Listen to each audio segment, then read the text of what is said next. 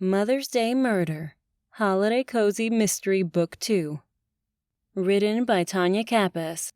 Narrated by Elizabeth Demetrius. Chapter 1. Hey, don't I know you? It was the first thing I heard before I'd been able to take a sip of the steamy hot cup of coffee I'd gotten from the Brewin' Beans, the local coffee shop in Holiday Junction. I'd not even gotten the toe of my shoe on the first step of the trolley before I heard the familiar voice. You. The trolley driver shook her finger at me. Yes, I'm the new reporter for the... I started to rattle off my new job at the Junction Journal, the local newspaper. No. The visor she wore on her head had blinking lights on it. Of course it did. Everything in Holiday Junction was lit up, glittered, sparkled, or shined. And if it didn't, the residents of the small town made sure it did somehow. It's me. She took her hands off the trolley wheel. Goldie Bennett. My eyes narrowed as I looked at her, trying to recall any sort of memory of her, but I was pulling a blank. You know, Joey, Chance, and Lizzie's grandmother? She said it like I should know these people. Duh. Her mouth was open. From the airplane.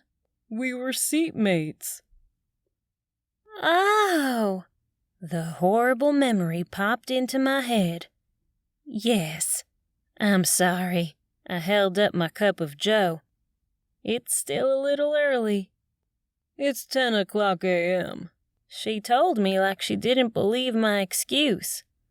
Different strokes for different folks, she muttered and put her hand back on the handle before she said, Are you riding or not? Yes. I took the last step up into the trolley, barely making it inside before she whipped the door shut, nearly catching my heel, which would have hurt if it did get caught since I was wearing flip-flops. I eased down, careful not to spill my coffee, and put my briefcase in my lap.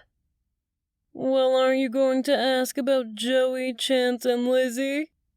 Goldie asked out of the side of her mouth as the trolley rattled down the main street before it hung a left down Peppermint Court, a row of really cute cottage-style houses that not only had the feeling of living in the city, but also a nice view of the dunes and sliver of the seaside.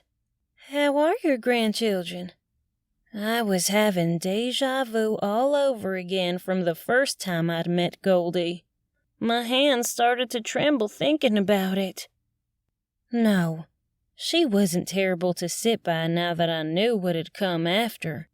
Of course, I was in a different mindset when I stepped on the airplane that morning. I thought I was headed to my dream job in California as a big-time new reporter for a national news station. Little did I know when I sat down next to Goldie, I would excuse myself to get away from looking at photos of her grandchildren to go to the bathroom. I had to be in the zone for the shot at the big time. But when I found a dead body in the airplane's bathroom, my life took a turn that I never saw coming. Just like this morning. I never in a million years thought I'd see Goldie again. At least she didn't ask me about the body. Or worse, seen all the social media memes that had been created of me after I'd gotten the brilliant, not so brilliant idea to go live to show off my reporting skills since I was the only reporter in the lockdown airport. Reporter 101 tip: if you do go live on the spot, make sure your eye makeup hasn't bled down your face, creating a stream of black tears. Not a look viewers want to see. You know, we are in full swing of T-ball. Lizzie, ooh, that Lizzie. She can rock a pink tutu better than any of them dancers down at the Groove and Go. She whipped the trolley down a back alley before she took a right back on Main Street so we could head the opposite direction. Alvin isn't happy with her going down there because he said Trisha Lustig don't need all the money. She tisked. You know, they've got that Lustig Spring everyone goes on and on about. Lustig Spring? I wondered. The trolley came to an abrupt stop. Goldie leaned to the right and grabbed the handle, pulling the trolley door open. Your stop. Her chin swung over her right shoulder and she looked at me. Already? I looked up and saw we were already at the office of the Junction Journal. I stood up, about to take those steps off the trolley. I didn't know I told you where to stop. Now, Violet. She tisked again, only a little louder this time. Everyone knows who you are in Holiday Junction. They can't say that they really know you like I do. I stood on the side of the road staring back at her, wondering exactly what that meant. She slammed the trolley door shut and took off heading to the next stop.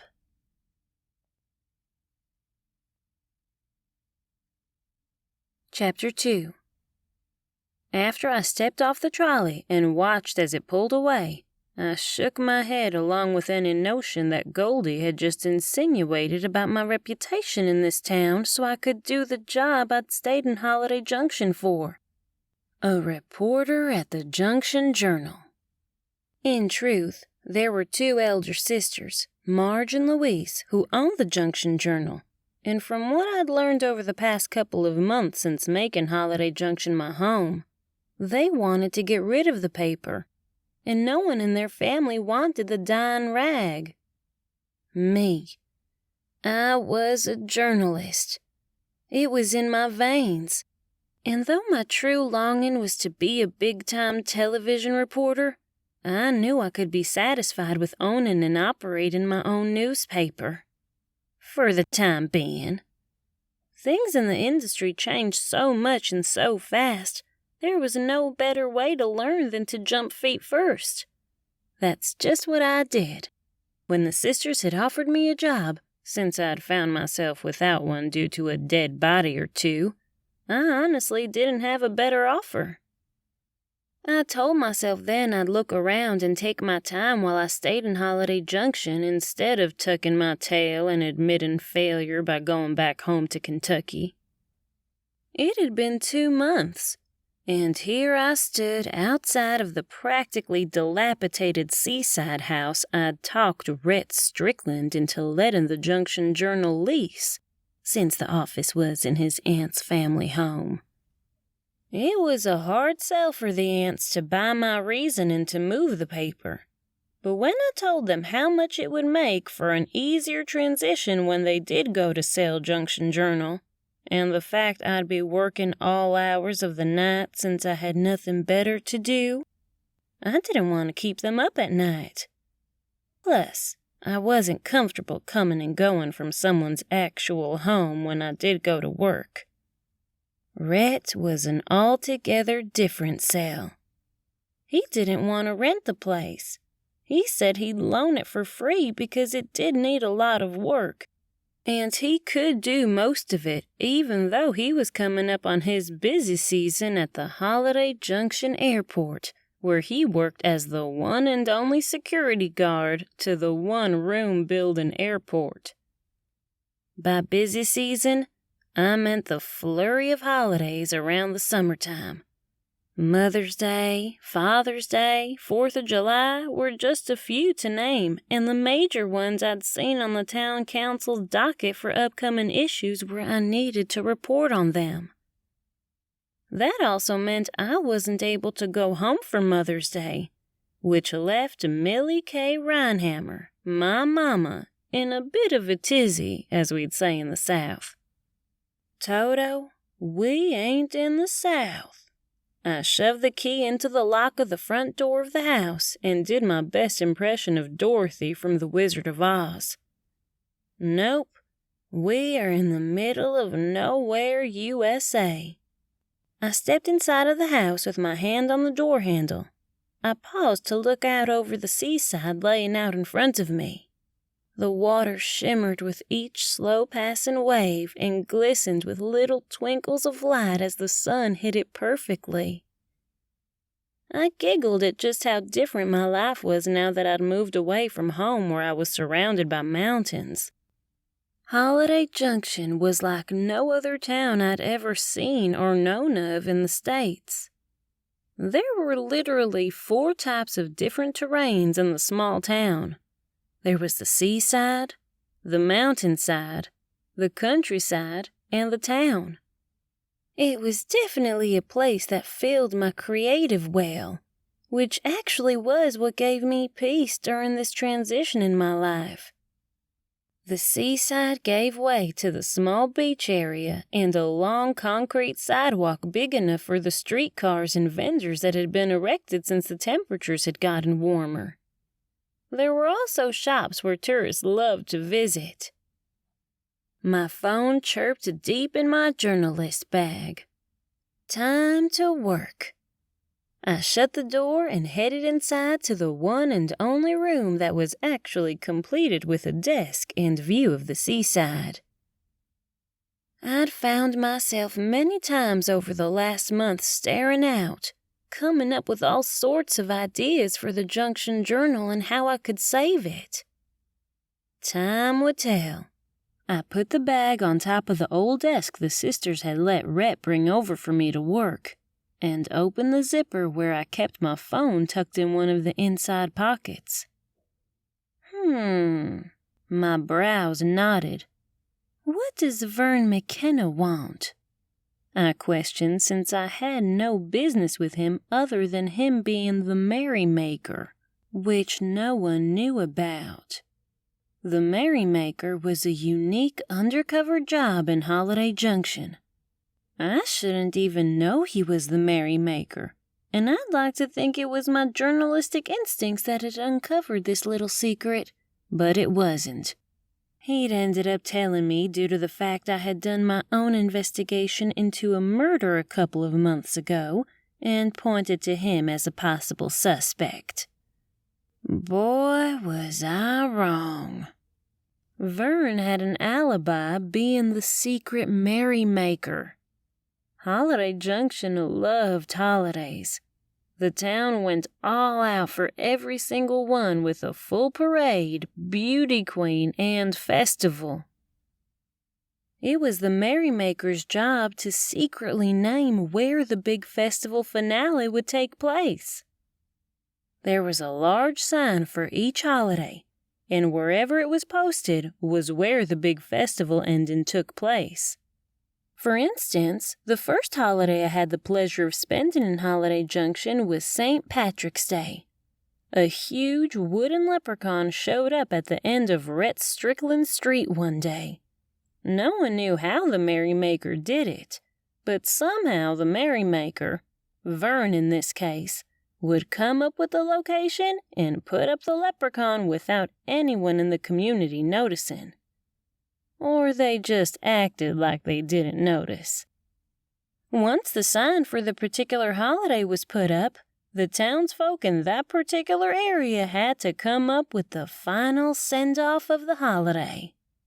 With Mother's Day approaching, I wondered if Vern was calling to ask me how I was going to cover the merrymaker, or if I was going to spill the beans that he was the merrymaker. My lips were sealed. I wasn't telling a soul Vern was the one who had the ability to sprinkle the joy around for the holidays.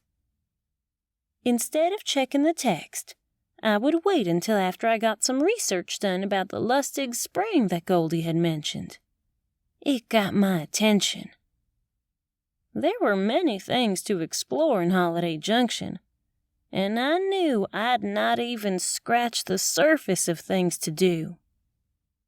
But the Lustig Spring and the reason for Goldie's husband not wanting little Lizzie to take dance lessons from Trisha Lustig at the Groove and Go really had sparked my interest, and my gut told me to investigate. I put the phone down and got out my laptop and paper and pen before I sat down. The first thing Rhett did was install internet for me since we'd just recently taken the paper online, where residents could get the daily news. Things important to them were like the daily lunch specials at the local diner, today's fresh coffee selections at Brewin' Beans, any birth announcements, death notices, and photo opportunities with Mayor Paisley, who just so happened to be a Boston Terrier dog. She was the most sought-after celebrity here in Holiday Junction.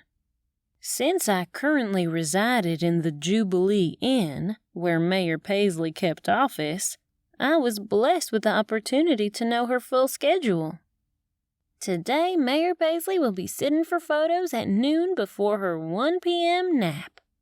I tapped on my computer to update the Online Today section before I moved to the Sponsored By part of the update. Be sure to head over to Emily's Treasures. Tell Emily you saw this in today's paper.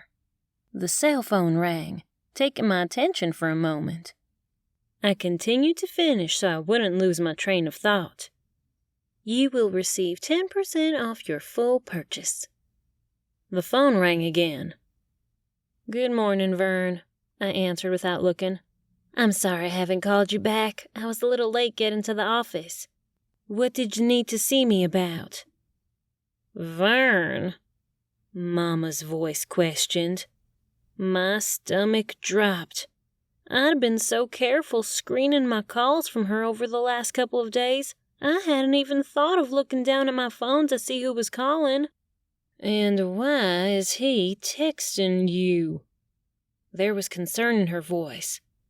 I told your daddy there was gonna be some pervert out there trying to hit on you, and you needed to come home where you have family and friends who love you. Look out for you when some man tries to hit on you, texting you at all hours of the night and day. Mama always assumed the worst when it came to me and taking care of myself. Mama, I wish you'd go see Bets Hager. She'd love to have you on the Bible Thumper, the prayer team. Mama had nothing to do now that I was gone. I was their only child. And she'd made it her job to tell everyone back in our hometown where I was going to be and what channel I was on, and made sure everyone tuned into my local broadcast. Now that I didn't live there for her to keep those tabs on me, she'd spent the better part of her waking day calling me, texting me, and emailing me when she couldn't reach me the first 2 ways. I don't want to be in no prayer meeting. I've got my own prayers to worry about rather than mix it up with other people's problems. Mama sounded out of breath. Are you sure you won't be coming home for Mother's Day? Mama, you know I love you so much. I miss you and I wish we were together, but I simply can't be home. I'm under a huge deadline. I typed Lustig Spring into the Google search engine and was surprised at all the hits it got. I promise I will get back before summer ends. There were some birds chirping in the background, and I wondered if she was on a hike in the Daniel Boone National Forest where my hometown was located. My stomach clenched again hearing the familiar sounds of home. Summer ends, Mama cried out. That's just not soon enough, Violet Rhinehammer. I'm your only mama, and one day you will regret this. Now. I hated when she used her Southern mama guilt on me. You're the one who taught me to follow my dream. I didn't mean for you to follow it out of town, she cried out. I pushed myself back in the chair and got up. All the information I was about to dive into about the Lustig Spring made me excited. I knew there was a story there I wanted to visit, which was going to require all of my time. This meant I needed to get off the phone with Mama. And you also taught me to be the independent woman with my own job, career, and future. I walked to the back of the office, which used to be a kitchen, and looked out over the landscape where the mountains stood tall in the distance. There was a knock at the door of the office. I jerked back to look over my shoulder, wishing I'd had a glass door to see who was on the other side. "Mama, I've got to go. I promise I'll call you back." I clicked off as Mama was saying something. I walked back to the front door. "I sure hope it's not Marge or Louise," I said under my breath, since I'd yet to have anything prepared for them this morning. "You've got this," I told myself with confidence, knowing it was something my mama would have told me. I rolled back my shoulders and smiled before I flung the door open. "Remember how you just said I taught you to be independent?" Mama stood on the other side, the sound of waves lapping behind her. "I'm taking my own advice. Your daddy and I are getting divorced." I didn't know what I was shocked about most. Mama standing right there in front of me, or her news about my parents' future. My own money and enjoy life. I'm sorry I never paid attention to what was really going on in your heart and life. I sense the connection between us. I guess I have you to thank for me leaving town to follow my dream. And I hope I can help you get through and support you for whatever you need. Good. Her voice was flat and unaffected by the speech I'd just given her. Let's go get a drink. She grabbed my hand and dragged me across the street and right into the jiggle joint before I could even protest.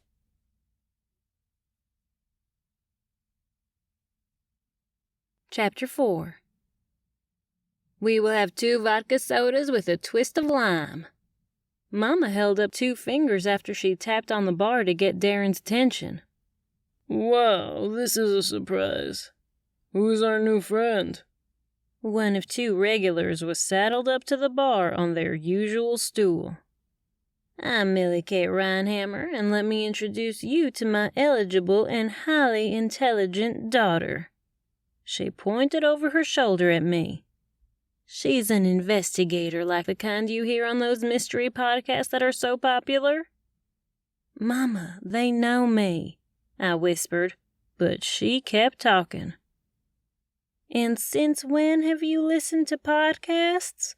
And crime ones at that? Apparently I didn't know my mama as well as I thought I did. Like I was saying before my daughter forgot her southern manners, Mama gave me a hard look. The kind she used to give me when we were in church and I was talking when I shouldn't have been, or when she thought I shouldn't have been. Violet is a very serious investigative reporter, and she's about to make it big time. Mama was talking to Owen and Sean, 2 men I'd met my first week in Holiday Junction. Look at that face, and she's got the most sweet southern accent. Mama pointed to me. Go on, honey. Do that reporter talk you do. Mama, I know them. I finally got her eyes on me. Oh, then introduce me. She put her hand out like she was the queen and they were supposed to kiss it. Mama, meet the Easter Bunny and the Tooth Fairy. I knew that would make Owen and Sean laugh.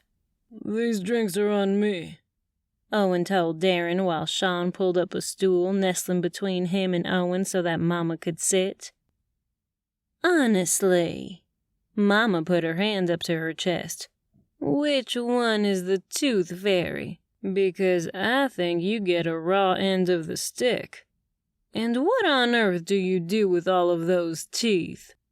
Mama entertained these men more than the women rolling around on the dingy stage were doing. You've got a pretty funny mom, Darren leaned over and said. He gave me a slight nod to move away from the 3 of them as if he wanted to tell me something. I stepped aside and waited for him to give Mama her vodka and soda. He slid mine to me. Darren Strickland. Boy, oh boy, was he a looker. The only problem with him was the bar he ran. It was a case of me, like I'd done with Mama, not getting to know him as a person and just what he did. Run a strip joint. I guessed all towns had them, but ooh, yuck. Over the past couple of months, I'd been here, but only for the bar portion, since it was the only bar in town. Sometimes I did take a little nip of the juice when I would leave work on my walk back to town, using the path leading from the seaside, and then going down Main Street where the Jubilee Inn was located. Back to Darren. He was Rhett Strickland's cousin and the bar owner. From what I'd heard around town, Darren was single and poor. Today his choice of clothing was a wrinkled, button-up shirt with rolled-up sleeves. His hair was a little too long in the back, making it flip up in a curl from underneath his turned-around baseball cap. His dark eyes were deep and hid underneath his thick brows. "Violet, you never even mentioned this place on the phone," Mama called from the other side of the bar. She picked up her drink and led the cheers between her, Sean, and Owen. "It looks like your mom got the fun gene of the family." Darren's brown eyes twinkled in amusement. I had no idea she was coming to town. I couldn't help the feeling of the news hitting me again like a sack of potatoes knocking me in the gut. The first thing she told me is that she's divorcing my dad. "Yeah, we're going to need to make this a double." Darren went to grab my glass. No. I put my hand on his to stop him from taking it. I saw a heart-rending tenderness in his gaze that made me pause. "Yeah, sure." He pulled his hand out from underneath mine.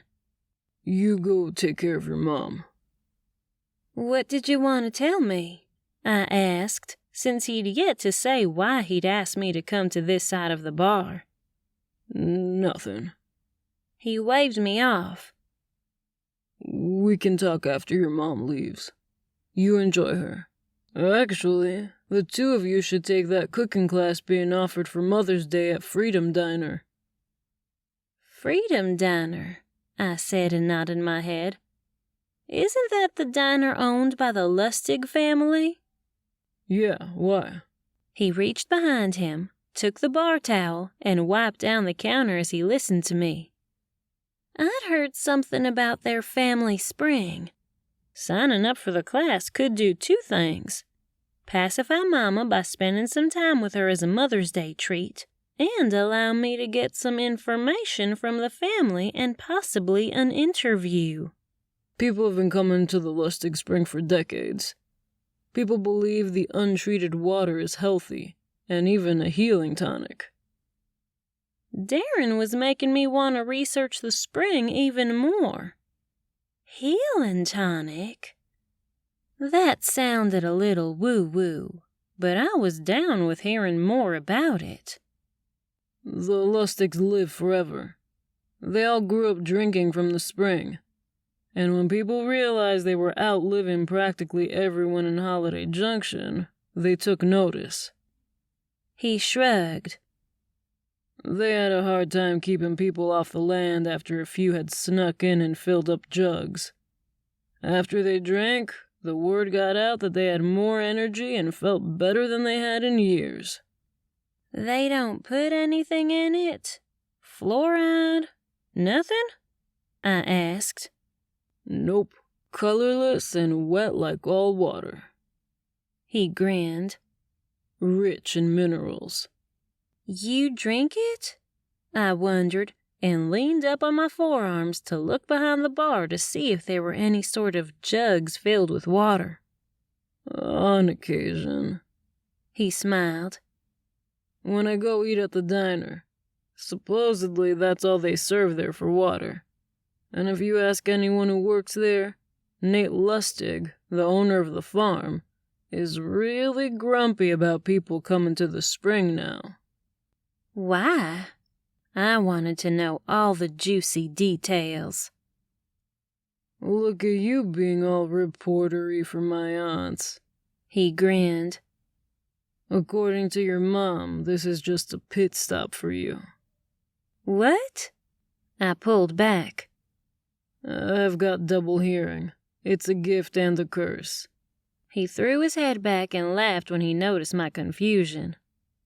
I can be talking to you and hear what you're saying while on alert for when someone calls out for a drink.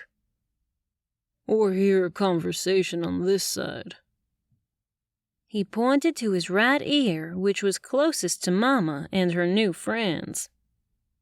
She told Owen how she was here to get you set on the right path and not settle like she did. He put his hands flat on the bar and leaned about an inch away from me. So, are you trying to mess with my mom and aunt? The question lingered, as did his stare. My aunt I don't care so much about, but my mom, that's a different story. He left me gasping inside for air after he pushed himself away from me. No, I cleared my throat to get back into my head, shocked by my response to Darren not only taking up for his mother, but how he had invaded my personal space. Calling it invaded made me feel better. No. I shook my head and picked up the drink, taking a large sip. My mama doesn't know anything. I told you she just showed up out of nowhere. I took one last drink before I left the drink sitting there. You said Nate Lustig. I walked back to Mama. Does he own the diner? I need a clarification. He does, and he's giving the cooking class. Darren slid a few beer steins off the shelf behind the bar, grabbed a tray, and started to fill each one as the beer poured from a spigot of many. The waitress drummed her fingers, waiting.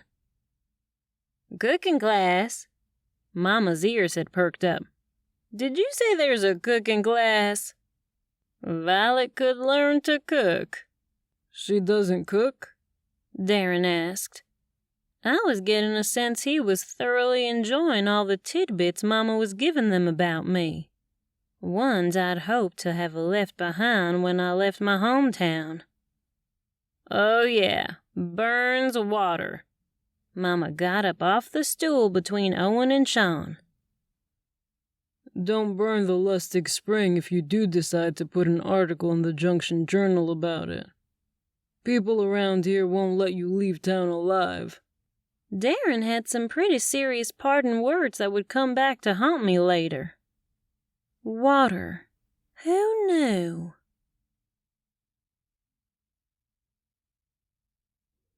Chapter 5.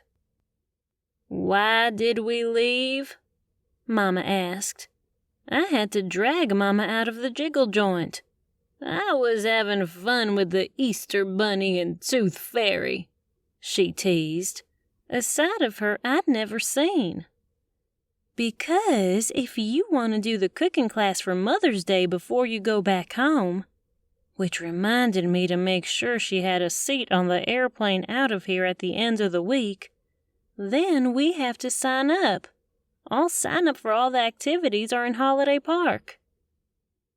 The Strickland boys sure do have good looks, but I really like Rhett. Mama wasn't so subtle in her matchmaking skills. I hear he's available. You heard from him he's available? I asked, knowing she'd already pried into his life. Yes, and did you know he owns a lot of property in Holiday Junction? Property is where the money is, I'm telling you. I tried to tell your father to get one of the campgrounds years ago, and look at Mae West and that group of Yahoo women she hangs around with. They are swimming in a gold mine in that nasty Happy Trails campground lake water. Mama rambled on and on about the success stories at home before she came to the realization of me being here in a similar small town. But you don't need a man. We have to get you to California so the world can watch my baby on the news. The next Barbara Walters.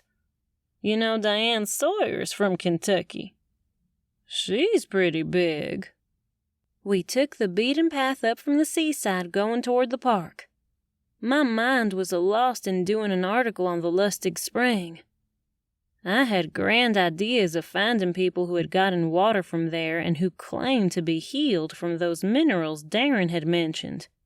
I also found it interesting how Nate Lustig didn't want people on the property. That would make for an interesting story. Or at least a way to get him to talk to me. I could tell him I'd heard about the spring and how he didn't want all the traffic on his property. And that's why I would be honored to do an article in the Junction Journal to inform the public. Plus, I'd get my own sample of water to not only taste, but get tested for all the claims, since it didn't sound like people had actually tested the water. Before too long of a walk, the path opened up to a large grassy area called Holiday Park. It was a magnificent ending to Main Street. Main Street actually stopped at the beginning of the park where there was a parking lot. The park was filled with large trees and had a few places for gatherings. One of those was the amphitheater, where the local group I'd gotten to know pretty well, the Leading Ladies, were practicing for their Mother's Day play.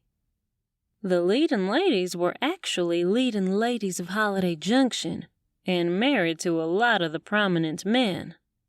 Louise and Marge were both leading ladies, and they seemed to be in charge of the entire town. At least their personalities were.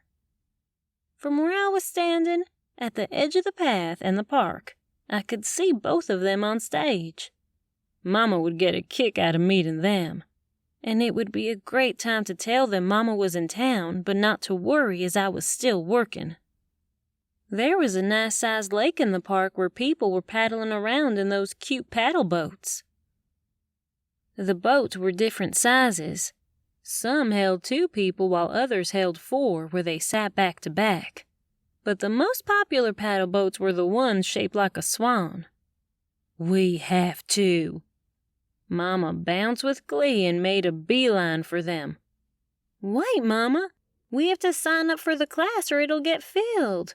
I felt like I was chasing around a 2-year-old in a candy factory.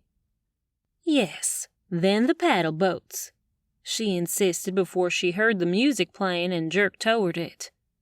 "Is that a cakewalk? And a band?" "It looks like it. I hadn't seen a cakewalk since I was in elementary school. We have to do that now." Mama literally was like a squirrel running around the park, going from activity to activity, not knowing which one to do first. When we finally made it over to the folding chairs positioned in a circle, Mama eyeballed all the cakes coming up for the cakewalk competition. They were setting up for another game, and Mama had already signed herself up. "Do you want to play?" she asked in her excited voice, the kind she used to have when the Piggly Wiggly had a sale on Coca-Cola when I was growing up. "No, I'm good. You do it." I tried not to eat too many sweets since I was in the public eye and wanted to be ready just in case the big news stations happened to call me back in for an interview. I hadn't given up on my dream and saw Holiday Junction as a detour. I was content, and for now that was good enough for me, even though I questioned it when I looked at Mama. She'd been the epitome of content when I was younger.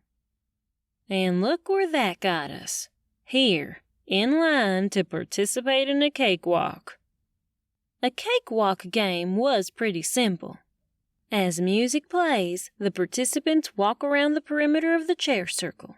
When the music stops, everyone must immediately sit in a chair. The one person left standing without a chair is out of the running to win the cake.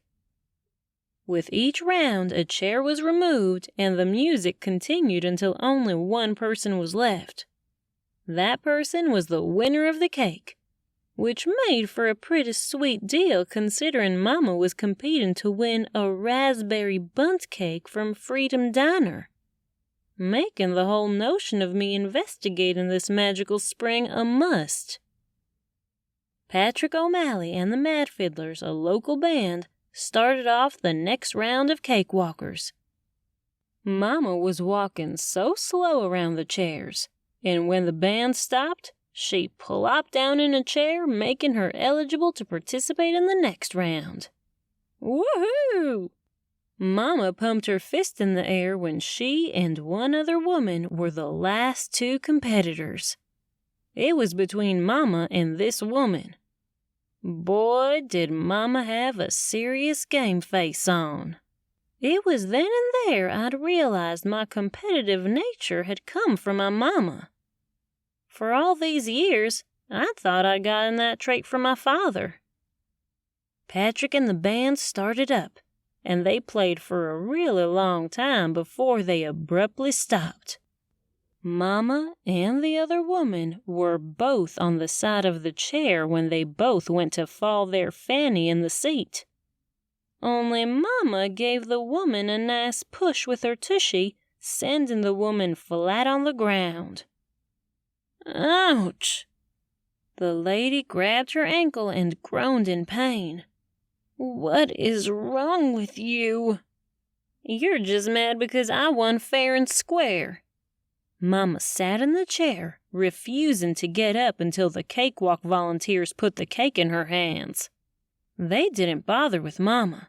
They hurried to the other lady's side to help her up. And when they did, they realized she couldn't stand alone. I think it's broken. The woman winced in pain. There were a few calls made on some walkie-talkies asking for medics. Mama, get up and apologize, I insisted through my gritted teeth. My face was red, which wasn't a good look against my blonde hair and flush. I was so embarrassed. I'm not doing no such thing. I won fair and square. I want my bundt cake. I'd never seen this selfish side of Mama, and I was appalled. About that time, there was the sound of a cluck, making Mama jump to her feet. What is that? Mama snarled toward Dave the rooster. He's in charge of security around here, and apparently someone's called security on you. I made a joke about it, but when I saw Chief Matthew Strickland following closely behind, I realized someone really had called the law on Mama. Ma'am? Chief Strickland greeted Mama with a firm nod underneath his white chief cap. I understand you pushed Sally Weston to the ground, and she would like to file assault charges. That's ridiculous. We were playing a game, and she's the one who tried to push me out of the way just so she could win that cake. Mama pointed to Sally while the medics were looking at Sally's ankle. I noticed a slight smile on Sally's face, like she was playing some sort of pitiful me card. Nope, that's a lie. Someone from the crowd came over with their phone. I was streaming it live on social media, and I have the footage right here. Chief Strickland, Mama, and I watched the replay, and as clear as day, Mama had used her booty to bump poor Sally to the ground. But Sally didn't land on her ankle. She landed on her booty, making the ankle claim a farce. What can we do to make it better? I asked Chief, and he looked at me before he walked over to Sally. Mama huffed and puffed, shifting from side to side, looking up at the sky, then the ground before she crossed her arms. What's going on? Marge Strickland, the chief's wife and Darren's mom, not to mention my boss, had seen the commotion from the amphitheater and had quickly come over. That woman claimed I shoved her out of the chair to win the raspberry bundt cake, but I didn't. I won fair and square, Mama proclaimed. Fair and square, she hollered for good measure. Did you say raspberry bundt cake? Marge questioned Mama. She'll take the cake and not press charges. Chief Strickland held the cake, Mama salivating as she looked at it. Deal or charges? Deal, Mama muttered. I wouldn't have taken the deal, Marge sighed. That cake was made by Nate Lustig. He only makes one a year with his special spring water. Now that he fired Sally Weston from the diner, she can't get her hands on anything Lustig spring related. And well, let's just say it's made her a little crazy. I'm Marge Strickland. I think our very own reporter, Violet Rhinehammer, needs to interview you for this crazy cakewalk mishap. Marge's brows rose high on her forehead, something Mama's forehead was unable to do at this moment. Millie K. Rhinehammer. Mama did that limp handshake thing with her hand again. Violet's Mama. Chapter 6. To say Mama made a big splash for her first public appearance in Holiday Junction was an understatement. It was almost too much to bear with Mama's little surprise visit.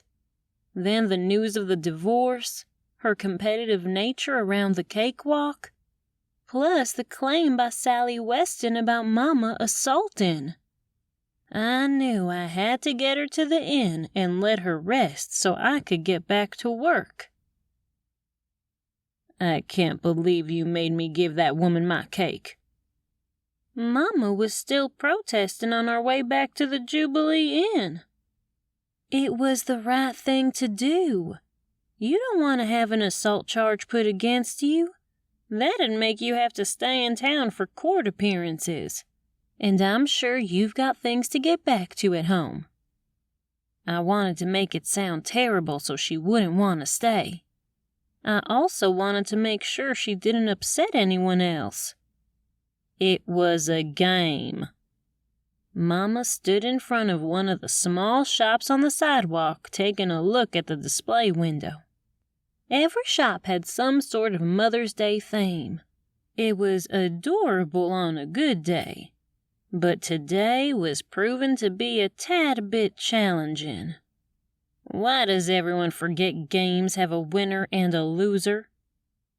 I can't stand this whole everybody should get a participation trophy. Mama was old school Southern. Today's world doesn't operate that way. I tugged her to come on. Besides, it was just a cake. And after I take you back to the inn, I'll be sure to stop by the Freedom Diner to sign us up for the cooking class. Then you can make your own cake, plus pick Nate Lustig's brain and use that Southern charm to get his secret raspberry bundt recipe. Mama looked off into the distance. I could tell she was noodling the idea and noticed her face soften more and more with each step, liking the plan. Do you have to go to work? Mama asked with a guilty tone after she'd considered the idea of us doing the cooking class. I just got here, and we've not seen each other in a few months. Marge seems like a family woman. She'd understand. Marge is a family woman when it comes to her family. I motioned for Mama to cross the street once we were across from the Jubilee Inn. She's also a businesswoman, and I had talked them into keeping the Junction Journal going since they were going to stop producing it. There's a lot of time and money involved in my keeping it going, so I have to go to work, at least for a few hours. Fine, she sighed, and her shoulders fell. What's going on at the inn? Another Mother's Day celebration? I drew my eyes to the crowd. There was a line going along the front of the inn and around the corner. I'd seen this before. Mayor Paisley is out for a photo opportunity for the Mother's Day celebration. I could see people out with their phones to record the event with the mayor. My goodness, they must love the mayor. Mama's head bobbed as she tried to see around the heads of the crowd to get a look at Mayor Paisley. I think you need to write to your hometown mayor so she can get an idea how to woo the citizens of Normal like this. I don't think that'll happen. Mayor Paisley has no political views, loves everyone, and happily gives her attention to them. Once we were across the street and standing near the front of the line so we can get inside of the inn, I pointed to Mayor Paisley. The innkeeper is the mayor? Mama asked when she noticed Christine Whitlock, the owner of the Jubilee Inn, sitting next to Mayor Paisley. No, Mayor Paisley is sitting next to her in the pink floral dress. I made sure to watch Mama's expression as she took in the Boston Terrier dog. It was hard not to smile when I watched Mama's face contort from confusion to glee. You're pulling my leg, Mama laughed. No, Mayor Paisley is a dog. While Mama and I watched tourists walk up one by one to greet Christine and Mayor Paisley, I told her how the town was run by a town council and how they elected Paisley and the other animal candidates to help raise money for the holiday festivals the town put on for each holiday. She's got the cutest face, Mama said, referring to Paisley's little black pointed ears and her white upside-down wishbone markings that started between the pup's eyes and alongside each of her nose. I've got to get a photo myself. I've got connections. I stopped Mama from going to the back of the line. We can get our own personal meeting with the mayor, and you can voice your concerns about how the games work. Mama laughed, knowing I was teasing her. Mama and I weaved through the crowd to get inside of the inn. It was a small, basic place to stay, and the only place I'd stayed since I'd gotten here. Eventually, I'd get a more permanent place, and in my mind, I was testing out the waters here in Holiday Junction to see if I was really going to stay here, make a career for myself or not. These were some big life decisions I had to make, and for now, those decisions were going to have to be put on hold. Mama was going to take up any capacity on my head and make my living arrangements and the decision to stay in Holiday Junction go to the back burner of my thoughts. You live here? Mama looked around the small room with a look of disapproval. I do for now.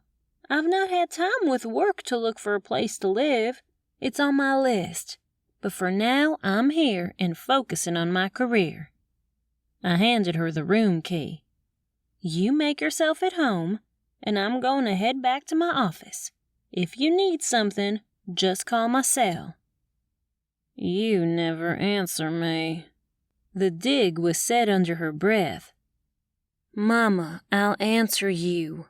I had to say it and reinforce I would so she wouldn't show up at the front door of the office like she'd done before. Fine. She sat down on the bed and looked down at her feet with her pouty face. One I wasn't falling for. I'll just sit here all by myself. Sounds good. Take a nap. We will get supper later. I kissed her forehead and headed out the door. My main focus was to get me and her signed up for the Freedom Diner Mother's Day cooking class and do some research on the Lustig Spring. If I could get some of that completed today, it would be a good work day. Violet! Christine called my name when she saw me maneuvering around the crowd. I looped around a few clusters of tourists and made my way to where she was standing. Hubert, her husband, was taking his turn sitting with Mayor Paisley. "Good afternoon," I greeted her. "It's a gorgeous day, and this crowd is amazing." "Everyone loves Mother's Day." Her voice carried above the laughter and chatter of the crowd. "I met your mother. I had no idea she was coming into town. If I'd known, I'd have saved her a room." "You're booked?" I quietly snorted in the back of my throat. Of course they were. My luck. No place for Mama here meant no place for Mama but with me. "I am. I hate that." There was a look of empathy in her eyes. "But I'm more than happy to give her the first room available after Mother's Day." "Oh, she won't be here after that. In fact, I've got to make sure she's booked on the first flight out next week." I ran my hand down my long blonde hair as a sudden gust of wind swept past. I looked up to see what the weather was doing in case it was about to rain, though I knew the forecast didn't call for it. It was sunny and bright, making it strange there was a breeze. Chill bumps made waves along my arms, sending me a shiver shake. "Are you okay?" Christine asked. "Yes, I'm fine." I crossed my arms and shifted my weight to my right hip. My head tilted. "Do you happen to know anything about the Lustig Spring?" "Sure, everyone does." Christine had been a great resource for me. She was able to help me get information for the paper and research as someone who grew and stayed in Holiday Junction. "Why?" "I was on the trolley with Goldie this morning, and she mentioned the spring in a passing conversation. I left out the fact Goldie's husband, Elvin, didn't like little Lizzie taking lessons at the Groove and Go, due to the fact he didn't want to give the Lustig family any more money because it didn't matter. I was in the process of researching the spring when Rhett showed up at the office with Mama." The look Christine gave me was probably due to the tone of my voice. I love Mama, don't get me wrong. I uncurled my arms and placed both hands on my heart. But she can be much, and well, my brows pinched. Mama has informed me she's divorcing my dad. That garnered a gasp from Christine and an immediate, "I'm sorry." I'm not entirely convinced that's happening, but Mama showed up here without me knowing. I didn't let Christine know I'd also planned on calling my dad about it. I had to hear from him before I truly believed they were headed for a divorce. Mama kinda got into a little scuffle with Sally Weston. Now I have to know all about the spring. Because, not to waste your time on all the details Marge mentioned after Mama agreed to give Sally the raspberry bundt cake made by Nate Lustig, I found it interesting that was all it took for Sally not to put an assault charge against Mama. "Did Marge tell you Nate fired Sally?" Christine asked. Yes, but she didn't tell me why. Do you know? "I certainly do. I heard Sally was going to the diner after hours and stealing jugs of the water Nate filled from their Lustig spring," Christine told me. "About 2 months ago." She was fired for stealing? I made sure I understood what she was telling me. "Pretty much." Both of us turned around after we'd heard a honk from a car. It was Rhett Strickland. He gave a slight wave before he waved me over. "We can talk later. I'll be sure your mama's okay." Christine was great about being a good host, and I'd found she was true to her word. "Hey," Rhett called to me out of the rolled-down driver's side window. "I'm sorry about dropping off your mom. She didn't say you were expecting her." It's fine. I guess I'm glad it was you and not someone I didn't know. I was appreciative of his kindness. I've got her at the inn while I head back to the office. Jump in, I'll take you. He leaned way over and opened the door from the inside. Are you sure?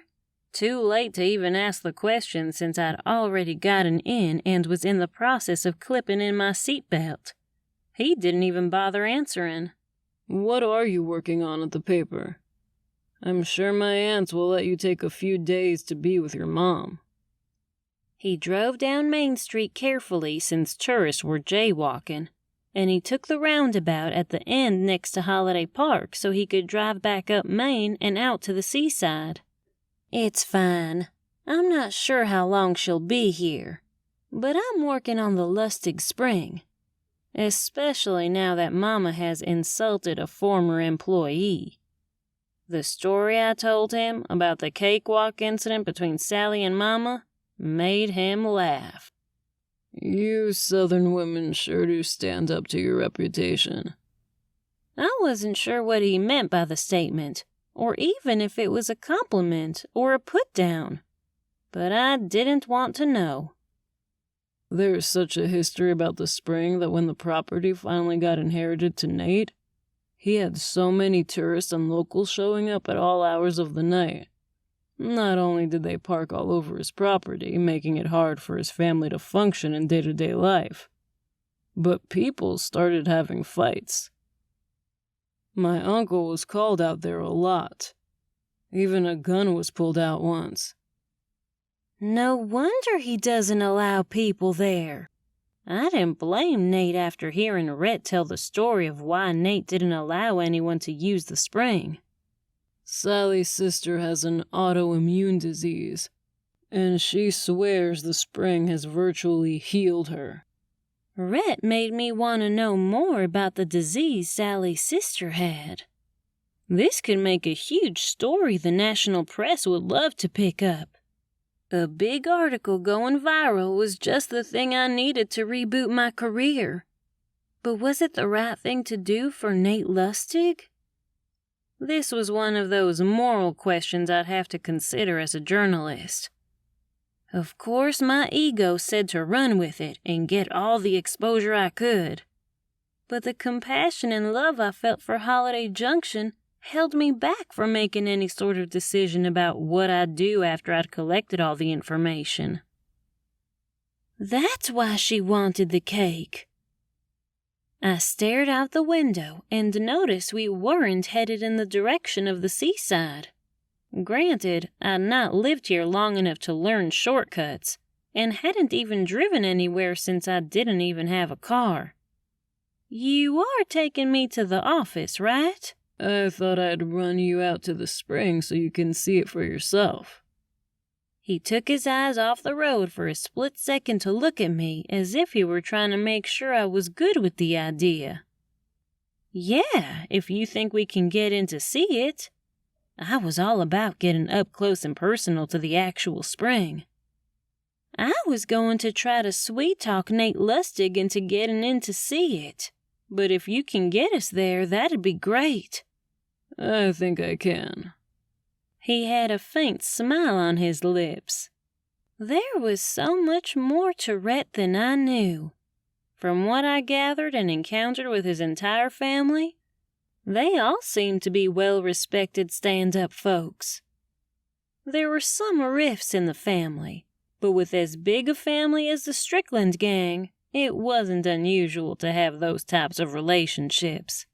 No doubt in my mind, the arguments were like the waves, in and out, up and down. A few miles out of town in the countryside, Rhett pulled off into a dirt road.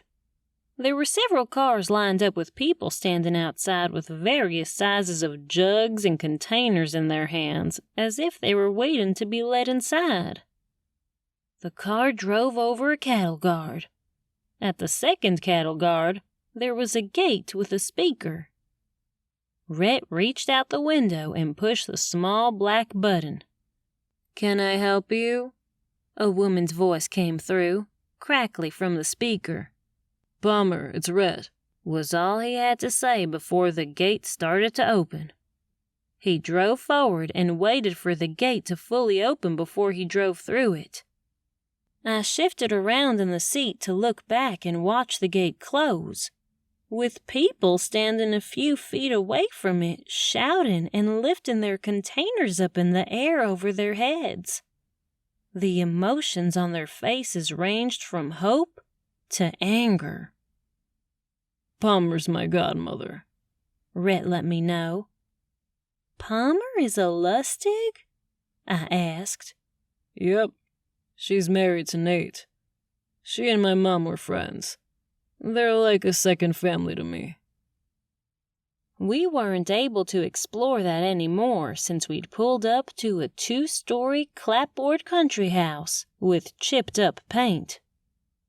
An older woman with her salt and pepper hair pulled up in the back with several stray pieces falling around her face, framing it, stood out in the yard, waving her arms wildly over her head. There was a huge smile on her face. She had on an apron tied around her waist and was wiping her hands off on it like she'd just washed them. Her eyes shifted to the passenger seat, and when she noticed me, the smile faded and her eyes appeared more alert. Maybe it was just me thinking she was taking me in, judging me, and wondering who this woman in her godson's passenger seat was when it clearly wasn't Fern Banks, the local beauty queen who had claimed Rhett as her own. "I admit I was surprised to hear your voice over the speaker." Palmer greeted Rhett by hugging him. Once the embrace was over, she patted him on the back a few times. "Who's your friend?" She tilted her head and looked at me from across the hood of the car as I made my way around. "This is Violet Rhinehammer." He used his full upturned hand to gesture to me. "It's nice to meet you, Mrs. Lustig." I outstretched my hand. "Such formalities." She graciously took it. "Southern girl?" "Yes, ma'am." I nodded with the Southern pride on my face. "Don't ma'am me or Mrs. Lustig me. I'm not that old," she joked. "Can I get you something to drink?" "No, ma'am." I gulped. "No, thank you, Palmer." I was going to go right on into it while we were here. I'd never been great at beating around the bush, and with Mama in town, there was a limited time to do any work, which meant I needed to use what little time I had wisely. "Violet has recently moved here and is working for my aunts at the Junction Journal," Rhett said. Her head slightly fell back, and her mouth opened a little as the light bulb went off in her head. "I like what you've been doing with the online edition. I subscribed because of you." Those were words I'd not figured she was thinking, and certainly not the ones I thought would come out of her mouth. My history of finding a local murderer when I got into town was what most people here remember after they recalled my name. The fact Palmer didn't mention that little fact told me I was getting a little better of a reputation. "I'm guessing you're wanting to get some information on the spring?" She was direct and to the point. Yes. I decided Palmer was a no-sugar-added type of woman, and that being a straight shooter was the best approach with her. She looked at Rhett as if he were the deciding factor. He gave several bobbed nods and smiled. "The reason my interest is piqued is my mama is in town, and we were at the Mother's Day cakewalk when she was called for assault after she'd bumped Sally Weston for the final chair to win one of your husband's raspberry bunts. My mama loves a good raspberry bunt. I could see that cake now in my mind, and it made my mouth water." "Sally Weston is a troublemaker." Palmer shook her head disapprovingly. She did drop any sort of claim of assault only if Mama gave her the bundt cake. My words kept Palmer's eye focused on me as her chin lifted into the air, a brow arched. When I questioned the reasons why she wanted it so bad, I was informed about the spring. There was no way I was going to tell Palmer how Marge had divulged the information, since a good journalist never gave up their source. It was a trust issue between the source and the journalist, the trusted source. It was also how I would establish a good relationship with people so they'd know they could trust me. There was a gaze from Palmer to Rhett that passed between them. You can trust Violet. He must have noticed Palmer needed a reassurance to continue. She checks out. What would you like to know? Palmer turned her back to walk toward the long front porch of the home. I would like to do some sort of article about the spring. I followed closely behind her and didn't take a seat in one of the many rocking chairs until she gestured for me to sit.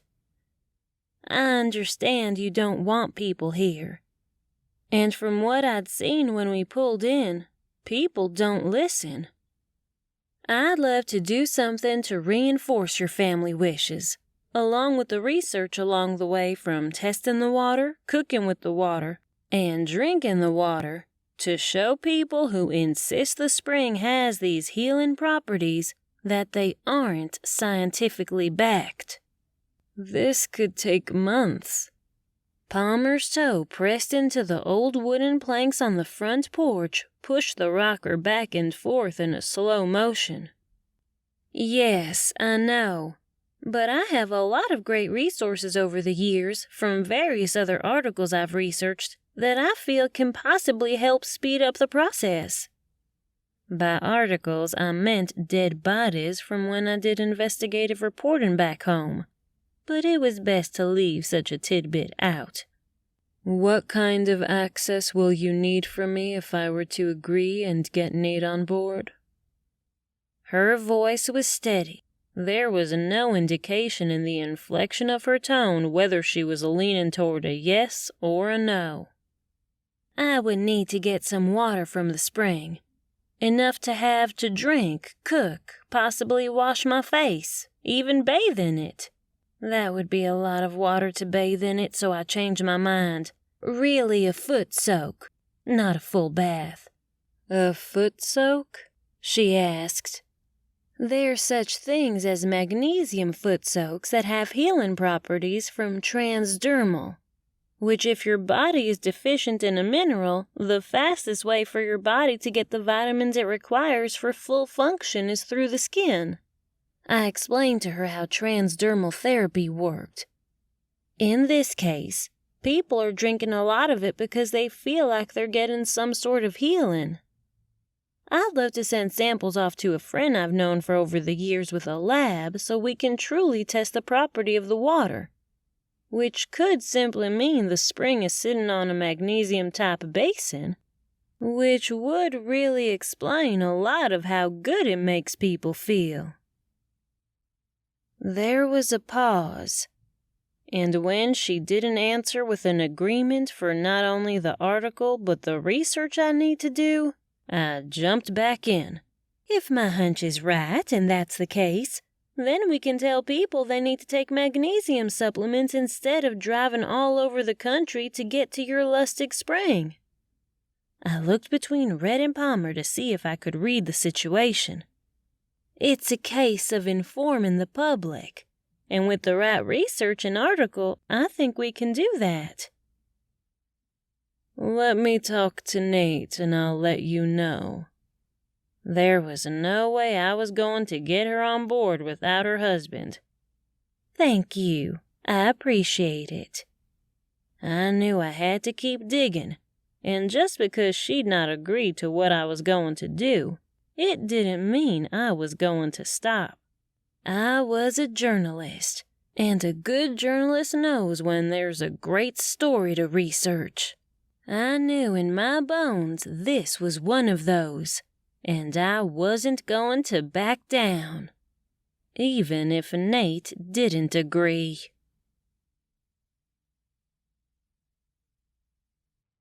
Chapter 7. What did that mean? I asked Rhett once we got into the car. What? He played the confused angle well.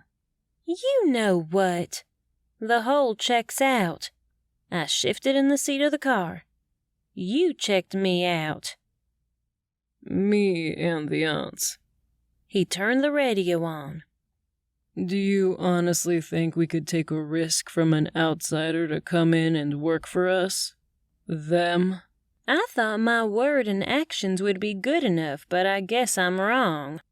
I shifted to look out the passenger window as we headed back toward the main area of Holiday Junction.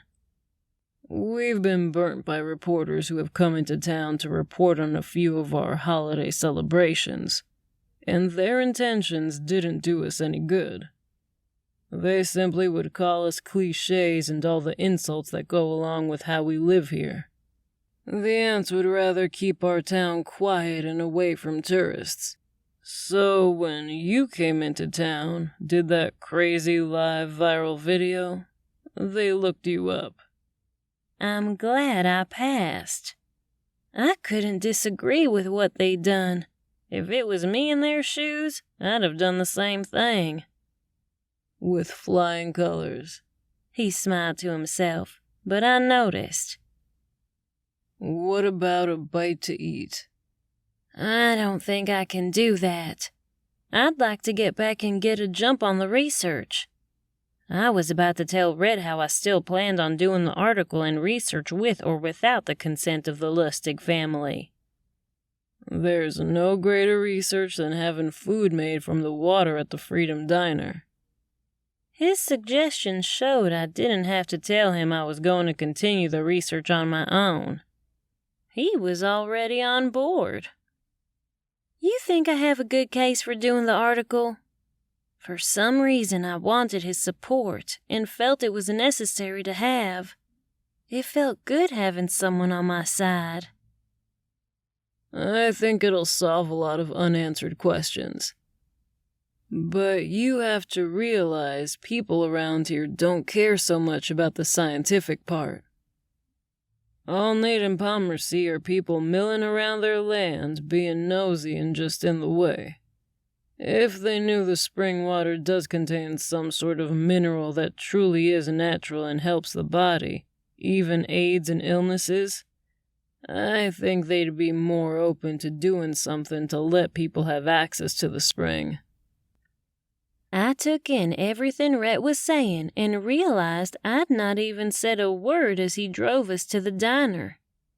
Like the rest of the shops and stores in town, the diner was a dingy white clapboard house with a covered front. A banner of string-together triangles with the American flag hung down along the front, and a small blue sign with Freedom Diner written on it in plain letters hung out from an iron arm.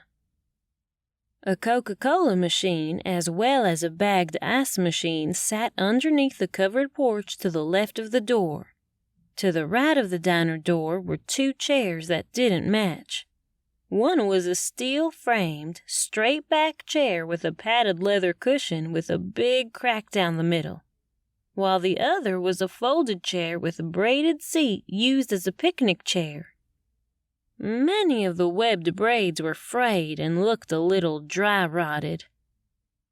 The inside of the diner was like every other diner I'd been in, even in my hometown.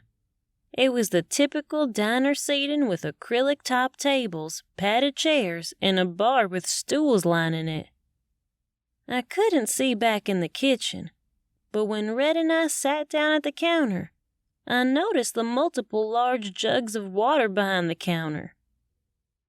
I also noticed the few glass cake stands along the counter filled with plates of slices of delicious pies and cakes that tickled my taste buds.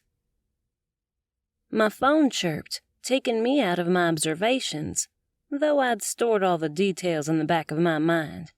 They would come in handy for the article.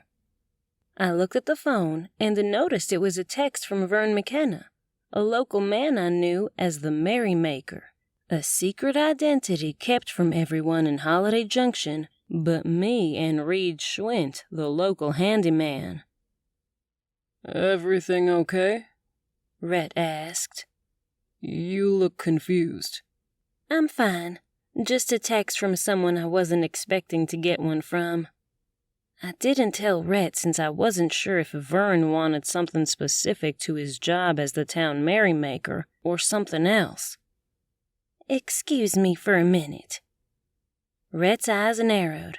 He looked at my hand where my attention had gone and gave a slight nod. I got up and walked out the diner, hitting Vern's number as I passed a few customers on the way in. "Violet, how are you?" Vern asked as soon as the phone connected. I'm good. Are you okay? I asked. If you're calling about the Mother's Day Merrymaker, I'd love to know where you're posting the sentence dangled. "It's a cutout of a wood basket filled with painted flowers. It's been used for a few years now, and it's still in pretty good shape. That's why I'm calling." He had my attention. "I wanted to pass the baton down to you." Baton? I wasn't sure what he meant. "You're younger, and you seem to really enjoy doing the articles on the Merrymaker. So why not let you take over? There's no work you have to do. All the signs are in the shed, and you know where that is. Reed is more than happy to help get them where they need to be and set up. You just have to be the one to decide where the festival party ends. That's all." He made it sound so easy. That's all? I snorted and pushed a strand of my hair behind my ear as I paced back and forth in front of the Freedom Diner, glancing in every few steps to see if Rhett was paying attention to me. He was. I can't have that kind of responsibility. This town revolves around the holidays, and I might screw that up after all of these years. I barely have my own life in check at this moment. I can't wreck an entire town. I couldn't imagine taking on such a task. Besides, I'm not even sure how long I'm passing through Holiday Junction, I whispered when I noticed a few of the leading ladies eyeballing me when they skirted around me to get to the diner door. "Passing through?" Vern asked. "From what I heard from Lenny, she said she'd heard you've pretty much taken over the Junction Journal, got a fancy new office, and are doing all sorts of online things. If you weren't planning on staying, why would you put so much time and effort into a dying paper when you could be putting effort into getting out of here?" That was a question I'd asked myself. One I wasn't prepared to answer or be asked by anyone else. I don't know, Vern. I bypassed his question with my answer to him wanting me to take over as the all-secretive merrymaker. "That's something you've got to find out in your soul before you continue to make commitments to people." No, I mean, I don't know if I want to be the merrymaker. Not about I don't know why I'm not spending my time looking for a way out of Holiday Junction. All this back and forth was making me anxious. His question was something I didn't want to answer, but I started talking when I knew I needed to keep my mouth shut. It was like Vern had turned on a faucet and there was no emergency off button. I guess I like it here. Yes, I did move the Junction Journal office from the Strickland's family home off the far end of Main Street only because I thought it was weird to be listening to Chief Strickland and Marge discuss family things. And it really is just good for the business. I rambled on while I'd gotten the Journal moved to the cottage on the seaside.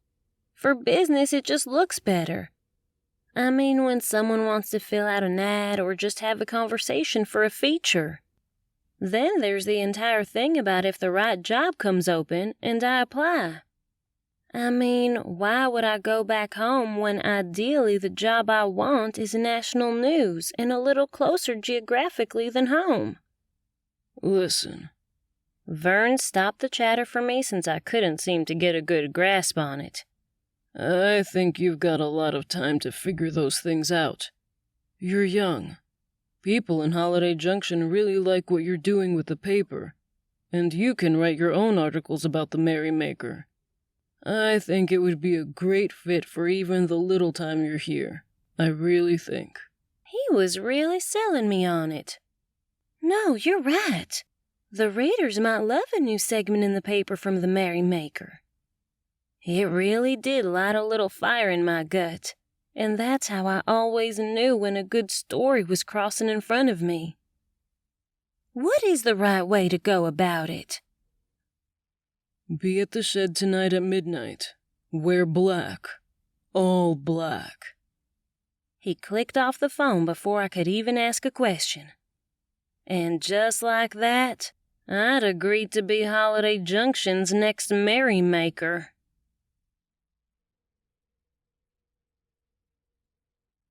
Chapter 8. Rhett was talking with Nate Lustig when I came back in from my phone call with Vern. You must be the young lady Palmer was talking about. He smiled and took the coffee pot from the holder, then leaned over the counter to fill up the mug Rhett had gotten for me while I was outside. She mentioned something about you doing an article on the spring. And, well, I just don't want you to do that. His brows hooded over his eyes, his lips curled in, and he gave one hard nod before he moved down the counter to fill up the other empty mugs. I guess that's that. I sat on the stool with my back straight, hands between my thighs and eyes looking at Rhett. I'm going to do my own investigation, I guess, without him. You can't be serious, Rhett said with a disapproving look on his face. You are. You are going to do an article without the owner's permission? I am a journalist. That's what I'm paid to do. And when I feel like there's a story, I follow the leads.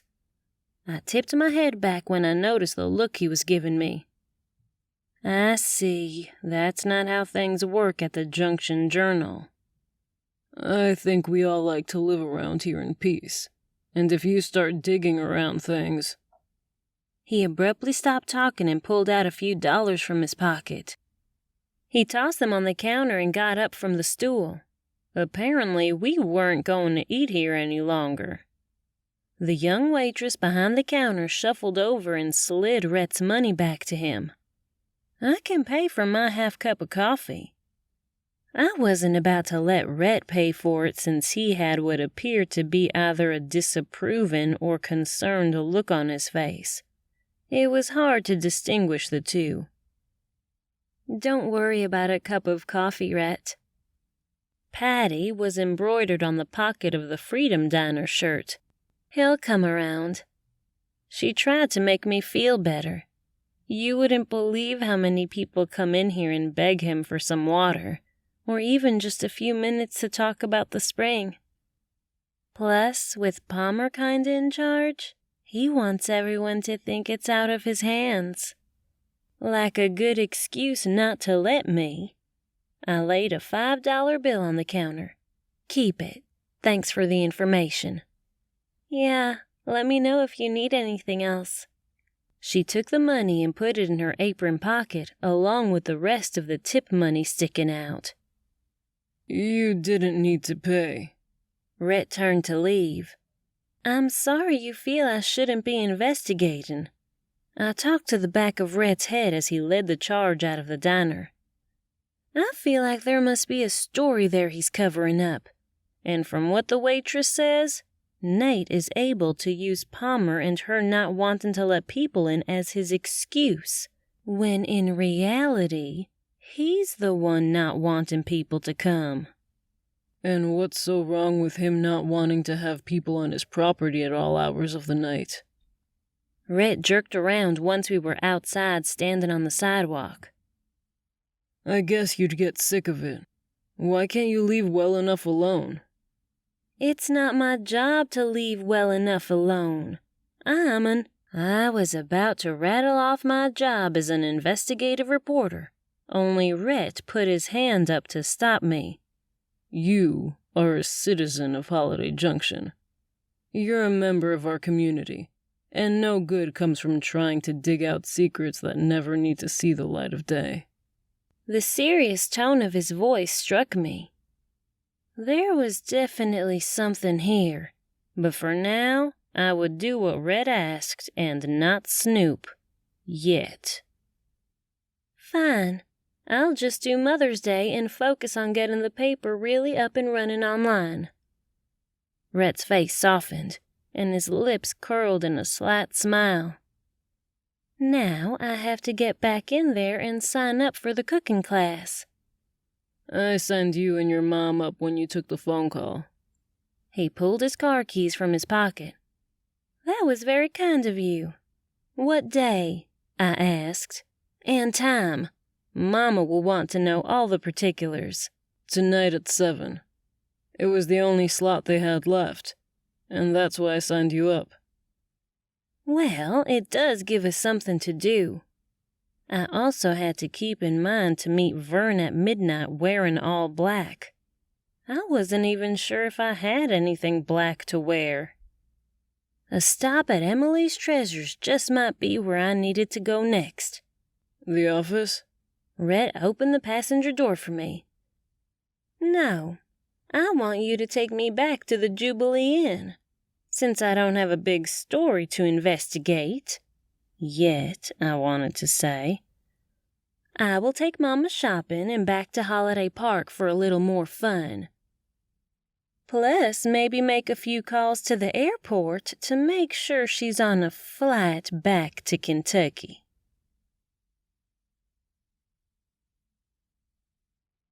Chapter 9. Mayor Paisley taking her afternoon nap? I glanced behind the counter at the Jubilee Inn when I noticed the Boston Terrier sleeping in the dog bed next to Christine's chair. It's hard being the mayor and a celebrity. Christine made both of us laugh. I hope Mama's taking a nap, too. I started up the steps. Millie's not here, Christine called after me. She asked if there was a car rental company around here, and I sent her over at Harold Harvest's car lot. But before she left, she also asked me about Holiday Junction Travel Agency. I gave her Joaquin's name. Oh, good. That means Mama's thinking about her return trip home. I smiled. I think she wanted to talk to Joaquin since he does the real estate around here. He only uses Layla's office to do the paperwork since most of his time is spent going around Holiday Junction. Why would Mama want to talk to Joaquin? I asked. I'm not sure. Christine didn't sound so convincing, and I would have probed her more, but the phone saved her from talking to me. I wasn't sure if she was really involved with a customer on the phone as she busied herself with the computer while she talked, or if she was doing it to make her appear to be busy so she didn't have to talk to me.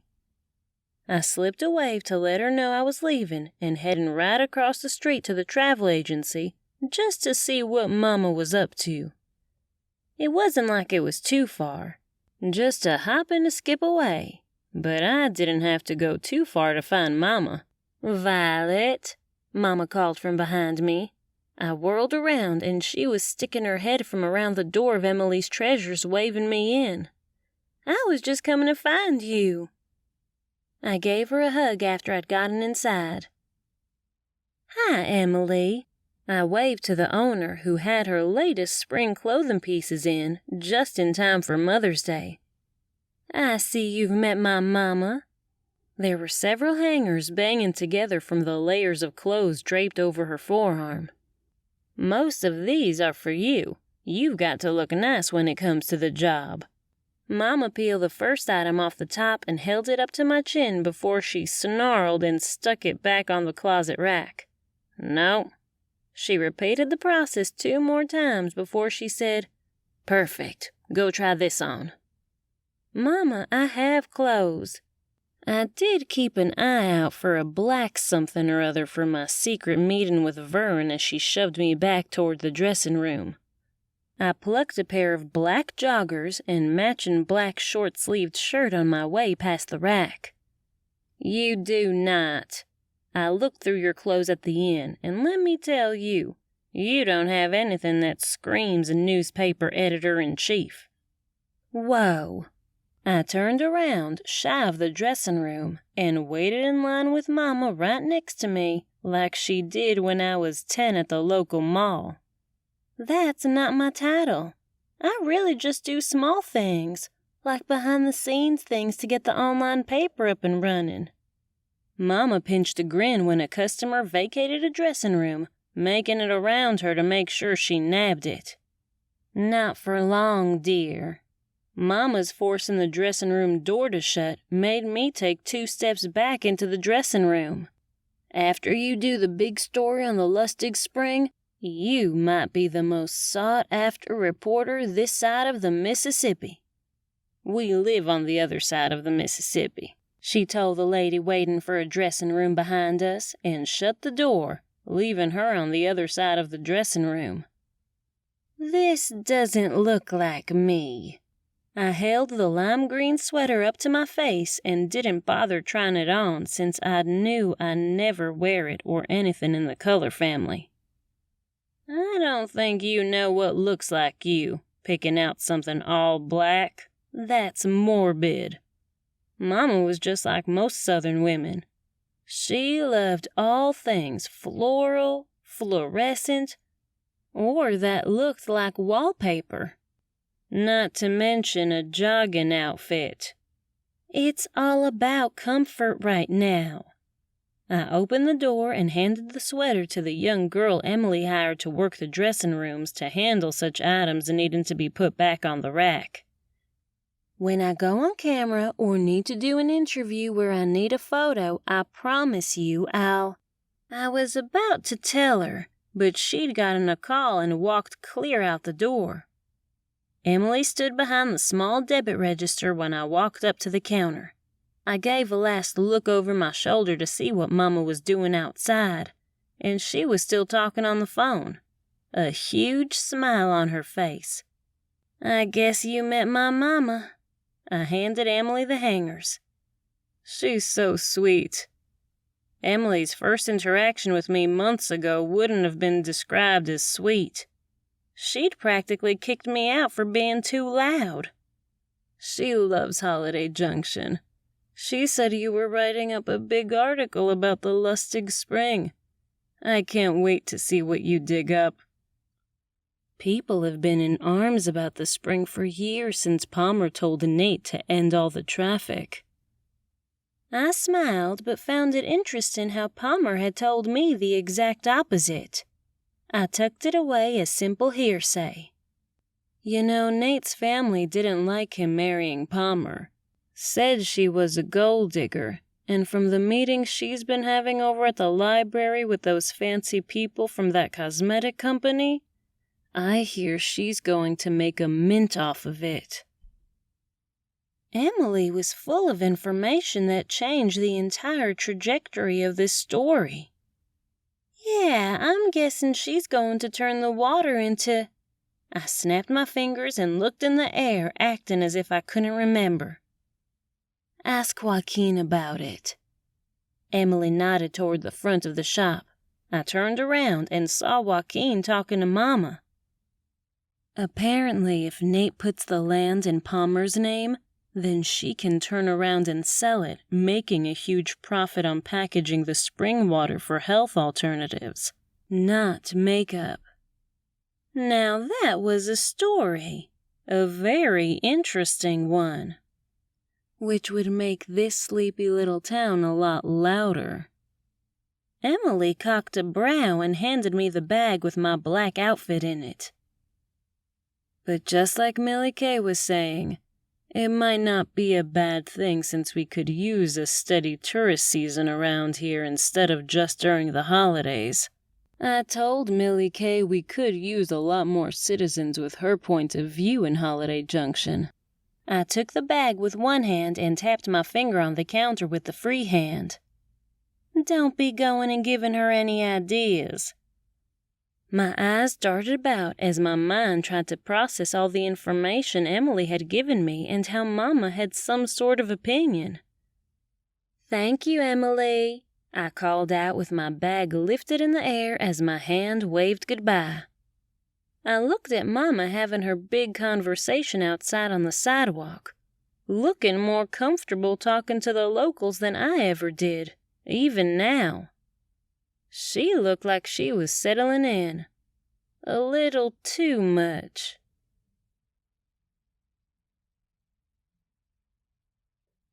Chapter 10. There she is now. Joaquin Campson greeted me with a huge smile. I was just telling Millie Kay about the new 2-family that hit the market this morning. Isn't that great? Mama rocked back on the heels of her tennis shoes. I was hoping for a single family to pop up this week, but a 2-family is pure perfection. She beamed, slipping her soft hand into the crook of Joaquin's elbow. I'm glad you're here to go see it. He patted Mama's hand and looked down at her. Shall we? We shall. Mama's voice grew an octave as Joaquin led her to the parked golf cart.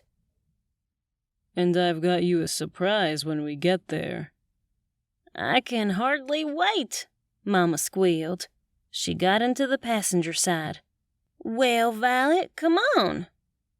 I guess I'm a little confused as to why we're going to see a home, much less a 2-family. The golf cart had a back seat facing backward, and apparently it was the only place for me to sit. Hold on, ladies. Joaquin jumped in and clicked the gear into drive as he pushed the pedal down, then whipped the cart around in the middle of the street, headed away from Holiday Park. Barely missing the person on the moped, Joaquin jerked the wheel left, putting us on Hart Way. I gripped the metal structure for dear life because Joaquin wasn't paying too much attention to where he was going, and all his focus was on Mama. He laughed at the story she was telling, and I had no idea what it was since I was trying to recall the chin, tuck, and roll we had learned when I'd taken bicycle lessons as a child. It was how they taught us to contort our bodies if we were to wreck. And right then, my only concern was to survive this golf cart ride. Hold on, Joaquin yelled out of the side of his mouth. These roundabouts might get you, he joked. I swore the golf cart went up on 2 wheels before he exited the roundabout onto Reindeer Road. He pulled into the first driveway, which led up to a light blue house with what looked to be a yellow carriage-style house behind it. A cute wooden picket fence ran along the front and what I could see of the sides of the house. There was a blue golf cart parked snugged up to the garage. Here we are. Joaquin jumped out of the golf cart and ran straight around to help Mama out. Millie Kay, what do you think? Joaquin put his thumbs in the elastic of his polyester pants and dug his body weight in the heels of his white, shiny patent leather shoes. His light blue and too tight button-up was literally unbuttoned more than one button. The sun hit his gold chain perfectly, making the Jesus piece, the cross, twinkle among his tufts of chest hair. She's a beaut, this one. He nodded, his lips duck-billed. Won't be on the market long. He took his thumbs out of the elastic waistband and pointed to the blue golf cart. That is for you. Harold over at the car lot told me you were looking for some wheels, and the locals all drive golf carts. She's not a local, and I'm not able to afford this house.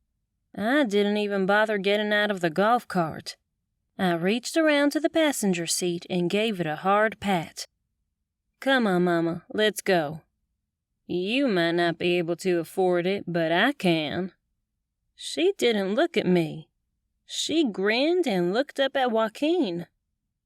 Look at this view. She pointed to the mountains in the background before she got to the line of trees planted along the backyard that covered up any sort of road or downtown views. I'm not going to take your money. I did get out on that one, but she was right about the gorgeous view. It would be nice to sit here and look at the sun come up over the mountains every morning. This is why I don't live at home anymore, Mama. I want to make it on my own, and I'm doing fine. There's no way I'm going to let any daughter of mine live in a motel, much less one room. And it's not good for your figure to eat out all the time. You need a good place to put your panties. It was Mama's way of saying I needed a place of my own for my things. Not where some maid rummages through your things. And it's got the cottage out back for your mama. Joaquin was right about one thing. When Mama did come to visit, I didn't want her right up under my nose. And I just so happen to know the owner, and he's given us a deal, Mama said, just as Rhett Strickland pulled up and parked behind both golf carts. There he is now. He has the keys for us. Special showing just for you, Millie Kay. Joaquin tapped Mama's nose. Ladies, Joaquin. Rhett greeted us. What do you think, Millie Kay? I think I'm going to take the big house and let Violet live in the cottage out back. My rocking chair will go perfect. Mama stopped herself. Heck, I'm going to get all new furniture.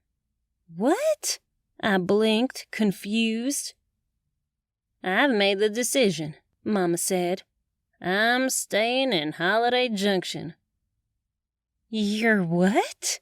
I asked through a gritted, toothy smile as my oh crap no meter went to high alert. Mama, you can't do that. I'm not sure how long I'll be here. You aren't? Rhett's brow wrinkled with a contemptuous thought. What about the Junction Journal? Rhett, please. I put a hand out. Mama. Why don't we go in and take a look around? Joaquin suggested, a little nervous tick in his tone. Mr. Kamson. I moved my hand his way now. Joaquin, please. He put his hand on his shirt before he took a few steps forward. Shall we? No, we need to go, I insisted. My brows had managed to draw all the way up to my hairline. Now. I can't wait to see it. Mama moved past me. Rhett? I managed to say his name under my stiff lip. I'm just the seller. Anything you've got to discuss is between you two, he said smoothly with little to no expression on his face. Don't you dare step foot in that house, Mama, I told her, but do you think she listened? Heck no. She walked in the front door like she owned the place, but not first without pushing the doorbell. Nice and loud. She twisted around to the threshold and wiggled her nose to Rhett. Just how I like it, right, honey? She asked me. Come on, be a good girl and get in here. My shoulders slumped. The sheer realization of how Mama always vexed people was evident. She had Rhett and Joaquin eating out of the palm of her southern hand. And at that point, I knew Holiday Junction had not only gained one Rhinehammer in the local phone book, but two.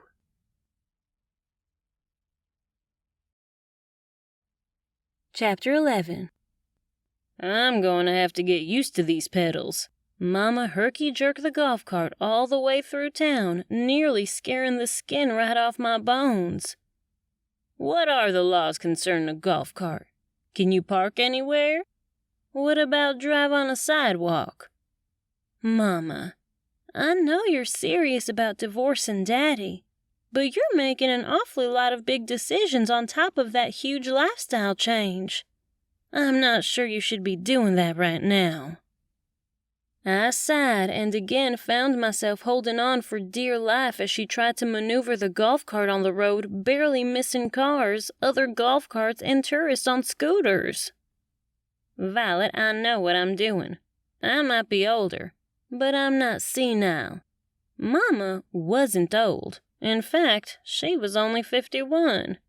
She and my daddy got married right out of high school. A couple of years later, they had me, and only me, so I was used to the three of us. How does Daddy feel about all of this? I asked, since I'd yet to hear from him. He is right as rain. Mama tugged her mouth in a thin line as if she were really trying to keep her loose lips from flapping.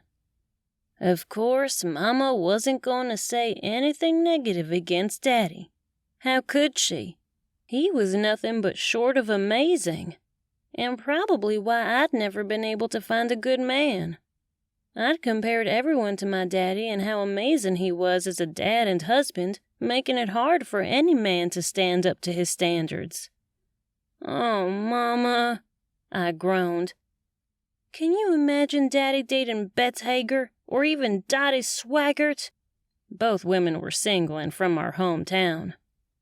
Bets was a catch, while Dottie was a thorn in Mama's side, so I gave the best of both types of women Daddy could be dating. Then they'd be lucky to get him. Mama sure sounded confident and in complete assurance she'd made up her mind. There was one thing about Mama. When she made up her mind, it was done. Nothing anyone could do or say would make her change her mind. Not even me. Are you sure you want to uproot yourself? I mean, you've lived in Normal all your life. I made it sound like Normal was this amazing place to live, but when you got down to the root of the town, it was filled with tourists and gossip, no different than how Holiday Junction was turning out to be. I am sure. Just like you, I want to make a fresh start where no one knows me. Once she got back on Main Street, she drove straight to the Freedom Diner. Hi, Emily. Mama waved and called out when we passed Emily walking down Main Street with a cup of coffee in her hand. Hello, Layla. Just bought a house from Joaquin. Monty sure is a good dog. Mama pointed out Monty, the Camson's dog Layla was walking. So much for not knowing anyone. Mama waved and smiled at everyone walking around. Some people I didn't even know. I've been thinking about this spring. Mama pulled up in front of Freedom Diner. There was a sign posted that said, "Closed for Mother's Day cooking class." And I think we need to get our hands on the stuff. I can be the test model for your research. Go on, I'm listening. Mama sure did know how to pique my interest. I was falling for her trickery. Well, from what Emily mentioned about Palmer contacting those big cosmetic companies, that could be a good piece as to why Nate has put his foot down on anyone coming there. The money. Mama did the make it rain money gesture with her hands. Since you obviously aren't going to take weeks to write the piece since no one is being cooperative, and I know you and how you take a while to research, me and you need to get our hands on some of that water. I'll drink it, bathe in it, and wash my face in it. And we will take lots of photos along the way.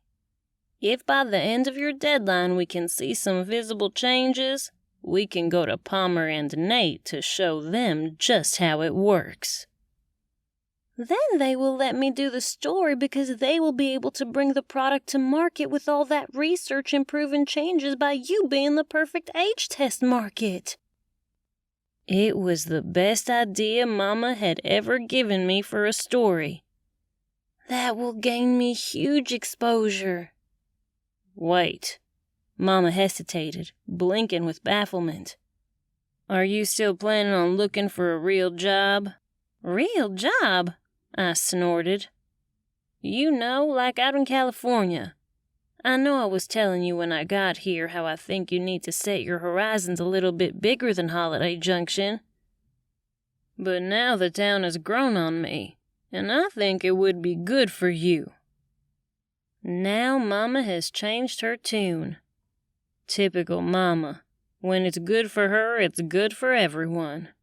Like you said, this story could take a month to unfold, so we will cross that bridge when we get to it. My shoulders lifted to my ears as I expelled a big sigh. Let's go cook. Mom and I got out of the golf cart and walked up to the diner door. There was another sign next to the closed sign telling the participants who signed up to come around to the side entrance. Mom and I made our way around quickly since we were a little late. Chatter filtered through the screen door. When I went to reach for the handle, I noticed a small wooden sign above the door that read, "The Incubator." The incubator. I put my hand on the back of my head. I looked around to make sure we were at the right side entrance. Come on in. Nate's familiar voice welcomed us. Yes, you, Violet. He must have noticed me looking in. I grabbed the handle and squeezed to open the door. The sign threw me off. I held the door behind me for Mama. "What's the incubator mean?" Mama asked, and reached out to take one of the 2 aprons he was holding out for us to put on. This is my passion. One corner of his mouth twisted upwards. I love to help locals, and when I opened the incubator, it became a labor of love. The incubator was much different than what I expected the kitchen area of the Freedom Diner to look like. It was a fairly large open space with a stainless steel table running the full length of the room. Along the wall was more of the same, but with a few sink areas. The opposite wall had rows upon rows of metal shelving with various dry ingredients, bowls, mixing equipment, and really anything you could possibly need to cook, bake, or run a restaurant. The incubator is a non-profit organization that provides a hand up and a push forward for food entrepreneurs in our area. I wanted to create a shared kitchen space to support foodpreneurs with an affordable, comprehensive approach. To learn, and it's not just for Holiday Junction residents. I get students from all over. In fact, the Cupid's Cupcakes really doesn't bake the goodies in-house. Devine bakes them fresh nightly here in the incubator kitchen where she leases a workspace. He had really come up with a great idea here. Fascinating. Mama was smitten with the concept. But you two aren't here for that. You're here to take a cooking class for Mother's Day. He used his finger to gesture for Mama to twirl around so he could tie her apron. I rolled my eyes. Mama had a way with men. Even though Nate seemed to be happily married to Palmer, her charm lay on him like a blanket. I think I'll put you two up here. He patted one of the few open spots left on the long steel table. If you need anything, Patty will be more than happy to help you.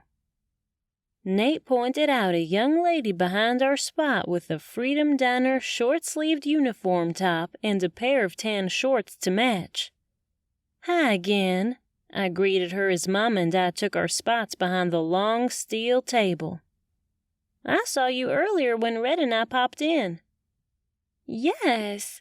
Patty clasped her hands in front of her. "I thought I recognized you." She went over the different items on the steel table that we were going to use for the class. There were various sized clear bowls, measuring spoons, and baking sheets in front of us, along with a knife, cutting board, 2 medium saucepans, coffee cup, and a crepe pan. Today we are going to make one of my favorite desserts. It will warm your palate with sweet and savory, as well as go perfectly with a Mother's Day brunch you and your mother will never forget. My mouth is watering. Mama shouted in glee. "Thank you." Mama looked at Patty when Patty set a flute of champagne in front of us. "Shh, Mama." I gave her the side eye and popped one of the fancy crackers and cheese from our personal charcuterie board Patty had also placed between us. "It's fine. Millie Kay is very excited, and that's what I want all of our friends here to be." Nate rubbed his hands vigorously as he took his place next to the facing small butcher block island on wheels, where it appeared he was going to be working. Flour, salt, pepper, oranges, vanilla extract, milk, eggs. Mama continued to rattle off the clear dishes with ingredients in them that weren't labeled. Butter. Oh, ricotta cheese, sugar, cinnamon. She hummed with delight. Raisins and raspberries. She looked at Nate. "Now the Roma tomatoes, red onion, mozzarella, and lemons have me stumped. But if I had to guess, this is the savory part of our sweet." "I see you know your way around the kitchen." Nate appeared to be entertained by Mama. "And yes, the crepes are sweet and savory." The class was exactly what I had thought it was going to be like, but with the extra added touch of the champagne and tasty snacks. While we listened to Nate to tell us more about him and how he had come to own the Freedom Diner as well as his vision of the incubator, Patty handed us a small bouquet of fresh flowers with a note attached from Flower Works, the local florist with fireworks. Only instead of flames shooting out of the firework, it was flowers. Cute! I tapped the card and knew I had to make a stop in there to get some freshly cut arrangements for the office. Mama's brows rose as she lifted the champagne to her lips and took a sip. She was really enjoying the class, and I was glad. Nate held up the ingredient we were going to put into the bowl, and we did it. It was pretty much hand-holding the entire time. There was a gray-headed lady at the far end who made a few comments under her breath, and a couple of times I noticed she'd been filling up her water bottle with the jugs of water Nate had for refreshments. When I wondered if it was from the spring. I did pour Mama and me a red cupful, but it didn't taste any different to me. We ended up making a sweet cheese crepe and a savory caprese crepe to go along with a coffee station from Brewing Beans. While Mama was doctoring up with coffee, she went in for the stab of information since Nate seemed to be enjoying her. "I heard about this spring water of yours, the Lustig Spring." Mama reminded him as though he didn't know his name. "I'd love to get a sample while I'm here. Is there any way I can stop by and fill up a jug or two?" "That would be up to my wife. She has been very upset lately with people coming on our property. If they'd just stayed at the spring and not wandered into our living area, I'm sure Palmer would have been much better. But she's tired of the invasion." "Liar!" A woman at the far end of the table screamed and ran over to the refreshments, snatching one of Nate's jugs off the floor as she darted past Nate and Mama. "You are a liar!" Mama reached out like a ninja to grab the woman, but got a full head of hair, only the woman kept running. A gray wig was in Mama's grip. "You!" Sally Weston stopped, slowly turned, and reached out, getting a fistful of gray wig. She jerked. Mama didn't let go. Mama jerked. Sally jerked. "Ladies!" Nate put his hand on Mama. "Sally is not worth it. Let her take the jug. Next time I'll have to make sure my staff vets the incubator guests better." I hated to break it to Nate, but Mama was fiercely competitive, and he wasn't going to win this one. Not now. Not that Mama had already had to give up the raspberry bundt cake to her during the cakewalk. I swear I'll fill another charge against you, and no amount of cake, pie, or crepes will get you off this time. Sally snarled at Mama. Go back to the hole you crawled out of. I gulped and closed my eyes, knowing there was a good old hissy fit boiling up in Mama. You might have been able to get away with that type of behavior before I came to town. But now that I've bought a house and am making Holiday Junction my home, I'm going to make it my citizen's duty to teach you some good Southern manners. Mama didn't let go of the wig. Is that a threat? Mama pulled the wig a little closer to her body, bringing Sally with it. It sure is. Mama let go of the wig, sending Sally stumbling backward, barely able to keep herself on her feet, but just enough to scramble out the door. There was definitely a story here. Maybe it wasn't the spring. Maybe it was Sally and her need. Patty, I turned to talk to the waitress.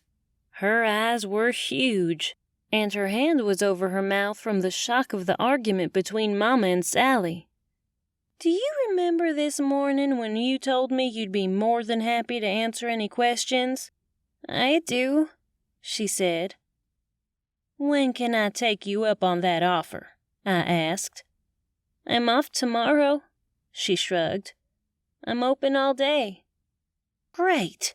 I quickly went through my to-do list, which at this point was pretty much open. I'd just have to get Mama to do something while I met with Patty. What if I meet you at Flower Works and we walk along the beach? Grab something from one of the stands and head back to my office where we can chat and eat? That sounds like a lot of fun, she said, and we finished making the arrangements, while Nate got everyone else in the cooking class settled down from the little hiccup he referred to as Sally. I'm sorry about Sally. Nate looked pretty fed up with her as he talked to Mama. I was busy trying to measure out the ingredients perfectly, and I wished I was as willy-nilly as Mama had been. She just shoved her hand in all the ingredients and tossed in a pinch here and there. She really needs to go away. Far away.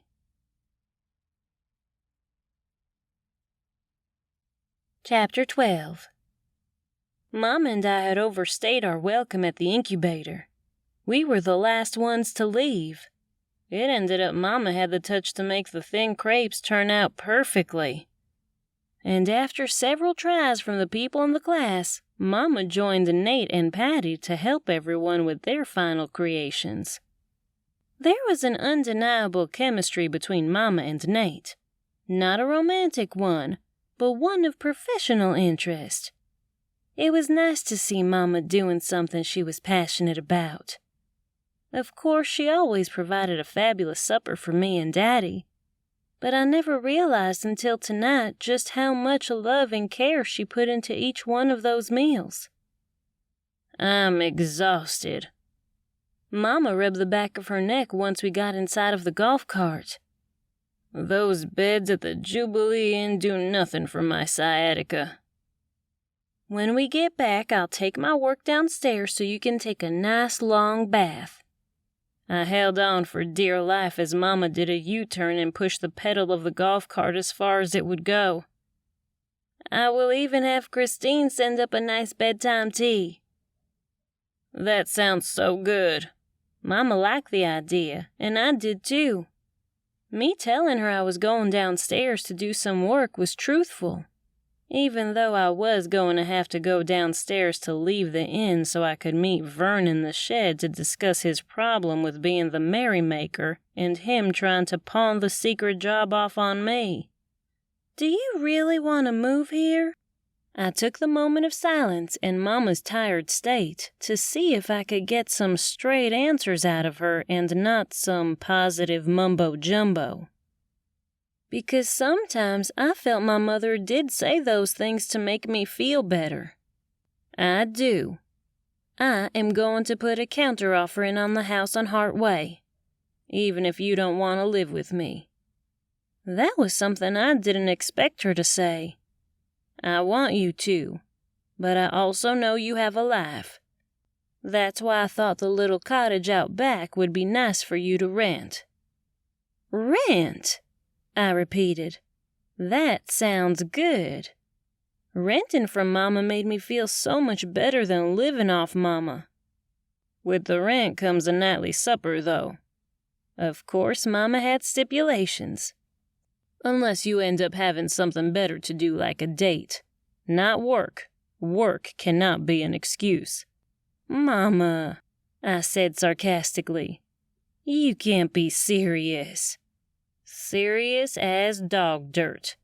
She nodded and whipped the golf cart to the left in a parking spot in front of the Jubilee Inn. I want us to have a supper together, and you can invite your boyfriend. Boyfriend? I questioned. Red, of course.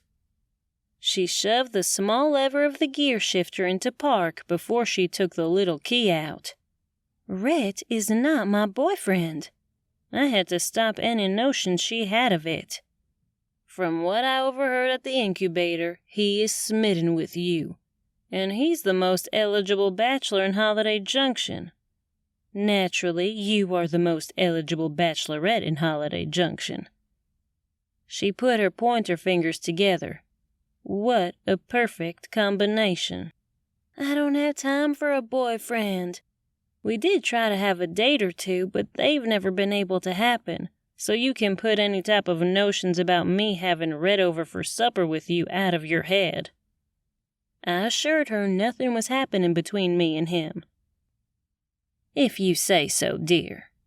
She and I walked into the Jubilee Inn. How was the cooking class? Christine bent down in the foyer, clipping a leash on Mayor Paisley's collar. It was splendid. Mama's face lit up. I was able to help and not just participate. Mama frowned. I should have brought you a crepe back. That's not very kind of me. I'm so sorry. Don't you be sorry. This is your Mother's Day, and you need to enjoy it while you're here. Christine knew all too well I was trying to get Mama on the next flight back to Kentucky. You didn't hear? Mama looked between me and Christine. I'm staying. I'm going to be the newest resident of Holiday Junction. Christine looked at me with an element of surprise. Yes, I lifted my chin. Mama has had a long day, so I told her she should take a nice long bath and have a good cup of your special tea so she can get in bed and enjoy some much-needed sleep. I'll get that tea for you right after I take Paisley for her bedtime walk, Christine said, and left with Mayor Paisley. I was confident Mama was all settled since she'd gotten a nice long bath and Christine had brought up the tea, which sent Mama into a nice, deep sleep. Her snoring told me the bed wasn't the issue for her sciatica. I grabbed my work crossbody bag and hung it across me as I got ready to head downstairs. I quietly closed the door behind me. I stood on the other side of the door with my ear up to it and felt pretty confident Mama was out when I heard her snoring through the door. As I made my way down the steps to the lobby of the inn, I tried to think up some good excuses as to why I was going out so late. Not that it was anyone's business, but Christine or even Hubert was sure to ask me. There was a framed note on the front desk of the inn which Christine and Hubert put out when they retired for the evening with all of the emergency numbers the guests might need for the night. So I knew they'd also gone to bed for the night, making my little secret getaway something only I would know about. I dropped my bag next to the counter, a little hidden from sight, and headed out. The carriage lights twinkled in the darkness where night had fallen over Holiday Junction. It was a time that reminded me of home. It was, in fact, the only thing that reminded me of home, because the two places were so different when it came to daylight. But for now, I took comfort in thinking about home while I walked down Main Street toward Holiday Park. My route to Vern's secret shed out in the woods would be to take the trail leading from Holiday Park to the seaside, where I'd pick another trail up from a small neighborhood street that just so happened led to the wooded area where Vern wanted me to meet him. All the shops along the way were long closed for the night, and even the ducks on the lake in Holiday Park had tucked their heads in their wings for the night. However, the sounds of life from the creatures in the woods and along the seaside indicated they were as awake as I was. The chirp of grasshoppers singing their lovely nighttime songs created a little beat as I took the path down to the seaside, where I was greeted by several skittering crabs on the beach. I stopped briefly at the water's edge just as the wave broke, and stood there taking in the movement of the ocean as the moonbeams fitted across, putting a spotlight on the vast body of water. The sound of boisterous laughter from a few too many alcoholic beverages spilled out of the jiggle joint and into the street. I couldn't help but smile remembering Mama's experience in there as even more darkness fell upon me, making me leave the peacefulness of the ocean as I made my way up the sandy dune to the sidewalk, past the jiggle joint, and down the neighborhood street. The echo of gentle waves lapping against the beach was behind me as the night breeze swept along my ankles. The little neighborhood didn't have any lights, leaving each cottage home all the same dark color outlined by the moonlight. It was memory that recalled how each house was painted a different vibrant color, and how most of them had boats or motorized water vehicles parked under a car porch, along with a segment of chain-link fence to divide the properties. Tonight, even those residents and their dogs were fast asleep like the rest of Holiday Junction. All but me and Vern. I took my phone out of my pocket when I got to the edge of the trail and hit the flashlight feature. There was no way I wanted to step on any sort of creature I wasn't familiar with from the area. Again, something new I was going to have to learn. Not like home. I knew all the animals and their habits in and around Daniel Boone National Forest back home. A feeling of excitement mixed with fright was a little unsettling as I put one foot in front of the other. But I also felt a sense of pride, because of how I was actually putting myself out there and exploring an entire new life I still wasn't sure how to live. My mind circled back to Mama and how she must be feeling with her new life change. Quickly, my mind shifted to Vern as a small light fluttered through the shadow of the large trees in the woods as the moon peeked through. It was the shed. Lightly, I knocked on the door, and Vern opened it immediately. Without a word, he held the door open for me to come in, where I was greeted with the odor of paint, a familiar smell. The shed wasn't any tidier than the first time I'd stepped foot in there. The open spray cans littered the ground. The past large wooden structures for the merrymaker that were made here were propped up against the wall, with the gorgeous and brightly painted basket overflowing with a colorful assortment of flowers, the very one to see. Amazing! I gasped at the beauty. I could only imagine how much more beautiful it would be in the daylight. You are so gifted. It did turn out much better than I'd anticipated. A pleased look settled on his face. Now for the business. The door opened, and in walked Reed Schwint, the local handyman. From what I could gather, he was kinda homeless, though I'd venture to say he wasn't and found shelter in this shed. Good evening, ma'am. Reed was much older than me, but had a great deal of manners. It was apparent from how he addressed me and him taking off his hat. He wore a pair of tan work pants with his shirt stains on the knees, probably from hours of working in clients' gardens, He had on a white t-shirt with the neck pulled a little loose, and his baseball cap bill was torn around the edges. His round face was soiled with grease, and his brown hair was nice and short, the tidiest thing on the man. Violet, I offered him a warm smile. Definitely not ma'am. Sorry, Violet. By the tone and hesitation, he wasn't sure how to take me.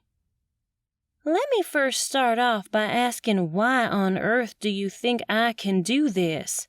And how on earth do you think I can do this? You wouldn't be the merrymaker alone, trust me. It's hard. And when I took over, I knew I wanted to remake the signs the merrymaker puts out during the holiday signaling where the final party would be for the great send-off until the next celebration. I'll keep doing that. I love building them and painting them. It gives me an outlet away from Layla. When he mentioned his wife, I was hoping he would follow it up with a just joking, but he didn't. You know, J. Mann was supposed to take over as the merrymaker, and we all know what happened to him. I'd found J. Mann dead in the airplane bathroom on my way to my big interview in California, only to have the airplane make an emergency landing in Holiday Junction, only to never leave. You look like you're not going to do it, Reed said. I was definitely underestimating his ability to read me. I can help. I'll go with you to put up the structure so you don't have to carry it. Or not. It's simple, really. I'll give you a list of the holidays we like to celebrate outside of the large ones, and you get to make all the plans. I thought it would be fun for you to do an article in the Junction Journal like they used to when I was a kid. He piqued my journalistic interest. There were articles on it? I asked. Oh, yeah. He walked over to the bench where there was a small metal filing cabinet nestled underneath it. He pulled out the top drawer and extended it. He ran his finger along the top of the files, clicking each tab as it passed over them. Here we go. He pulled the file out and retrieved his glasses from his shirt pocket. He laid the file on the workbench, opened it, and took out a yellow page from an old newspaper. Here's an article. He handed it to me. Where will the merrymaker strike next? Read the masthead. I smiled as I read through the cute article about how the merrymaker was like a ghost in the night. No one knew their identity, but everyone had their suspicions. No one would ever guess a newcomer like yourself as the merrymaker. The wry smile on his face told me he was excited with the possibilities of the best-kept merrymaker identity. I even thought it would be fun for you to do secret identity interviews, throw people off. I can see you're liking that idea. Reed once again read my body language. It's not bad. But what if I don't stay in Holiday Junction for long? It was a real possibility I was going to leave at some point. I guess I'm not sure how long I'm planning on staying. Then we have to get going. Reed must have been hard of hearing, or a piece of grass or dirt was stuck down his ears. I don't know how long I'll be living here. I threw my mouth toward him. Why are you talking so loud? Reed asked. I'm not deaf. I'm sorry, I didn't think you heard me correctly when I told you my future plans are unknown. By the looks of things, I wasn't sure I was going to be able to wiggle myself out of this merrymaker role. By the time I was completely finished talking, I was named and dubbed the merrymaker. How did this happen?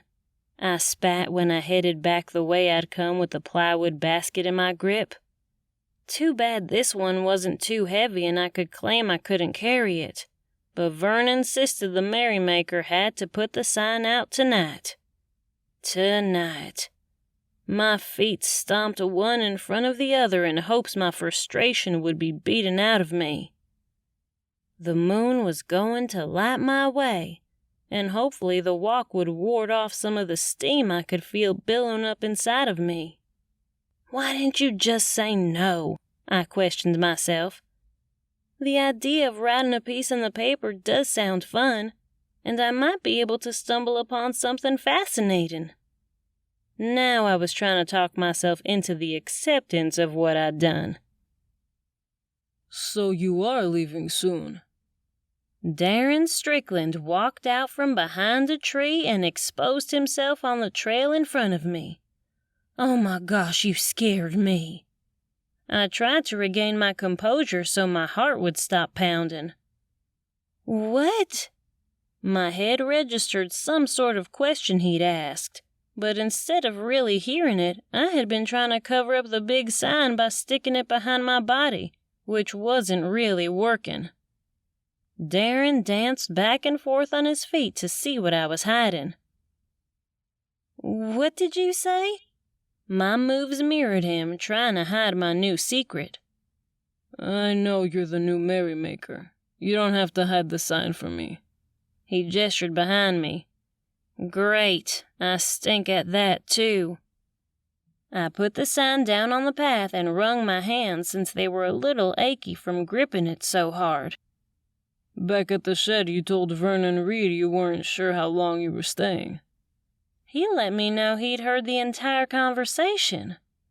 I curled my lips in and gave him a flat look in hopes he'd just go away. I saw you were walking alone when you passed my bar, and I don't like you being alone this time of the night. He was now my bodyguard? I'm sorry. I can see you don't like that. Maybe you should have called out to me then instead of following me. If I wanted someone to know where I was going, I would have brought them along. I wasn't sure why he would wait even after he'd seen me go into the shed. Why did you wait? I picked the sign up and started walking down the path.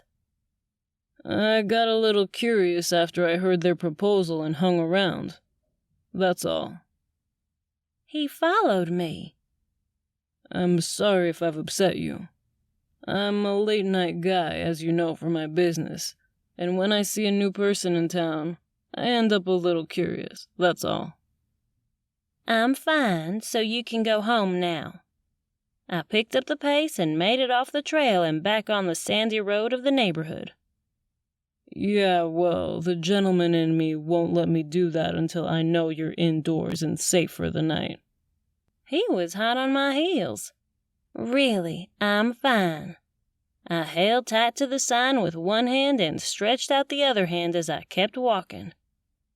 He reached around me and took hold of the sign. I stopped, tugging it to me. I'm sure you're fine. His head tilted, and the moonlight hit his face perfectly, exposing the strong jawline and the little indentation of his dimples. Let me carry the sign. I let go. His dimples deepened, infuriating me. We can either go find a spot to put the sign, or I'm going to keep following you until you get back to the Jubilee Inn. Just ignore me. The faster I walked, the faster he walked. Or we could sit by the lighthouse and enjoy a little midnight breeze. It's midnight? I stopped and jerked around. And I don't even know where to put the sign. You're right. It is midnight. That's why I don't want you walking around by yourself. Darren acted as though Holiday Junction was a high-crime town, which I'd never heard. It makes me feel better. Sorry. The lighthouse was just a little ways down the shoreline, and it was a place I did want to go during daylight hours. The lighthouse is probably a better place to go during the day. I looked up at him, trying to avoid his dark and mysterious eyes. How do I know I can trust you by being alone with you? My mama taught me not to talk to strangers. Really? I think we aren't strangers. And didn't you see how much your mama liked me today? He grinned, reminding me of Mama's little adventure at the jiggle joint. You're serious? He acted as though it wasn't possible. If anything, I'm a true gentleman. I think Cherie even told you that. Cherie. Cherie was the flight attendant local to the area. She knew the Strickland family well and dated Patrick Strickland, Rhett's brother. She did, I confessed. She raved about Darren. And? He pulled a set of keys out of his pocket. I live in the lighthouse. I bought it about 5 years ago. Still a lot of work, but I'm chipping away at it. He jingled the keys in the air. It's pretty cool up there at night. He had my interest for sure. And how cool would it be to look over the ocean from way up there? My eyes scanned the tall red and white lighthouse in the distance. I can see you staring at the lighthouse. His tone was teasing. We can have a beer while we sit up top and ponder where to put the Merrymaker sign. He did a little shimmy shake, moving the sign back and forth in front of him. He did make it sound so much easier than me thinking about this new job of mine alone. Fine. 1 beer, 1 conversation about that. I pointed to the sign. Perfect. His voice was almost a whisper compared to the waves lapping up on the shore. In silence, we walked along the sandy beach just where the surf hit. And after a few minutes of silence and halfway to the lighthouse, Darren stopped. What? I looked at him. His eyes stared straight ahead. Shh. He didn't look at me, but he gave a very subtle nod to look ahead. If it weren't for the crystal clear night, I'd not have been able to see the sand pushing up all over in front of us before a little baby turtle head popped through. One after the other dashed toward the sea to begin their lives. It was unlike anything I'd ever seen. Amazing, right? Darren's childlike smile mimicked how I was feeling inside. Literally, I was speechless. I've never seen anything like it. I'm glad you got to experience it with me. Darren didn't say too much more. He gave me the space I needed to be with my thoughts and process the amazing new life for the baby turtles. The closer we got to the lighthouse, the more I tried to talk myself out of why this was a bad idea. But my feet had another idea. They just kept moving me forward, even though I did look back a few times to the path leading up to Holiday Park. I noticed people were gathered near the lighthouse. Their flashlights darted about. They were probably crab hunting like I used to do when my parents took me to the beach for vacation. They must be thirsty. Darren had noticed all the water bottles people were juggling in their hands. You wouldn't believe how many people are on the beach at night. I wondered if the beach was as safe as he was making it now sound. It seemed safe, even though he told me he didn't want me walking by myself in the dark. My suspicions were on high alert. You're really gonna keep this Merrymaker thing a secret, right? I asked, before I stepped into the large wooden black door Darren held open. I was a little nervous. Yup. His head tilted, and his brows rose, as did the corners of his lips. How about that beer? Sure. I gave in and stepped inside. Wow! I blinked a few times and looked around. Something else I never expected to see tonight. It took me a while to fix it up, but I think it's turning out nicely. He moved about the open round room, leaving me at the door. When I bought the lighthouse, the lead paint was peeling off the walls, mold was present, and it was covered in bird droppings. He set the Merrymakers Mother's Day sign next to the door. He opened the refrigerator door and took out 2 beer bottles. While he took off the caps, I walked around in the circular room. There were windows here and there looking out over the sea, and I could imagine just how gorgeous it was during the day, because the night was spectacular. Cleaning was perhaps the biggest project next to the light. He handed me a beer and walked over to the center of the room where there was a set of circular steel steps. The second floor I put up one long wall in the middle with a bathroom on each side. He stepped up on the first step. Want to see? Yeah, I was all in. But first I took one more long look around the ground floor and noticed it was more of a family room/dining room open area. One half of the room was a built-in half-moon couch that begged to be laid on. The lighthouse was built in the 1800s. He spouted off facts, climbing the steps. Actually, 1899 was the exact year. It's cool to say 1800s instead of 1900s.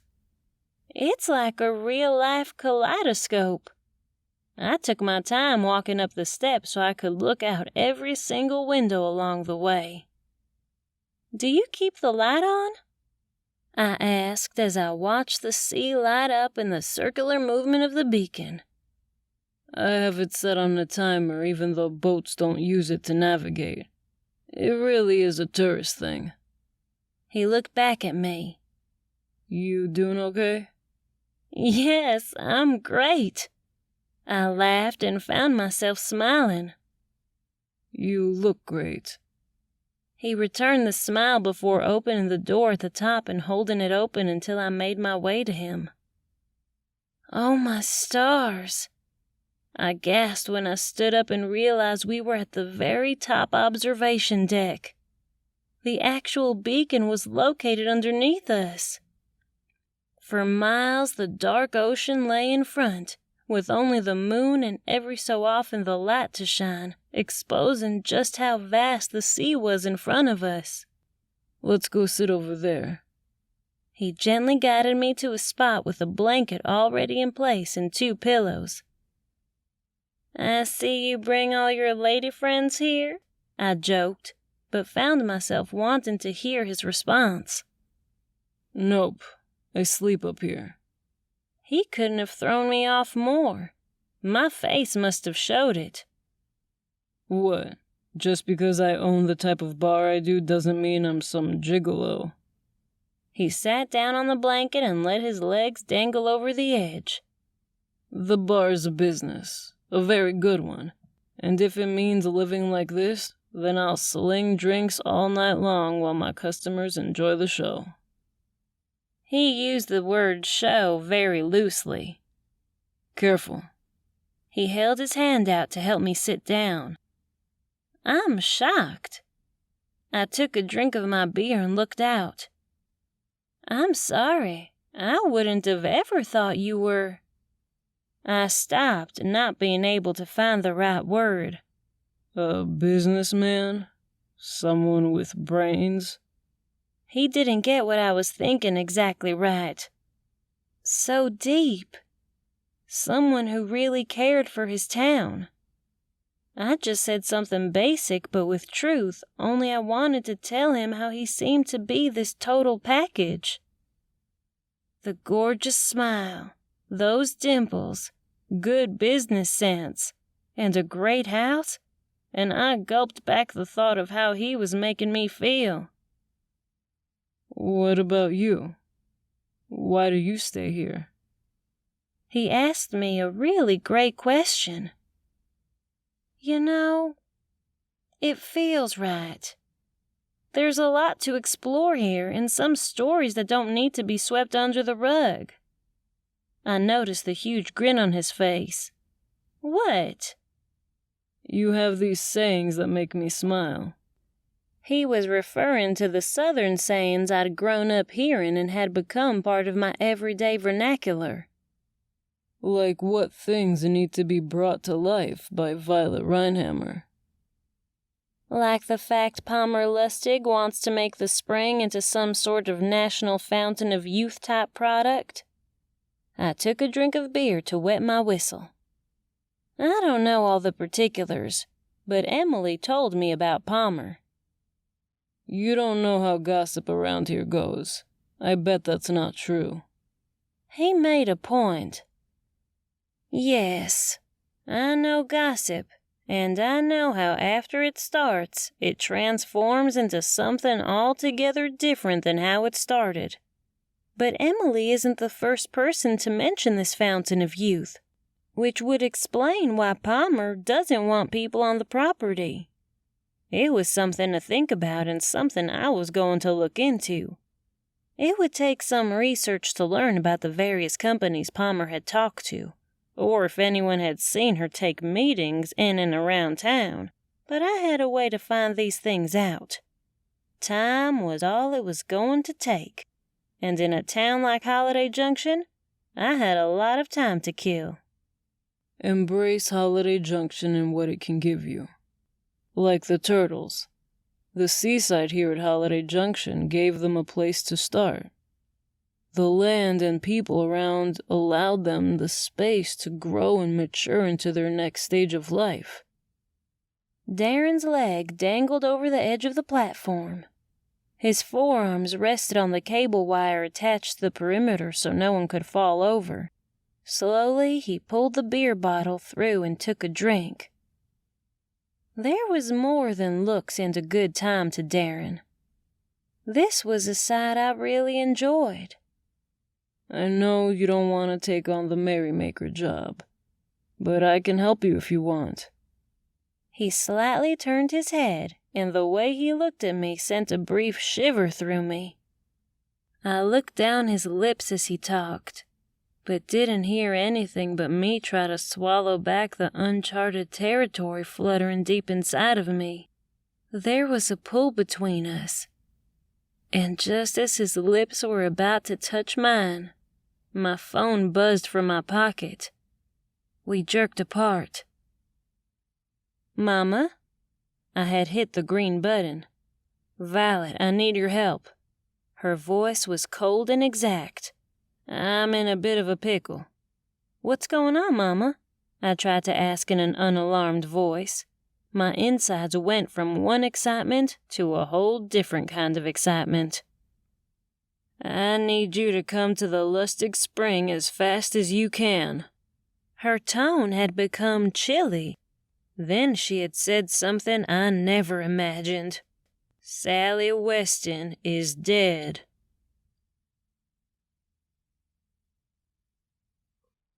Chapter 13. Are you sure she said dead?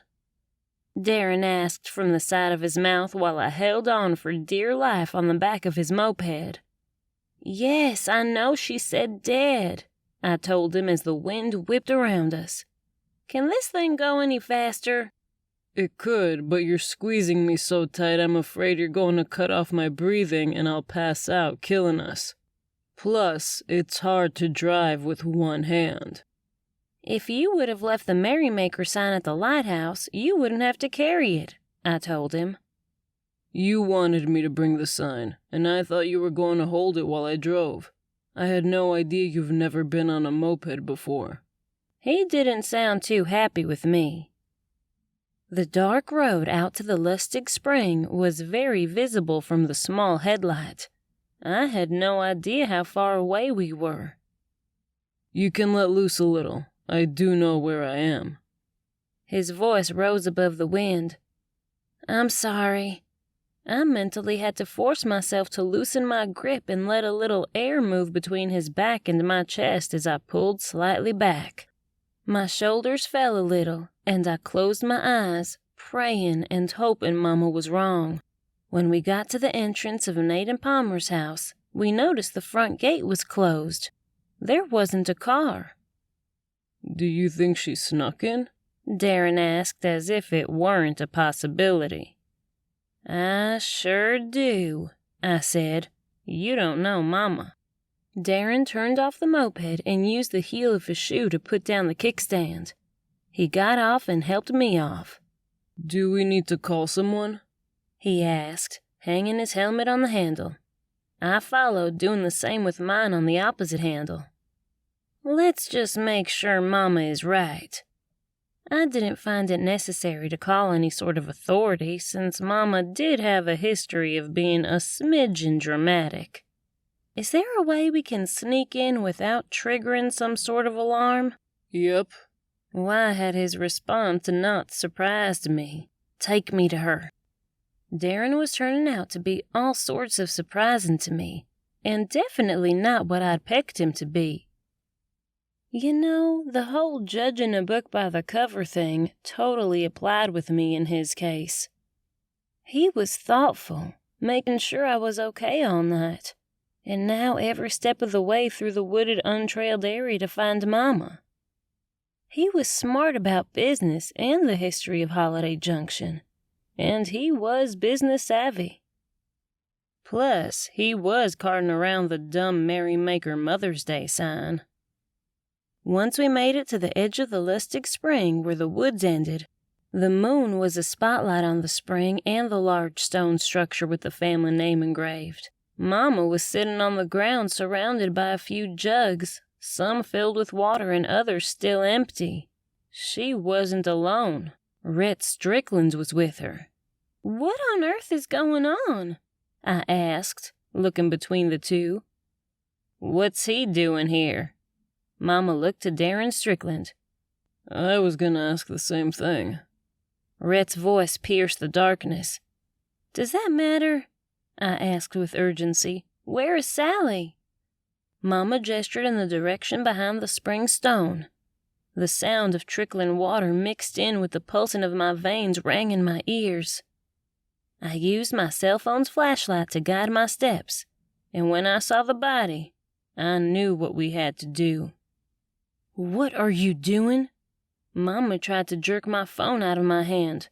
They will lock me up. Her words rushed out in a whisper. Why, did you kill her? I asked, not realizing Chief Strickland had answered. Who killed who? Chief Matthew Strickland asked me back. Chief, Matthew. I wasn't sure what to call him since I'd gotten to know his family pretty well. His wife was my boss, his nephew had been my guide, and, well, his son. I had no idea what Darren was to me. Yet. It's Violet Rhinehammer. At least I got that much out. Yes, I saw on my phone. Who's dead? He asked again with authority. Sally Weston at the Lustig Spring. There was a moment of silence before the line died. What? Mama asked as I slowly put the phone down. Her eyes widened with alarm by her keen observation of my actions. What, Violet? He hung up. I shrugged and looked back at the cousins. That means he's on his way. It's how he springs into action, Darren said. What were you two doing?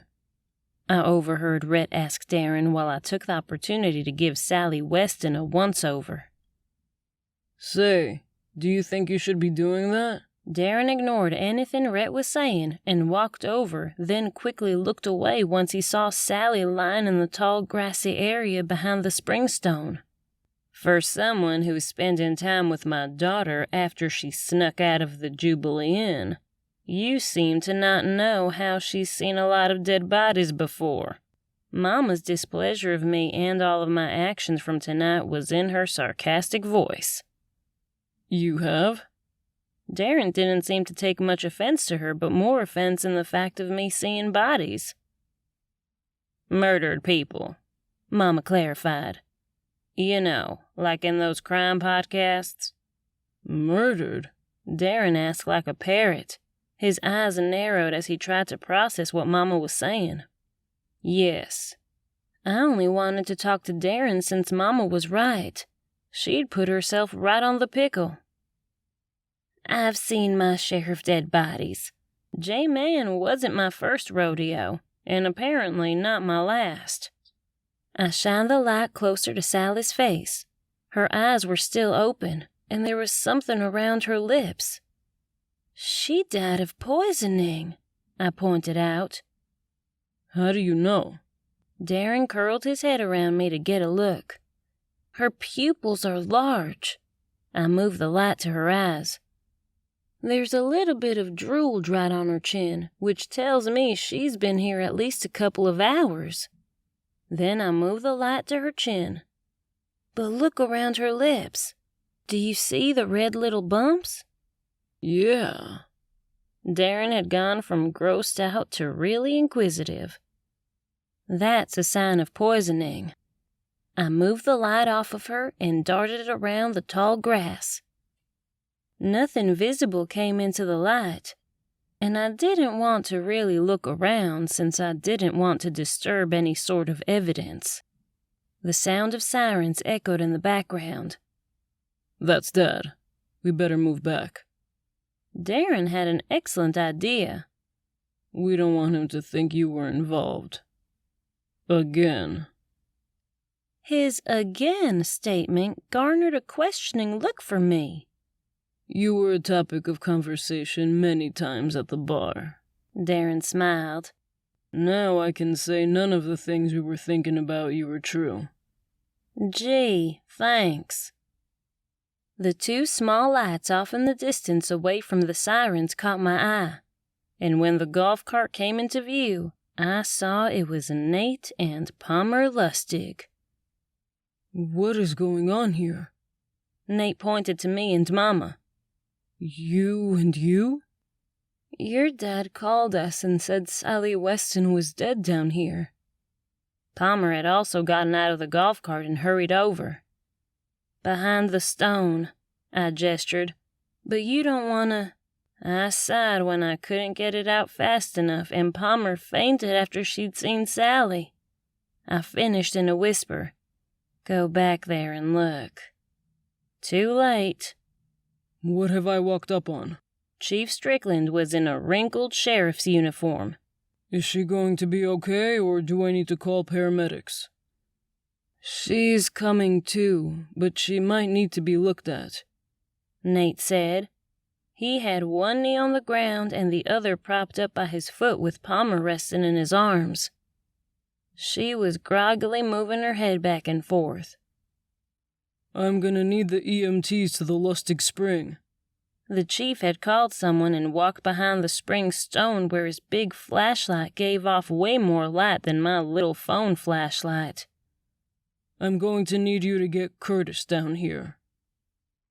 Curtis Robinson was the Holiday Junction coroner. I'd had the not-so-much pleasure of meeting him when the whole J-Man thing went down. Rhett stood eerily quiet, a personality trait I'd never seen from him. What did you do? Nate stood up, pointing his accusatory remark toward Mama. Why would you kill her? I told you to let her be. Me? Are you talking to me? Mama took a few steps back, her jaw tightened. You can't possibly think I killed her. I recall, and I quote, you might have been able to get away with that type of behavior around here, and you followed up by saying you were going to teach her some Southern manners. As Nate sprouted out loud the teeny-tiny threat Mama had made to Sally at the cooking class, I squeezed my eyes closed, trying to ward off the brunt force the words would have in this situation. Did you say that? Chief Strickland asked Mama directly. Yes, but I didn't... Mama began to explain herself, only Nate cut her off by telling the rest of the conversation between Mama and Sally. I'm not done yet. Nate wagged his finger. Sally asked if you were threatening her. Oh, Lordy, Mama called out as if she were hearing a great sermon at church. You responded, it sure is. Nate stomped. Did you tell her it sure is? Chief Strickland asked, puffing his chest out and resting his hands on the too loose utility belt he'd apparently thrown on after I'd waken him up. It's a bless-your-heart kind of thing, you know. Mama's chest heaved up and down as audible exhales came out of her mouth. Then her lips pressed together as her head shook with anger. It's a Southern thing, and I wouldn't have hurt her physically. People do things in a time of rage. Chief Strickland gave Mama a good long hard stare. What's those? Water containers, Mama said under her breath. You were stealing from us? Palmer had finally come all the way to and stood up with the help of Rhett. She was stealing from us. No different than her. Mama was making things worse as she continued to bring Sally back into the fold. I mean, she had to have been here too. I didn't see her until I was, Mama, don't say another word. I think we need to leave. I walked up and put my arms gently around her shoulders so I could guide her out of here before she was accused and cuffed. There's no way you're taking her from here just yet, Chief Strickland said before he answered his ringing phone. Mm-hmm. He hummed. I'll let them know. He hung up the phone and moved his attention away from Mama to Palmer and Nate. Curtis said he needs to get the hearse in the gate. Do you mind going to open it for him? He didn't specifically talk to either Nate or Palmer exclusively. Do you need me here? Palmer looked over at Sally's body before she started to hyperventilate all over again. No, you go and open the gate. Nate can handle any questions I might have. He patted Palmer on the arm. You take care of yourself. I'm sorry you had to see this. Nate walked Palmer to the golf cart, and they exchanged a few words. I noticed Nate ran a loving hand down her face, assuring her things were going to be okay as he wiped a tear from her cheek. Palmer stood there nodding at him as she sucked in a few sniffles. After he'd gotten her into the driver's seat and made sure she was out of the area, he turned back to Mama. I can't believe you've done this. I told you to let it go. Nate started in with his accusations. Listen, I stepped in between him and Mama with Chief Strickland on one side of me and Red on the other. Darren was still near the body. Mama hasn't done anything. She took up for you at the incubator, and that's it. You and I both know right is right, and Sally was the one stealing from you. All of this will be determined by the timeline of Sally's death, cause of death, and alibis. Chief Strickland was getting a little ahead of himself. First off, we don't know where Sally went after the cooking class. I know where Mama was. I pointed to myself. Secondly, we don't know if she was murdered, which means Mama is free to go.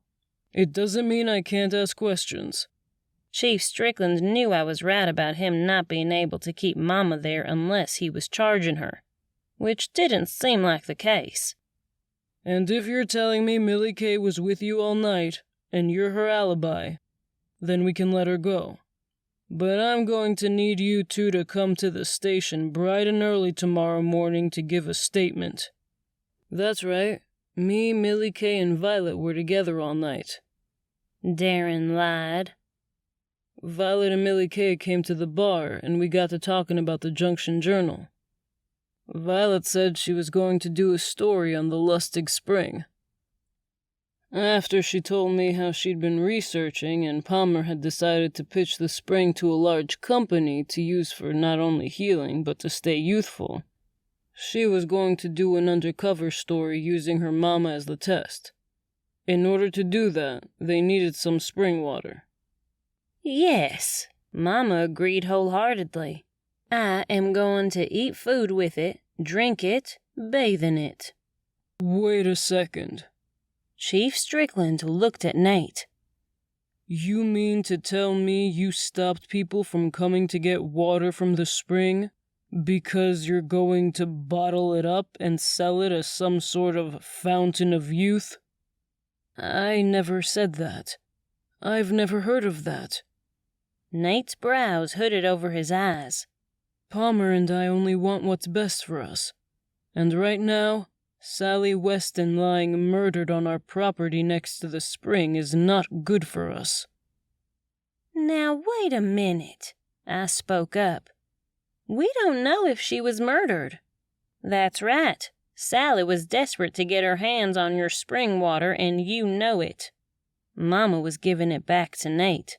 She did accuse you of assault earlier today, Chief Strickland said, but she dropped it after I would give her the raspberry bundt cake, which was made from the spring water, Mama pointed out. And when she dressed up in that wig pretending to be a customer at the cooking class, she ran out stealing a few jugs of spring water. Is that so, Nate? Chief Strickland asked. Yes, but I told Millie Kay to let her go after Millie jerked off the wig. Nate wasn't about to take any part of Mama's behavior for his own. This is going to have to get straightened out in the morning. Chief Strickland scratched his head.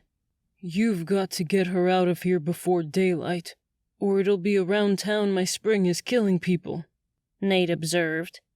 You sure do seem to be making this about your business. Mama was right. You fired Sally as a waitress, isn't that right?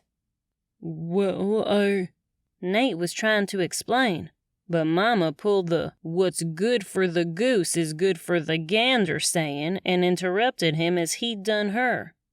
Nothing. She stopped him. Sally has been a thorn in your side. And it just so happened that your wife wants to turn this into some sort of fountain of youth like Chief Strickland said. But not with someone like Sally Weston acting all crazy and unpredictable like she'd done in the cooking class. She signed up under a fake name and wore a wig. You even said you need to keep an eye on who did sign up. The hearse rattled up to the Lustig Spring, and Curtis got out with his black doctor bag. Mama didn't pay him no attention. She just kept on giving a good reason why Chief Strickland should make Nate a suspect if Sally was murdered. Where were you tonight? This is your property. How do we know you didn't catch her on your property and kill her? You heard me and... Mama hesitated. She didn't seem so sure she wanted to continue with Darren's lie about us being together. Darren and Violet come up, making us a good target to take the heat for your crime. Chief Strickland stood there letting Mama and Nate duke it out while Curtis walked behind the stone structure to get a good look at Sally. We don't even know if she was murdered, Rhett mentioned. Sally Weston has been removed from here 1,000,000 times. He pointed to Nate.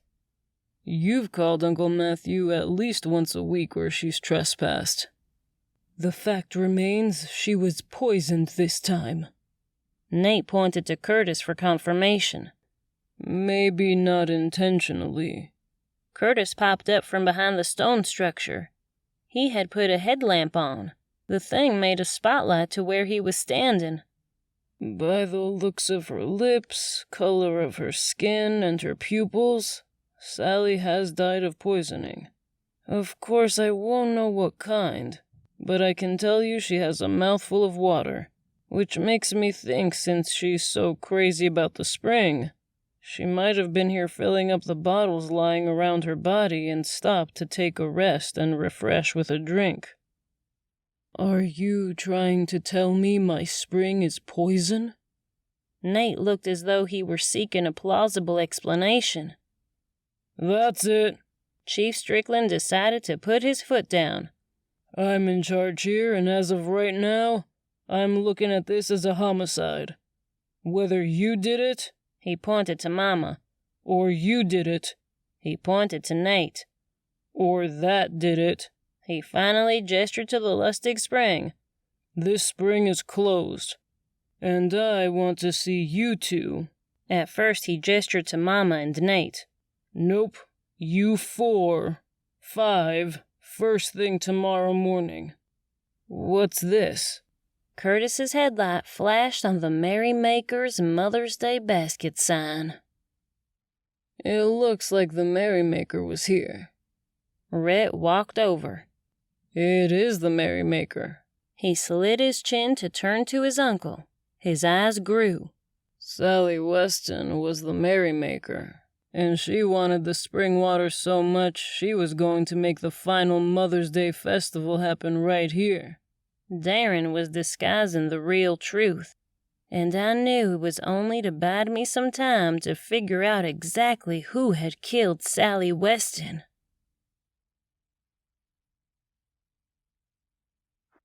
Chapter 14. Mama and I had gotten a ride back to the Jubilee Inn from Curtis in his hearse. Not like it was our choice, but it was the only way she and I could ride together. Chief Strickland was going to remain at the scene with the deputies to collect evidence and clues in case Curtis had determined Sally's cause of death was murder. There was no way 3 of us were going to fit on Darren's moped. Mama would have tried, but at this point, it was best for me to keep my distance from Darren. He knew too much about me, and I knew too much about my feelings that seemed to be bubbling up about him. There was no way I was going to get into a relationship with Darren Strickland. I could see the masthead headline now. New Junction Journal reporter and Holiday Junction citizen Violet Rhinehammer snags Chief Strickland's son in attempt to get her own mother off the suspect list for the killing of Sally Weston. It was how my mind worked. Plus, I couldn't even begin to think how I was going to handle the fact the Merrymaker sign made it look like Sally was the Merrymaker, which made me restless and sleepless all night. Deep down, I knew Mama didn't kill anyone, and I was going to prove it due to the fact Mama wouldn't have any way of having poison. "We have to go to the sheriff's department," I told Mom after she'd gotten an early morning shower and dialed up for the day. "I told you I can't. We have to meet Red over at the house for the inspection this morning." Mama was looking at herself in the mirror and snapping on her clip-on earrings before she took the lipstick out of her purse and carefully rolled it up, using enough to get the perfect width to use on her lips. "Matthew will just have to wait. I'm sure you can get your new boyfriend to help us out with his dad." "Mama," I gasped. "Darren is not my new boyfriend." "What were you doing with him so late? Why did you sneak out and go be with him if he's not?" She ran her hand down her white eyelet dress as she walked across the room to slip on her flats. "Why did you take the moment I didn't have an eye on you to trespass to the Lustig Spring?" I sat on the edge of the couch and rubbed my neck, since I'd gotten a crook in it from laying my head on the arm of the couch so Mama could sleep in the bed. "Don't you make this about me, young lady." Her threatening tone as she used with me as a child came back in spades. "But if you need to know, I was going to make sure we did the research. When I got to thinking about how protective Palmer was about the spring, I knew if Nate didn't let me go after the jug Sally had stolen, he wouldn't go after me if he found me on the property." Which brings up a good point about Palmer. Another thing I'd been thinking about all night was how Palmer could have killed Sally. What if Palmer saw Sally at the spring? She could have poisoned Sally somehow. Why would she kill Sally? Mama took another look in the mirror at herself before she stepped away with a satisfied look on her face. "Sally has been stealing the spring water, and Palmer can't have that.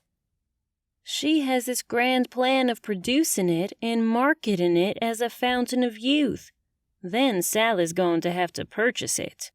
Like I said, Sally was a thorn in the Lustig side. If and when Sally's death was ruled a homicide, Palmer Lustig was the first person I was going to investigate. Ah, well. Mama tapped her watch with her fingernail. Run a brush through your hair. We've got to meet the inspector.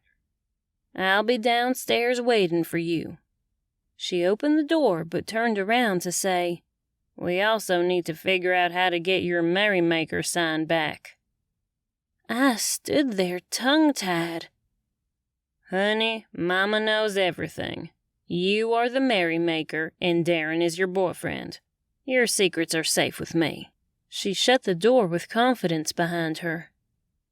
He wouldn't have said we were all together if he didn't think of you as a girlfriend. You are the merrymaker and Darren is not my boyfriend. I mocked her with a snarled nose as my head jiggled like a bobblehead's on my shoulders. I'm not his girlfriend. I felt the 11 lines between my eyes deepen as I thought about Mama's reasoning for why Darren did say he was with me and Mom at the bar. Why would he do that? Lie to not only his dad, but his dad who was the chief. Your secrets are safe with me, I repeated in my best Mama-mimicking voice. While I was in the bathroom getting my teeth brushed and quickly getting ready since Mama insisted on going with her to the house inspection, my phone rang. Good morning, Marge. I wondered if she was going to fire me for not being in the office over the past couple of days. I already posted to the site this morning. All of today's Mother's Day festivities have been updated, and I'll get the death notices as soon as they come in. You already have a death notice. Sally Weston. She'd heard. Of course she'd heard. Her sister and my other boss, Louise, was married to Chief Strickland. And she was the merrymaker. It's all over town. And I overheard Matthew tell Louise your mother is his #1 suspect. I was worried that was going to be the case. There was a sore already forming on the inside of my bottom lip where I'd gnawed the heck out of it from worry. You know, I don't think Mama did it, but she was there. This is the exact story we need for the Junction Journal. There was a strange excitement in her voice. You get down there and get it written up. You have first-hand knowledge. I'm not going to write about my mama, nor about the fact we happened upon it. Since she'd not mentioned anything about me and Darren, I was gonna go with the idea me and Mama were at the bar and use his lies for my good. I see. There was a pause.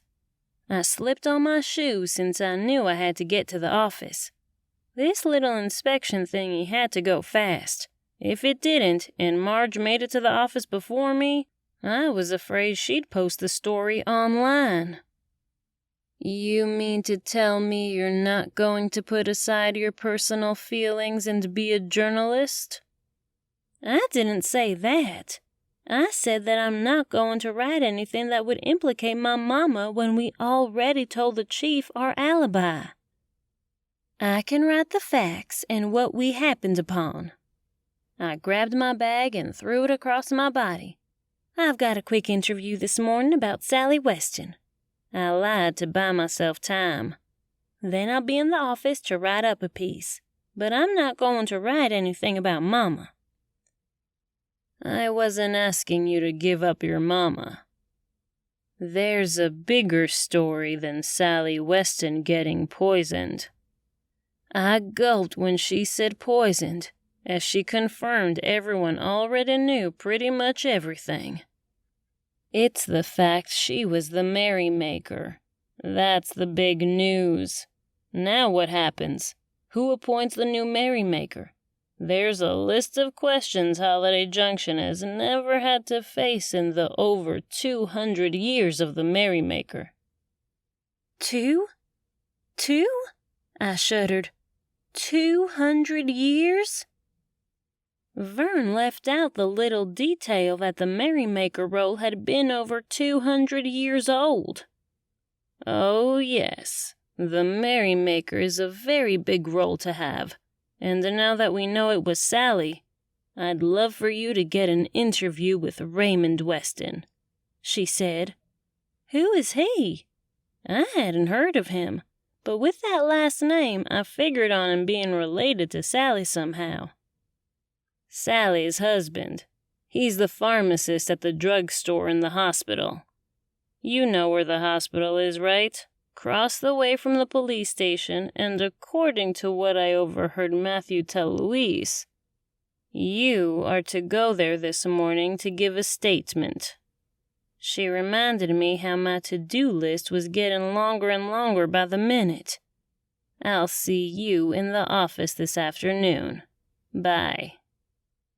The line went dead right when I walked into the lobby of the inn. Mama was standing at the counter talking to Christine. I told Christine me and you'd be checking out this afternoon if we could. I plan on not worrying about the inspection because Rhett said he'd fix whatever needed to be done. And I already wire transferred the money to him, so I'm not worried about that. Mama rambled on. I'll let you know about me. I grabbed Mama by the hand and dragged her out before Christine could ask me anything. You didn't tell her about Sally, did you? I followed Mama to the golf cart. No, she already knew. And you're going to have to take the trolley. She pointed to the trolley barreling down Main Street with Goldie dinging the bell to signal the stop. The cart is full. I had my things delivered today and told Rhett to put them in the cart. I just noticed the luggage piled up in the golf cart with no room for me and barely enough room for Mama to sit in the driver's seat. Don't look so stunned, dear. I had to have my clothes sent to my new home. I spent a mint on getting them shipped here. Too bad I couldn't have flown them. Do you think we could form some sort of committee to get more flights in and out of Holiday Junction? She fluttered from one topic to the other, leaving me dizzy-headed as she took off. You coming or not? Goldie hollered from the trolley stop. I don't have all day. I sighed, looking around as I tried to decide whether or not to walk over to Hart Way and take my time so I could ponder everything changing around me and in my life, or just take the trolley, the fastest way. Groove and go, I whispered, recalling Goldie had mentioned Elvin's dislike for little Lizzie taking dancing lessons from one of the Lustig family members. Come in, I smiled and waved. Heard you found another dead body. This time I like the fact Goldie didn't waste any time getting to the point. I guess you'll be writing a piece on that in the paper? It was the first thing I looked up this morning after I got the call. And who called? I asked. Just a few friends. She shrugged and waited for me to sit down before she pulled the door shut and started to drive the trolley toward the house. I'm going to Hart Way. I reached into my bag, took out a few of the trolley tokens I'd stocked up on, and slipped them into the metal container attached to her seat. My mama's moving here and looking at a house on Hart. Not the big house? She asked. I caught her eyes looking at me from the rearview mirror glued on the large windshield. No, not the big house. Contrary to what you think, Mama didn't hurt a fly. How ridiculous for anyone to think that. From what I know, the law states you're innocent until proven guilty. From what I know, Goldie bit back, your Mama and Sally Weston had 2 arguments in the span of a 10-hour day. I'm not going to confirm or deny, but I do have a question for you about little Lizzie's dance teacher. The subtle shift in Goldie's posture didn't go unnoticed. Her arms had stiffened a little, her back grew a little taller, and her chin lifted a smidgen. "Which Lustig was she?" "Trisha Lustig. Why?" she asked. I grabbed the handle next to my head so I wouldn't fall over when she turned near the corner of Hart Way, where the trolley stop I needed to get off was located. "I was wondering if you thought she'd be open to answering a few questions for me," I asked. "Maybe you could give me her phone number?" "The only number I've got is the Groove and Go. But I'm sure you can stop down there. She's always there." The trolley came to a stop. Goldie slightly turned in her seat to face me. "You think she had something to do with Sally Weston? I mean, I know she was mad she didn't get the family spring and had to continue to keep the dance studio open to pay her bills. But a killer? Trisha?" "I don't know.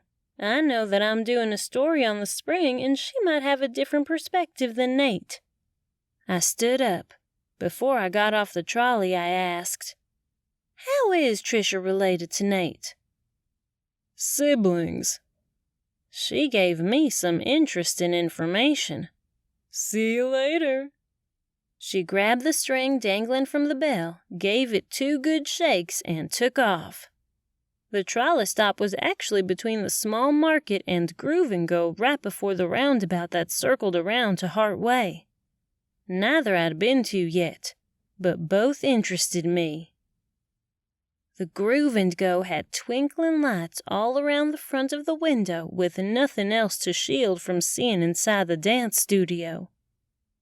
There were wooden floors and a long mirrored wall with 2 wooden bars running the full length of wall. One was higher than the other, and I'd seen in shows before where dancers held on to those bars for support. There were a few padded-type chairs along the back wall, but other than that, it was wide open space. "Can I help you?" A woman startled me from behind. "I'm looking, that's all." I shrugged and noticed the woman was about 5'9" with strawberry blonde hair parted to the side and a little wavy. The ends grazed her shoulders. She had on a pair of flowing pants and matching cardigan with a pair of sandals. The canvas bag dangling from her arms had a pair of pink toe ballet shoes in it, the ribbon sticking out just enough for me to recognize the item. "Are you Trisha Lustig by any chance?" I asked. "Who wants to know?" She stuck a key into the Groove and Go door and twisted the lock. "Violet Rhinehammer from the Junction Journal." I decided to be honest with her even though what had happened had been at the Lustig Spring. "I understand Sally Weston was found poisoned at your family spring, and I wanted to get your take on it since I heard Palmer, your sister-in-law, had recently decided to package the spring water into some sort of fountain of youth." Her body moved ever so slightly, making the perfect ballerina, but to the trained investigative eye I had, I could see something I said was news to her. "Did you not hear about Sally Weston?" I asked. "Of course I heard about it, like you said." She stood inside the open door of the dance studio. She didn't ask me to come inside. Interesting. "It's my family's spring. Nate called me immediately." She was lying. I knew it because her fingers were busy outlining the keys in her hand and the edges of her nose flared. "Nate called you?" I knew that was part of the lie because if he'd called her, he surely would have told her I had been there. "Yes, now if you'll excuse me, I have to get some things ready for the Mother's Day theater." She turned to go into the studio. I started to follow her. She whipped around. "I'm sorry, we're closed." She had to forcibly shut the front door since it was on a slow-release hinge, twisting the lock just as the door shut in my face. "Where were you last night?" I asked, just to let her know I was on to her hiding something. I'll find out," I whispered and sighed, watching her through the door as she slipped out of sight.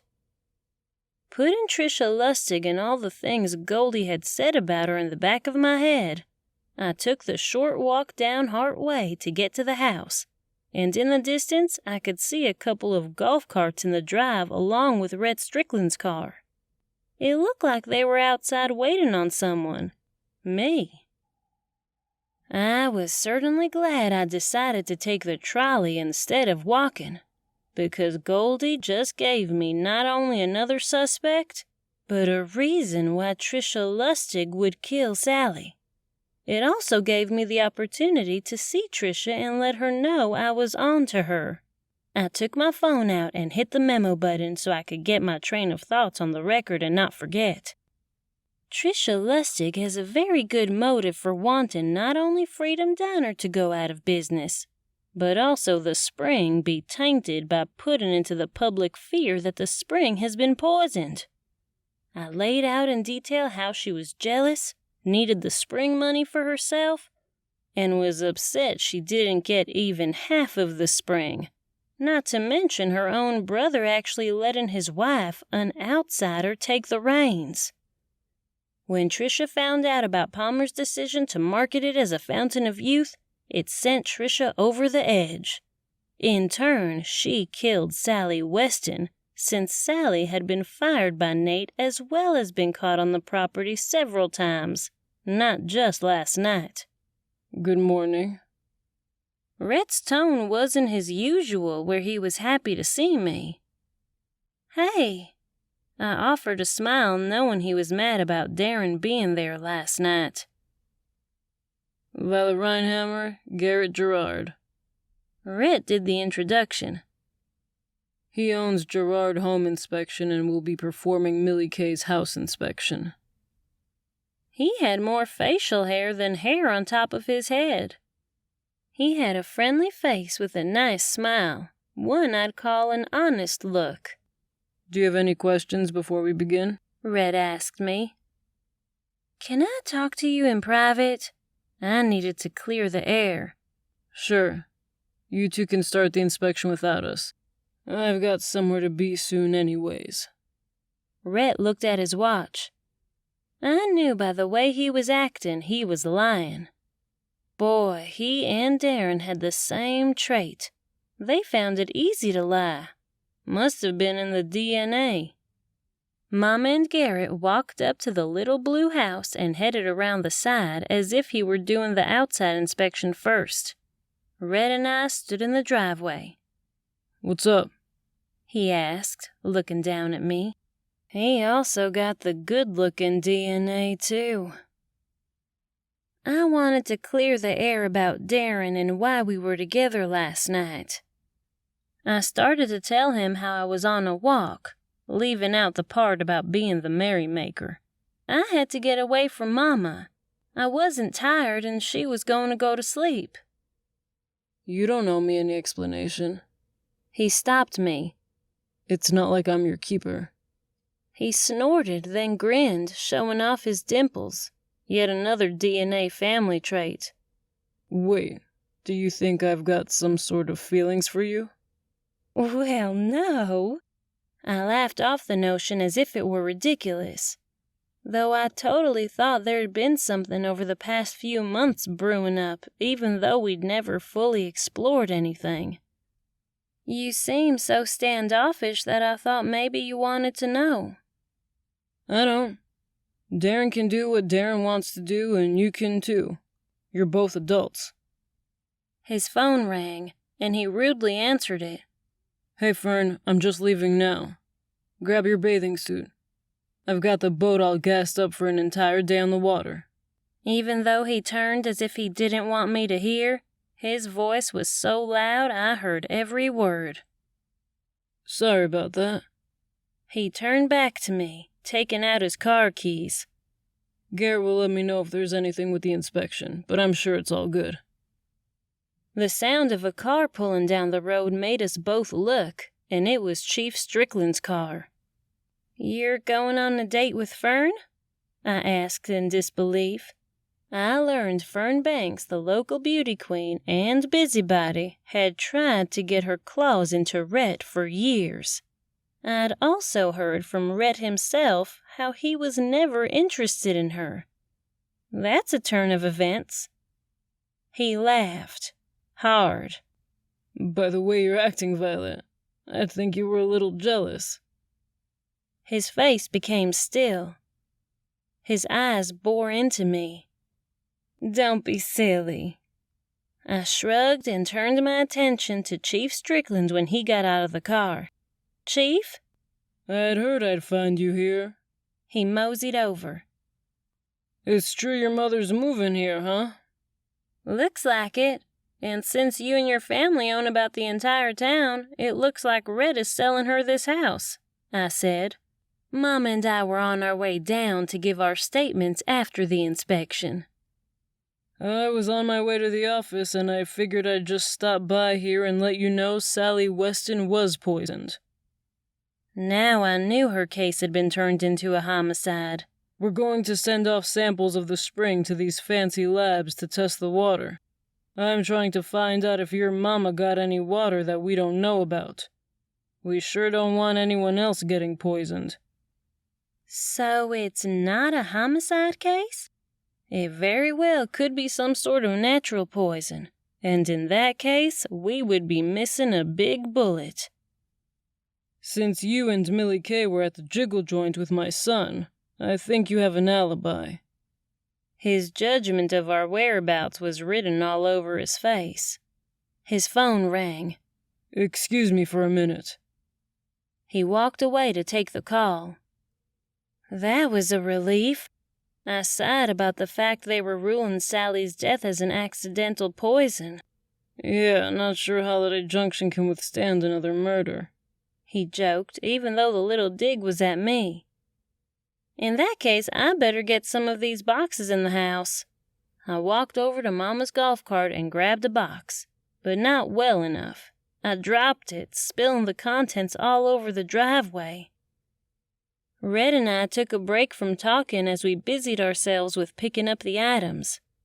I didn't even notice Chief Strickland had walked over. What do we have here? He picked up a baggie from one of the items that had fallen out of Mama's box. That's mothballs. Mama insists on putting them in her clothes. There was a very curious look on his face. Moths eat right through clothes. They leave little holes. And they leave people dead if they ingest them. He held it toward me with a cocked brow before shifting his focus to Mama and Garrett when they walked back around the house. Millie Kay Rhinehammer, I'm placing you under arrest for the murder of Sally Weston. Chief Strickland took his cuffs off his utility belt, bolting toward Mama. Rhett, don't you touch another thing. Back up from that box. What? Mama's shock and dismay waved over her facial expression as desperation came from her mouth. I would never hurt a fly. Maybe not a fly, but what about a moth? He made no sense until he said, Curtis just called me. Sally's toxicology report came back. She has naphthalene in her system. I don't even know what that is, Mama said over her right shoulder, trying to see as he cuffed her. The ingredient in mothballs. There was the sound of the cuffs clicking around Mama's wrists. Violet, Mama cried out, you've got to help me. I don't look good in orange. Call Diffie. He'll help you. I've heard how this happens when someone plants things on people to make them look like a suspect. Diffie. I had to repeat it a few times to even try to remember the name. What? I asked her as my feet felt like they were cemented to the ground. This is just like the crime podcast. Call Diffie. He'll know what to do. Mama had gone from crying to hyperventilating. So is she buying the house or not? Garrett Gerard so rudely asked. Of course we are. I hurried over to the sheriff's car. What on earth are you doing, Chief? Come on, I begged. Don't you touch a thing. Not in the golf cart, not in those boxes, and not in that house until I can get someone here to process this scene. It's currently part of my crime scene, and I'm going to take your mom down to the station to book her. You can see her in about an hour. Chief Strickland got into the car, did a U-turn, and headed down Hart Way. Mama's head was twisted around, and she kept screaming. Her eyes filled with fright.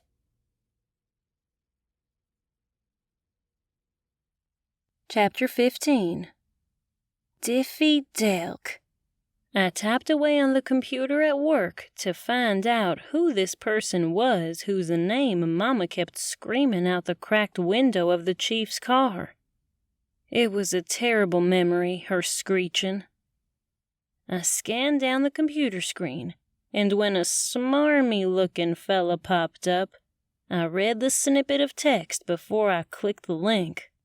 The sound of waves echoed through the open window, and when I looked out, I could see a boat taking off from one of the small docks I'd recognized as Rhett's. Mama's arrest didn't bother him any. When I noticed the large floppy straw hat attached to a woman in a hot pink bikini, I rolled my eyes and went back to the computer. I'd rather talk to Diffie Delk than deal with Fern Banks. I sighed and looked at this lawyer's site. I clicked around a bit before I settled on the About tab. I fought the law and I won. I smiled when I read the motto on his website.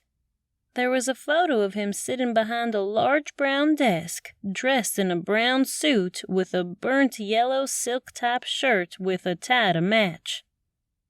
His receding hairline stopped with what appeared to be some sort of toupee. Where on earth did Mama find this guy? He was located in an office near the police station, which would be good since I needed to get Mama out of jail. Plus, I still had to go to the hospital near there to see if Raymond Weston was in, though I couldn't imagine he would be working after his wife was found dead last night. Hello? Is Mr. Delk there? I asked the person on the other end of the phone after I'd called the number. Who's calling? The person on the other end of the line spoke through a nasally tone. My name is Violet Rhinehammer, and my mama is Millie Kay. I was about to go into the entire spiel. Millie Kay. The voice turned out into a deep baritone. I adore her. This is Diffie. You're her daughter. She told me all about you and how you always wanted to be a big-time news reporter only to land here. Yes. I had to stop myself from thinking Mama had been talking all about me, and it didn't sound like she was too proud, but that was Mama. Is something wrong? Did you get in some more trouble? You know, you should have called me when you found J. Man and what's-her-name. His words were spoken together into one long breath. But that's all water under the bridge, and if you need me, I can make sure the prosecutor will never say a word while you're on the stand about whatever it is you... He took a breath. Wait. Are you the one who found Sally Weston? You didn't knock her off, did you? I mean, if you did, I can still prove you innocent, but the truth of the matter is that you've already been associated with 2 murders, and 3 is kinda pushing it. Hard to swallow, if you know what I mean. It's Mama. Mama's been arrested for Sally's murder, and she told me to call you. I moved my head from the computer screen to the window after I heard a car door shut. It was actually a truck. Millie Kay, there's no way that sweet woman killed Sally Weston. He snorted. You're not joking. What gave it away? Me calling you to hire you? I watched the woman from the truck unstrap the steel ladder from the rack in the bed and hoist it over her head. She turned and headed up to the house. No. My cheeks puffed out as a sigh escaped me. I wondered where on earth Mama had met this man. In fact, when Chief Strickland was putting her in his car to take her to the station, she told me to call you." "Got it. Be here in an hour, and bring $20,000. His words made me momentarily rendered speechless. "If you don't have that much liquid cash, then bring $2,000 for the bond bailsman." "Thank you. At your office?" I asked to confirm. "Yes, don't forget the $2,000. He hung up. I pushed back from the desk and walked out the room to the front door. The woman had already situated the ladder up against the cottage and fully extended it to the top rung. "Hey there." She greeted me with a smile. "I'm LaDonna. You must be Violet?" She took a business card from the front pocket of her overalls. "I am." I took the card and looked at it. LaDonna's Home Repairs. "I'm here to look at the roof for Rhett. Me or some of my workers will also be in and out doing all the repairs." Her hands gripped the outside of the ladder. One foot was on the ground while the other was propped up on the bottom rung. "It's gonna be a hot day. I tell you, once Mother's Day comes and then goes, it's like Mother Nature gets mad since her day is over for a year. And she scorches us out of the water."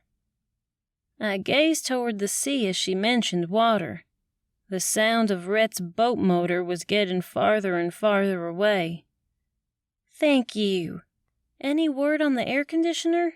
Not that I'm hot now since there's a nice breeze off the ocean up here, but I bet it will get hotter." I hadn't complained and was grateful so far for the office, but I knew I was going to have to really be working overtime to pay back my savings since I was going to have to withdraw $2,000 for the bondsman. LaWanda's neck veins popped as she dragged her lips into a thin line. "That's probably going to be after we tear out all the walls."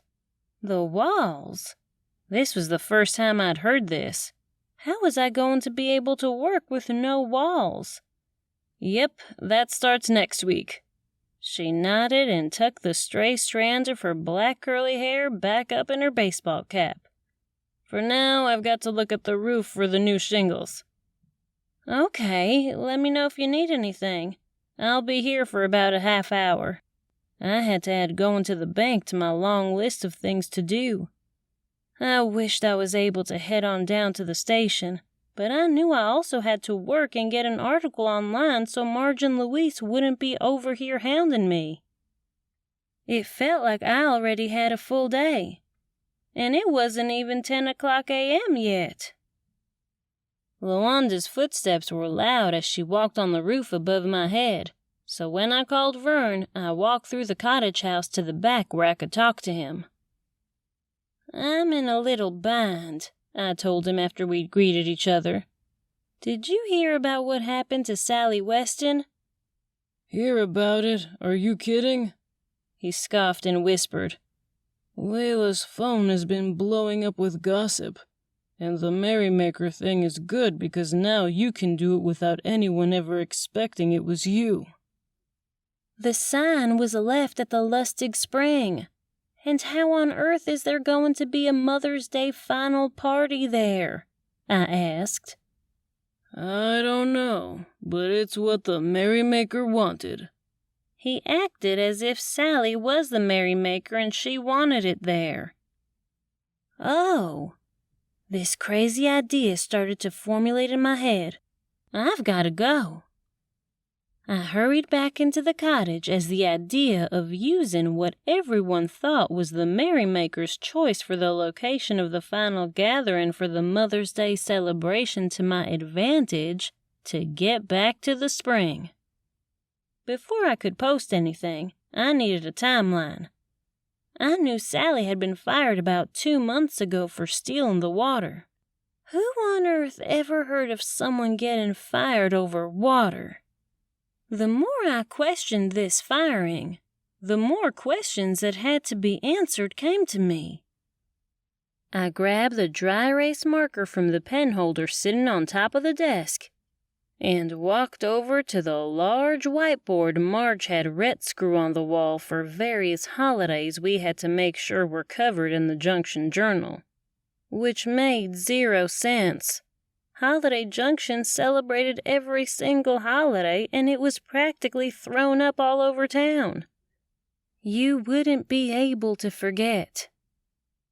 They are going to have to write it again. I picked up the eraser and swiped the board clean. I've got another murder to solve. I wrote Sally's name in large letters at the top and listed possible suspects below, including Mama. Millie K. Rhinehammer. It pained me to even write it. Nate Lustig. Palmer Lustig. Tricia Lustig, and Elvin Bennett. So Elvin was a long shot, but he didn't like the Lustigs, according to Goldie. And, well, I needed someone else to point a finger to besides Mama. Under each one of their names, I made little bullet point reasons I felt they had motive to have killed Sally. Of course, Mama's wasn't so much a motive as the fact she'd been seen arguing in public with Sally, which led into Mama threatening Sally. And I couldn't forget how the mothballs were found in Mama's things. Underneath Nate Lustig, who I lumped with his wife Palmer, I wrote, Fired Sally. Sally was a pain in their sides. She continually trespassed. She stole from them. She was going to ruin any sort of deal Palmer had with the health company. Then underneath Tricia, I wrote how she was upset she didn't get part of the Lustig Spring and was jealous of Palmer, and how if Sally was murdered from an apparent poisoning, it would look like the spring was natural poison, and no one would want to buy any Fountain of Youth from Palmer.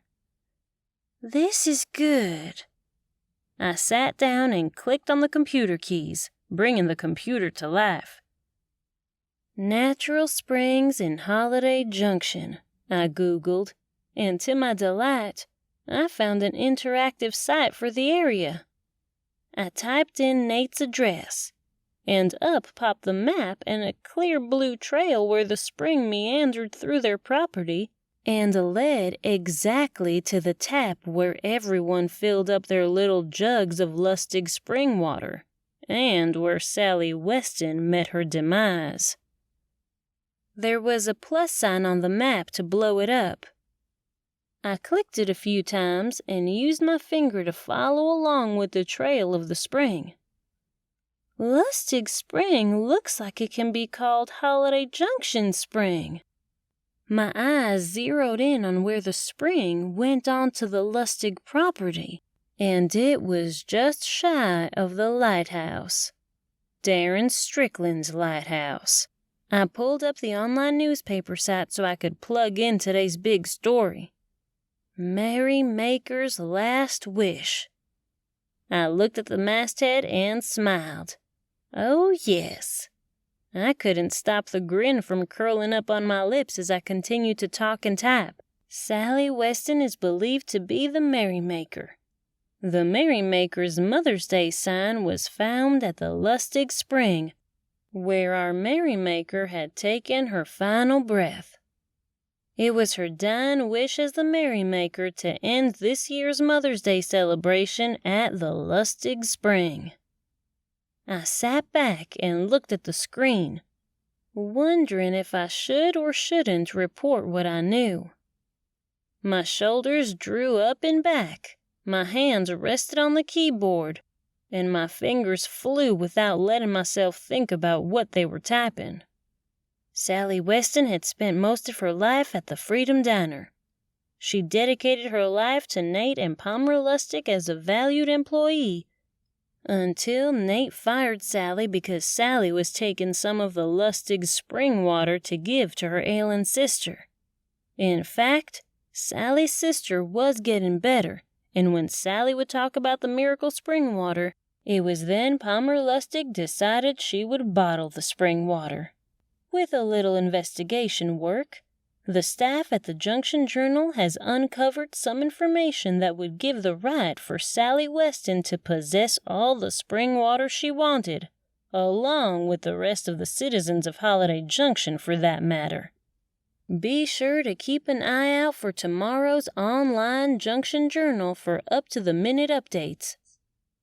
And stay tuned to the developing story on where this year's Mother's Day celebration will come to a close.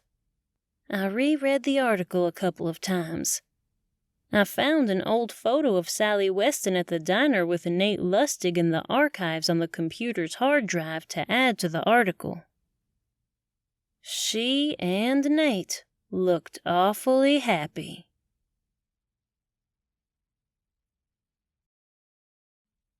Chapter 16.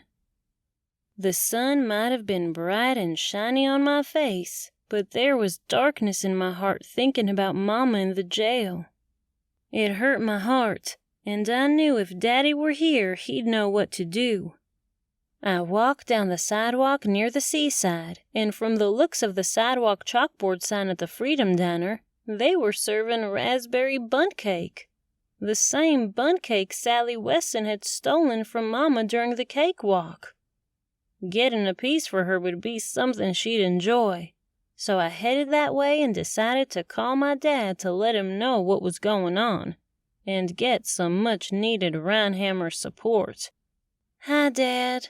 Hearing his voice pinged even more sadness in me. "Mama's gotten herself into a pickle." A pickle? He laughed. When has she never been in a pickle, Violet? I told her not to bring our problems out there to you, but she insisted you wanted her there for Mother's Day. There was a pause. What has she done and gotten herself into now? She's been arrested. I couldn't bring myself to say the word murder. Geez, who did she southern this time? By southern, I knew Daddy meant insulted enough to get some sort of assault charge against her. She didn't southern anyone. She poisoned them, or so the law here thinks she did. As I continued to tell him what had happened from beginning to end, I knew by the exhausted sighs coming from his end that it wasn't unbelievable to him. She's a piece of work, that mama of yours. Daddy started in on her. For years we've kept the fact we've been having troubles from you, but Violet, I just can't take her behavior no more. Do you realize I was kicked out of the hunting club because of her? The Bible thumpers wouldn't even let her in their group in fear she'd be making everything about her. Do you know how hard it is to live in a house where the ego of the other person leaves no room for my shoes? Now, Daddy, I was about to take up for her. Don't you now Daddy me nothing. That's exactly what Millie Kay would have said. But Violet, maybe sitting in jail will be good for her ego for a few days until they get the real killer behind bars. Daddy was unbelievable.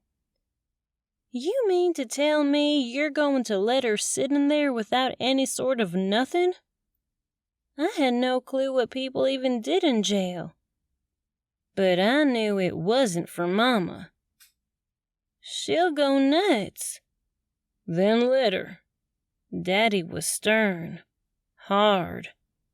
Are you serious right now? We are thousands of miles away, and you're going to let the woman who birthed me, had supper on the table for you every single night, did your laundry without complaining about how stinky you are, not to mention kept a clean house.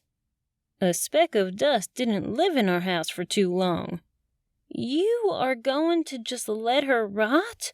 All because she has her own mind? Her own opinions? And a small town like Normal thinks that's a bad thing? Violet, hold on a minute. Daddy tried to do what he called talk sense into me. but I was going to talk some sense into him. Your mama killed my dreams, Violet. Now it's my time. You and Mama taught me to be independent, an individual, my own thinker. And when I didn't fit in, you encouraged me to keep going.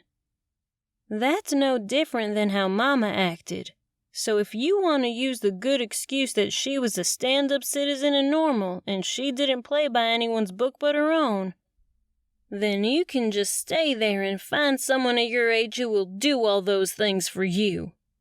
I hung up the phone and jerked open the door of the diner. As I made my way to the counter, I couldn't help but notice everyone was on their phones. Not something unusual in today's world, but definitely strange when all of them were looking, scrolling, and even chatting. Looks like I need to be on my phone, I snickered when I sat down on one of the stools at the counter. And Patty, the young waitress, came over with her order pad in her hand. I looked at the glass-covered pie plate sitting on the counter next to me. It wasn't pie, though. It was one of those raspberry bundt cakes. It's your article they're all talking about. She tapped the counter with her fingernail. Really? I slowly turned to look back behind me and over the diner. Yep, they're more concerned with the merrymaker being Sally Weston than the fact she was killed by poison. She leaned her hip on the counter. What can I get you? I need a piece. No, make it 2. I noted it was never good to eat alone. I had to take one for the team and eat with Mama. 2 pieces of raspberry bundt cake. I pointed to the cake. It goes fast. I'm glad you got a couple of slices. One for you and Millie Kay? She asked, taking the lid off. Yes. I wondered if Patty was just being nice, since she'd not mentioned Mama's fate. Do you not know? Of course I know. Carefully, she slid 2 pieces of bundt cake in a to-go container without the insides oozing out. You're talking about your Mama, right? Yeah, I guess everyone knows. It wasn't too different from normal, the gossip that was. I wasn't going to say anything. You learn really fast around here to keep your mouth shut. From what I also heard from Nate. She drew her lips together, and her brows formed a V, like she was battling within herself to even tell me what she'd heard. Go on, I encouraged her. It's nothing, really. You take the bundt on to your Mama. She gave a quick shake to her head and took a 3rd slice of bundt cake out with the spatula. She fitted into my to-go box, too. On the house. She closed the box and handed it over the counter to me. What were you going to say about Nate? I asked in a hushed whisper. Anything you can tell me would be greatly appreciated. I'm trying to help Mama, and I'm actually on my way now to meet Diffie Delk. Diffie will find out, so I guess... She paused. I can't lose my job. It was like she was warning me not to say anything after she did tell me. I'm a journalist. I never reveal my sources. It was an oath I did live by when it came to reporting. But right now, my Mama stood accused of killing Sally Weston, and my only concern was to get her out of Chief Strickland's custody. Nate said Tricia had stopped by to see Palmer. When? I asked. This morning. He got a call from Palmer saying you stopped by the Groove and Go. Her eyes were shifty, like she was trying not to let everyone here in the diner know what she was telling me. So I was right, I gasped. What? Patty questioned. I gave Patty the once-over. I knew she was in her 20s, around my age, and honestly, the only other person I'd really gotten to know my age was Charisse. She was out of town with her job as a flight attendant, so I'd yet to be able to knock ideas around with her.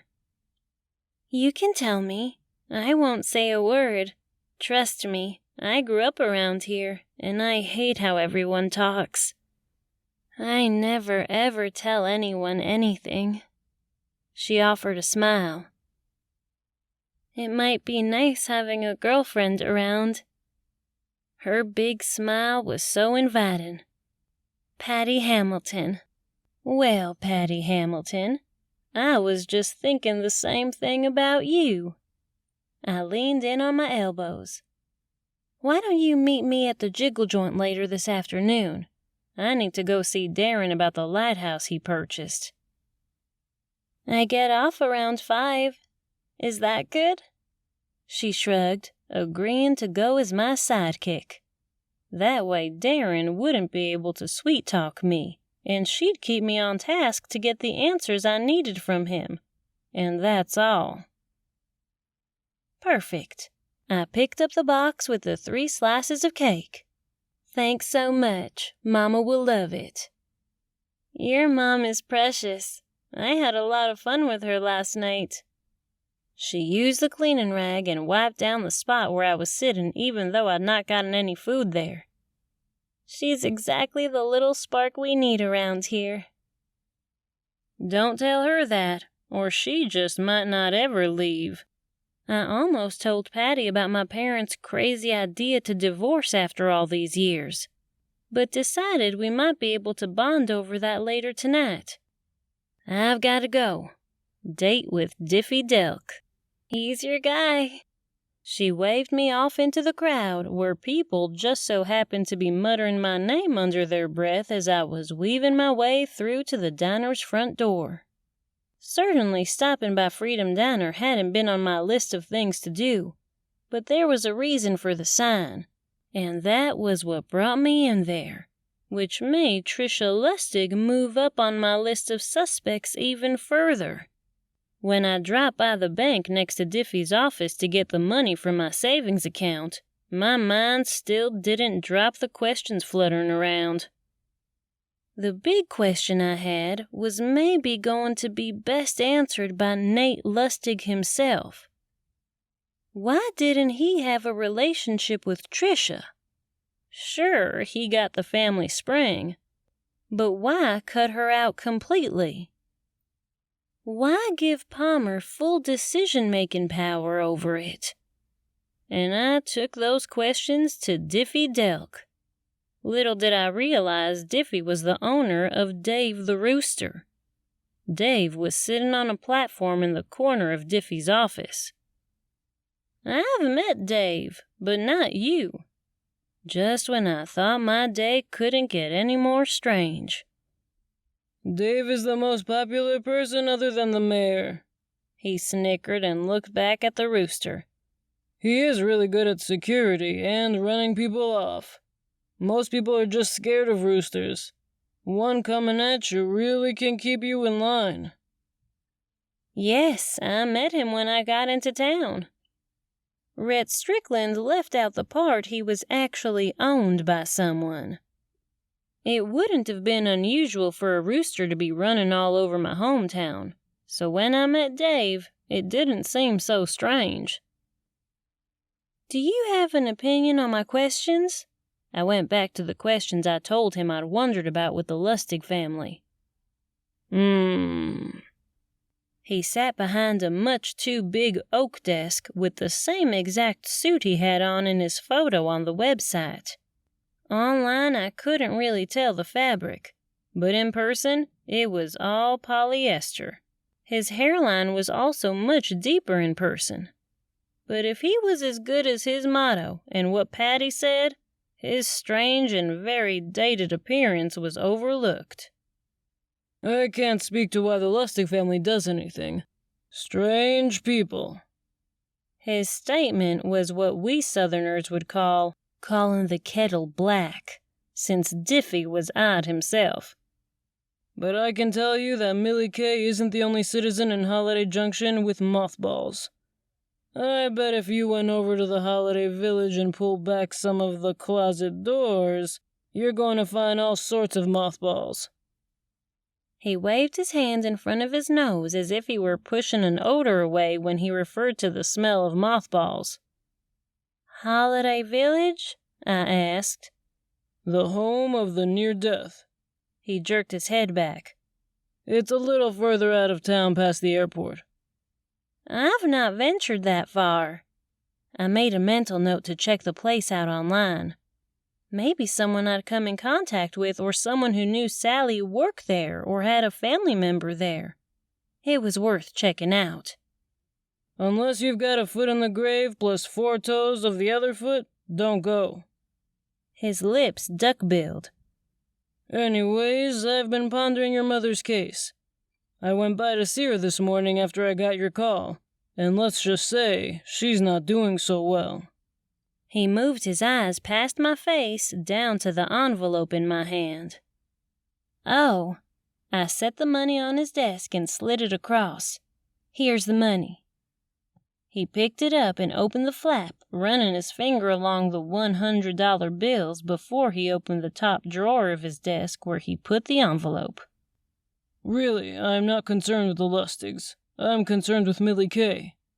He picked up the phone and punched in a few numbers. Please send her in. He hung up the phone. The bookcase behind his desk opened to expose a secret room or something. I leaned really far to the right to see around him, but all I could see was Mama walking through. Mama! I jumped up and ran to her, throwing my arms around her. Are you okay? I asked as I pushed her out to arm's length to get a good look before I curled her right back into my arms. I called Daddy, and well, let's just say we won't discuss that anymore. I wouldn't discuss it with her anymore. But once this all got cleared up, Daddy sure would be hearing from me.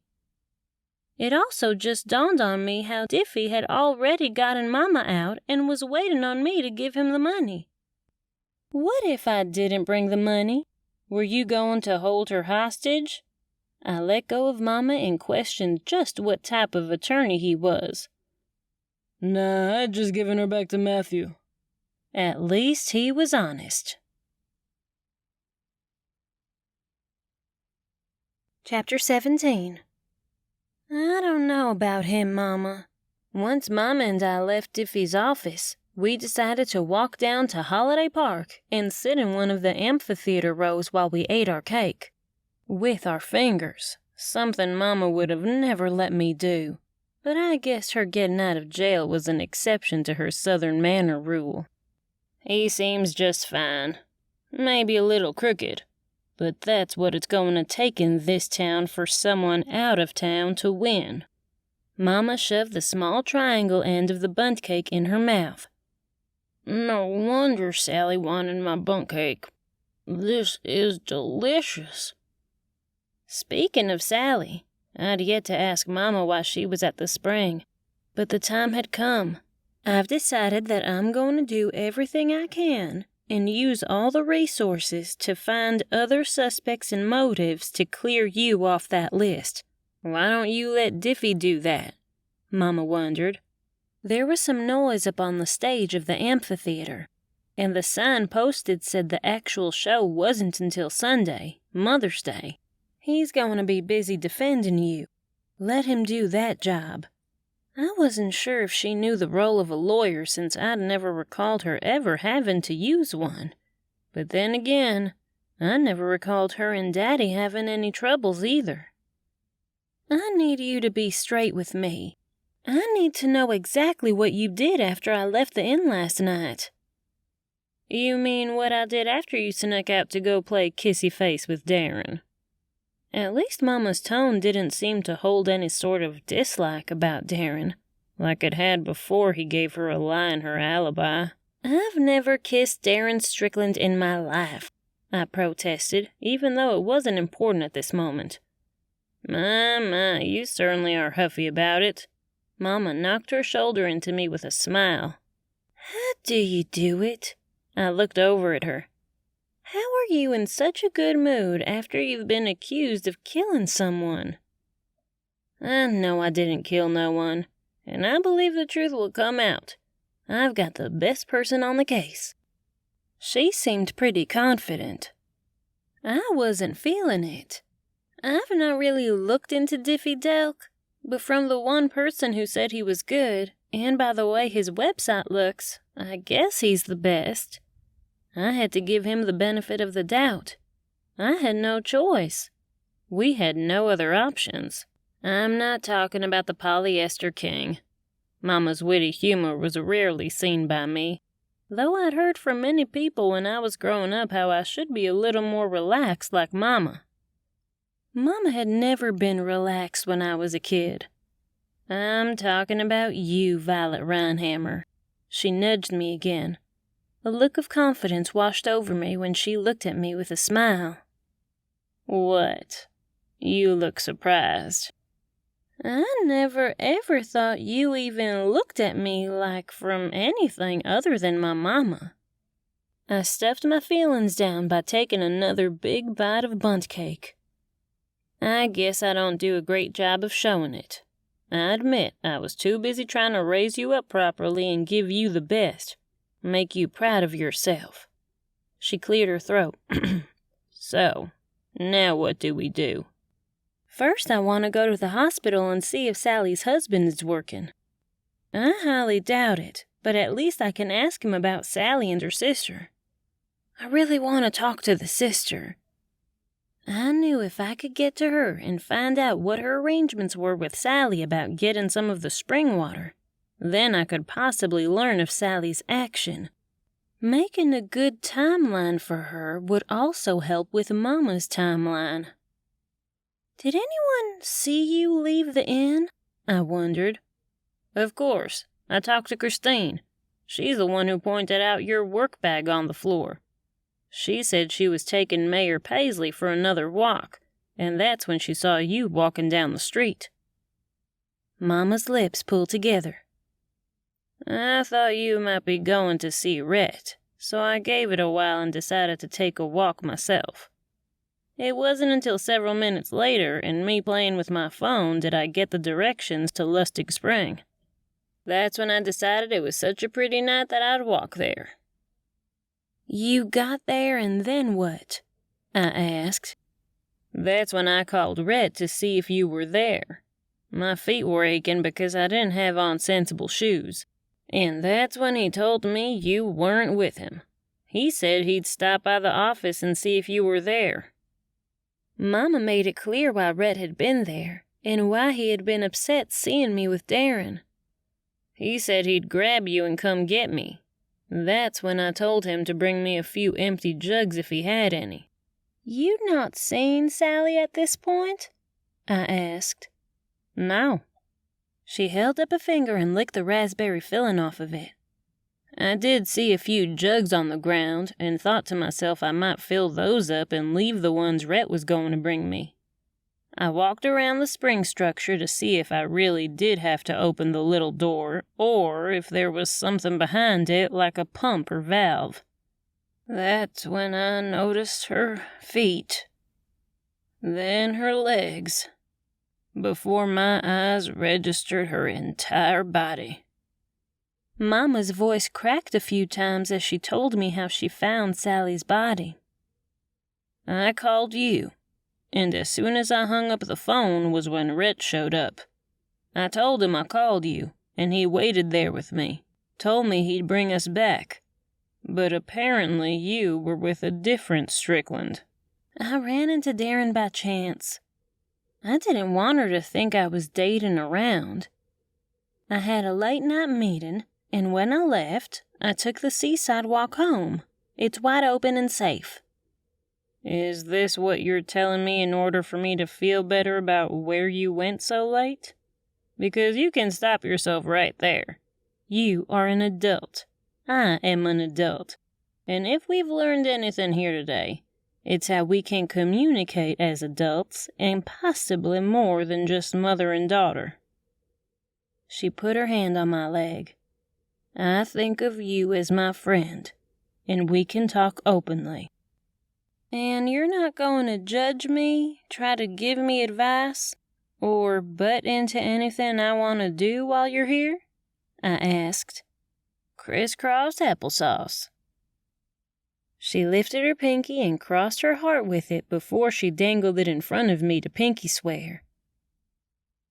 Something we did when I was a little girl. Fine.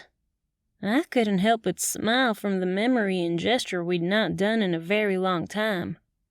When I moved here, I discovered by accident the real merrymaker. Unfortunately, they are not able to do it anymore. I made sure I kept Vern's identity under wraps. There was no need at this point to let the cat out of the bag since he was no longer the merrymaker. The person asked me to meet with them and discuss the possibility of me being the merrymaker, and I was pulled into the spell of the sales pitch. Mama giggled. I was enticed by being able to be the person, and not only that, but do some sort of post in the paper about the merrymaker, keeping it confidential as though I had the main source. I thought it was a clever idea for Vern to sell me on, and I still like the idea. You are the source, so it's perfect, Mama proclaimed before she finished off the last bite of the bundt cake. I was walking down near the sea when I ran into Darren. He was on his way home and walked with me. I left out the part how he insisted he walk with me and how he didn't like me walking alone at night. It felt like an intimate detail I wanted to keep for myself. Something I'd never felt with any man before. And it was comforting, even if it was just a line. That's when I discovered he owns the lighthouse. My comment made Mama jerk back with interest on her face. Yep, he lives there, and I got a tour.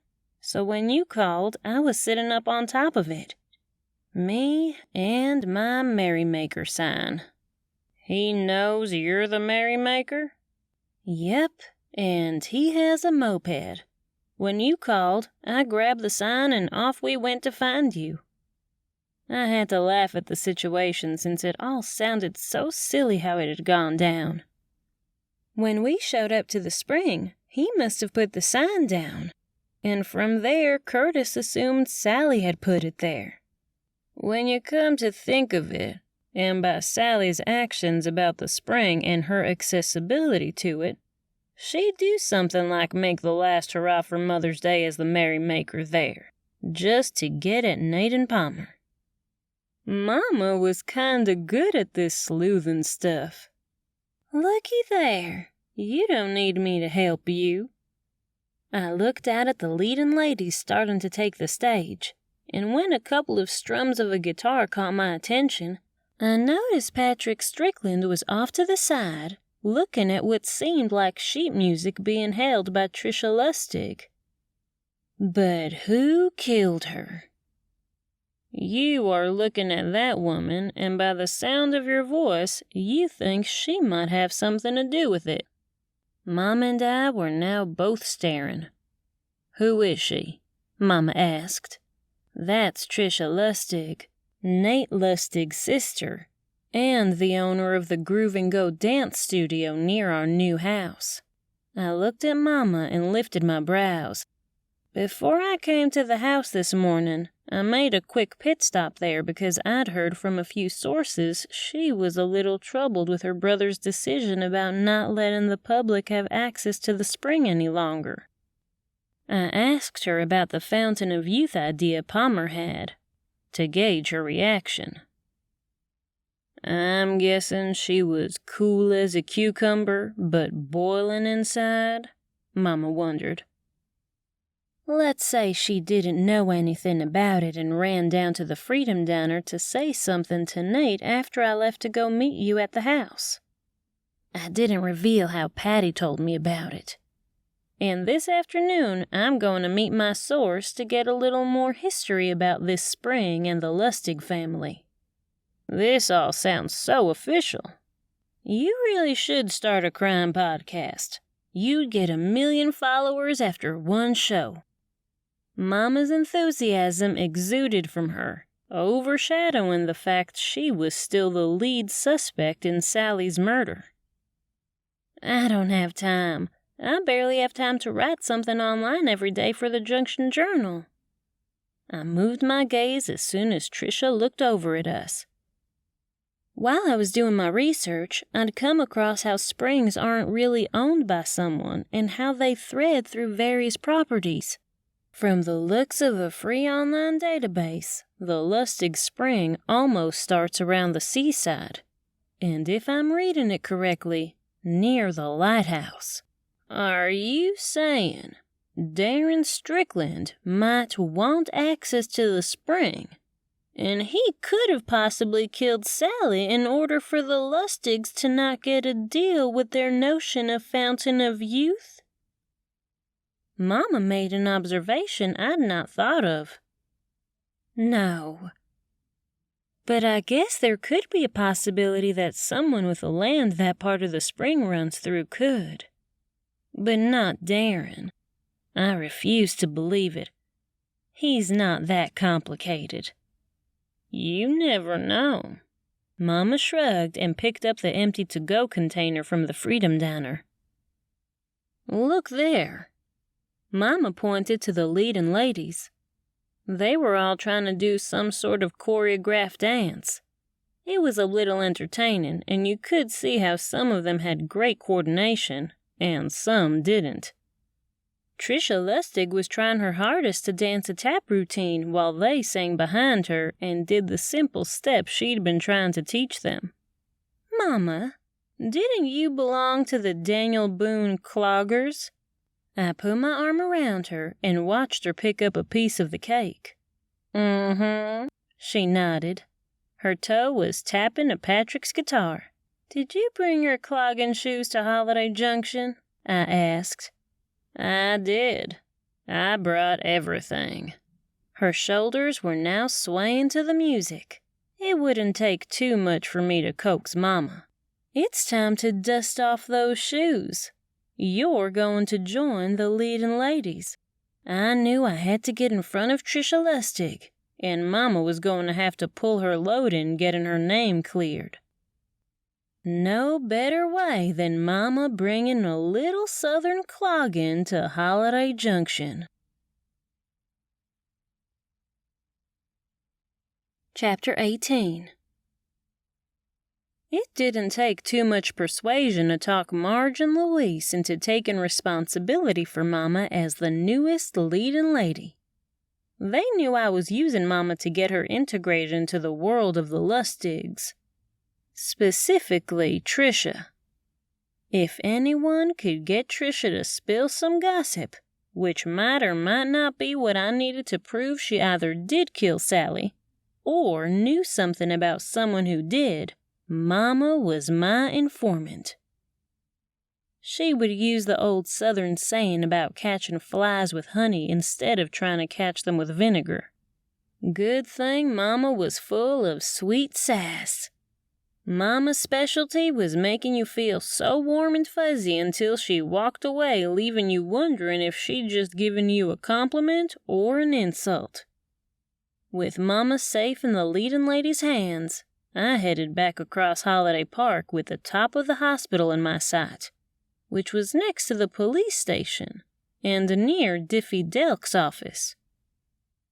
Since Holiday Park was a skip and a hop from the hospital, it didn't take me long to get there. If I thought the airport was small, the hospital was even smaller.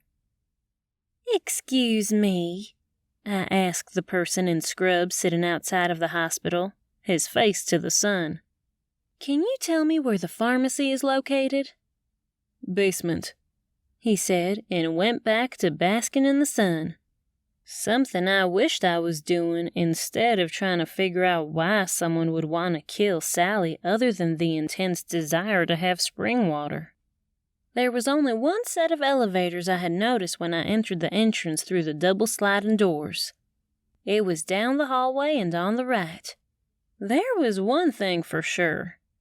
The smell of rubbing alcohol and old tile floor was no different than the hospital back home. It was one of those smells you never forget. Kinda like the smell of live Christmas furs.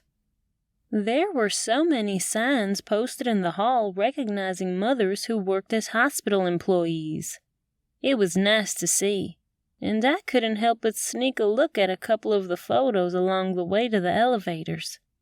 When I finally made it to the basement, I saw that the pharmacy was located to the right from the elevator doors, which made it pretty easy for the patients or family members to find if they needed a prescription filled. There was a woman standing behind the long panel of glass. She must have heard the elevator door because she was looking at me as soon as I got off. A warm smile was on her face. "Can I help you?" she asked me after she slid the small glass window open underneath a sign that read "Drop Off." "I'm looking for Dr. Weston." I did a quick look behind her. The tall wooden rows of white shelves made it difficult to see if anyone other than her was there. "I'm sorry, he only came in for a few minutes." Her brows furrowed.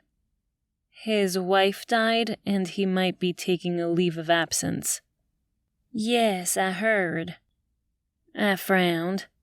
"But he came in?" "Yes, he had to get the nursing home medications over there. I told him I'd do it, but he insisted."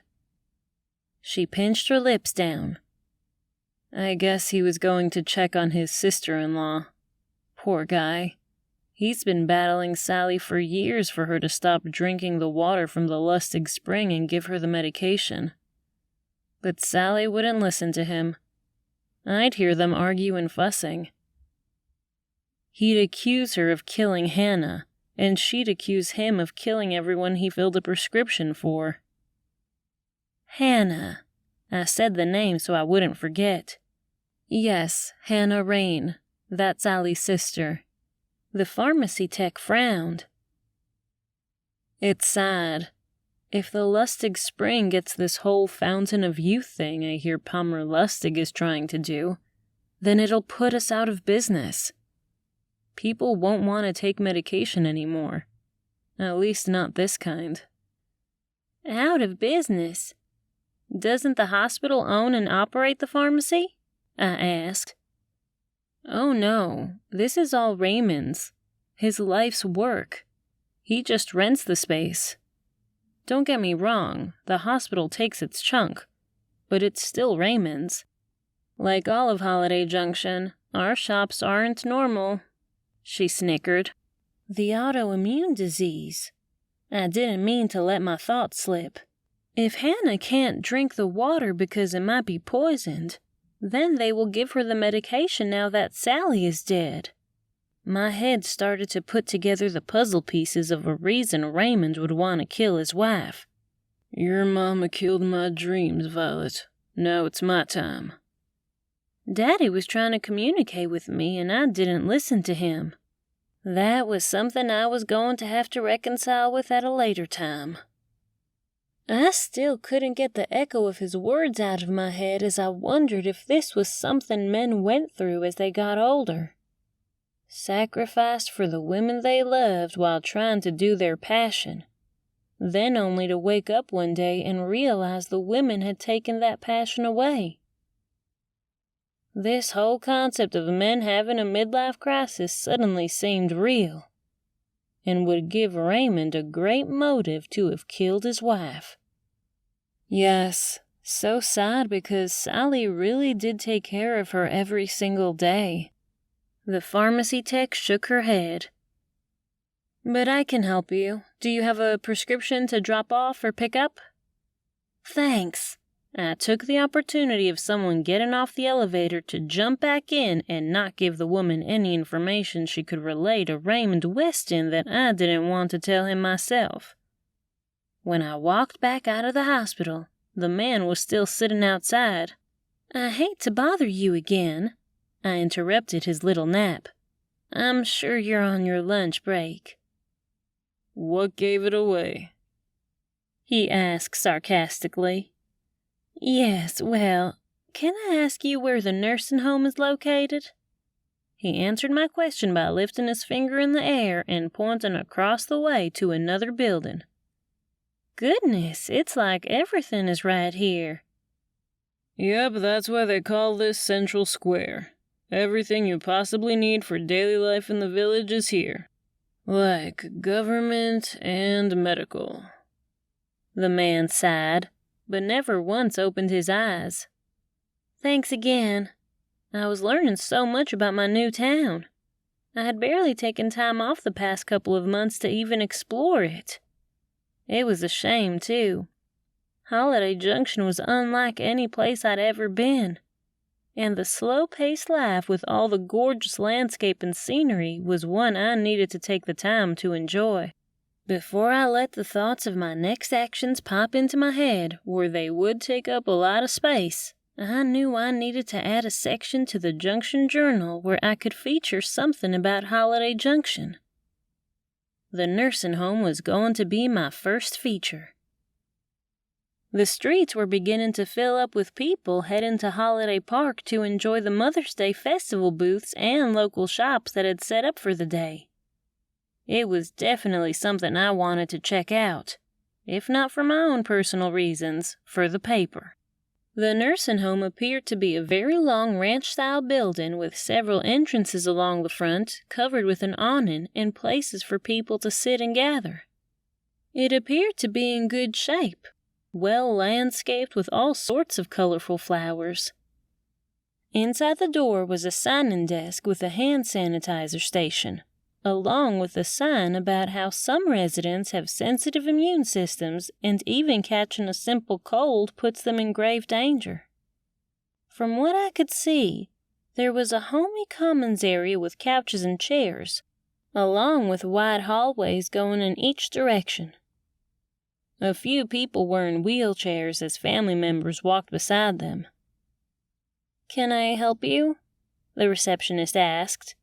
"Hi, I'm from the Junction Journal," I started to say. "Are you here to take photos of the Mother's Day project?" She had so much glee in her voice, I just knew I couldn't take that away from her. Yes, I am." I nodded and smiled, wondering if God was going to send me straight to hell after it was my time to go for all the lying I'd gotten good at. But in my head, I could spin it as a way to use it for good. Solve Sally Weston's murder. I couldn't think of anything better to lie about.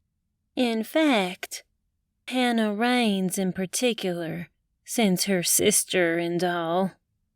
I frowned and blinked a few times to try to get a little tear to pop up. Nothing. Dry as an old bone. It's awful. Just awful. The receptionist pointed over to the common area where the tables were set up for the arts and crafts project she must have been talking about. They will bring all the residents out to make their projects. And there's a little show-type party in the kitchen with a magician with snacky things. So if you want to just wander around and take photos... Her eyes searched my body as if she were looking for a camera. I use my phone nowadays, just not as bulky, and it takes great photos. I took my phone out and wiggled it in the air. It has gotten so much easier, hasn't it? She shrugged. You can sign in right here. She laid a pen on top of the clipboard, resting it on her desk.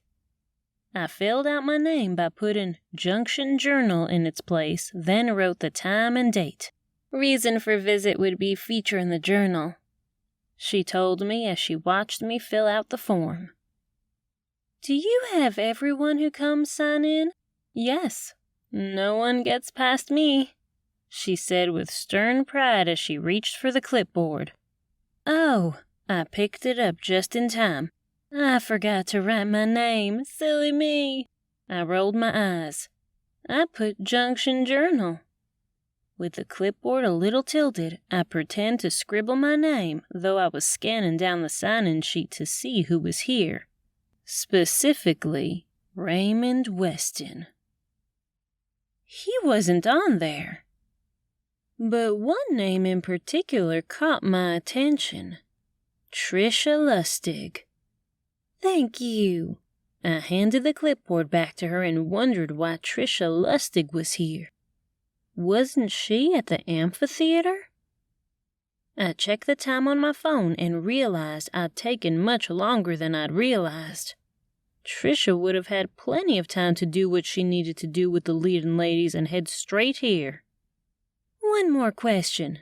I turned back to the receptionist. Is the Groove and Go putting on the show for the residents today? No, she shook her head. I told you it was a magician.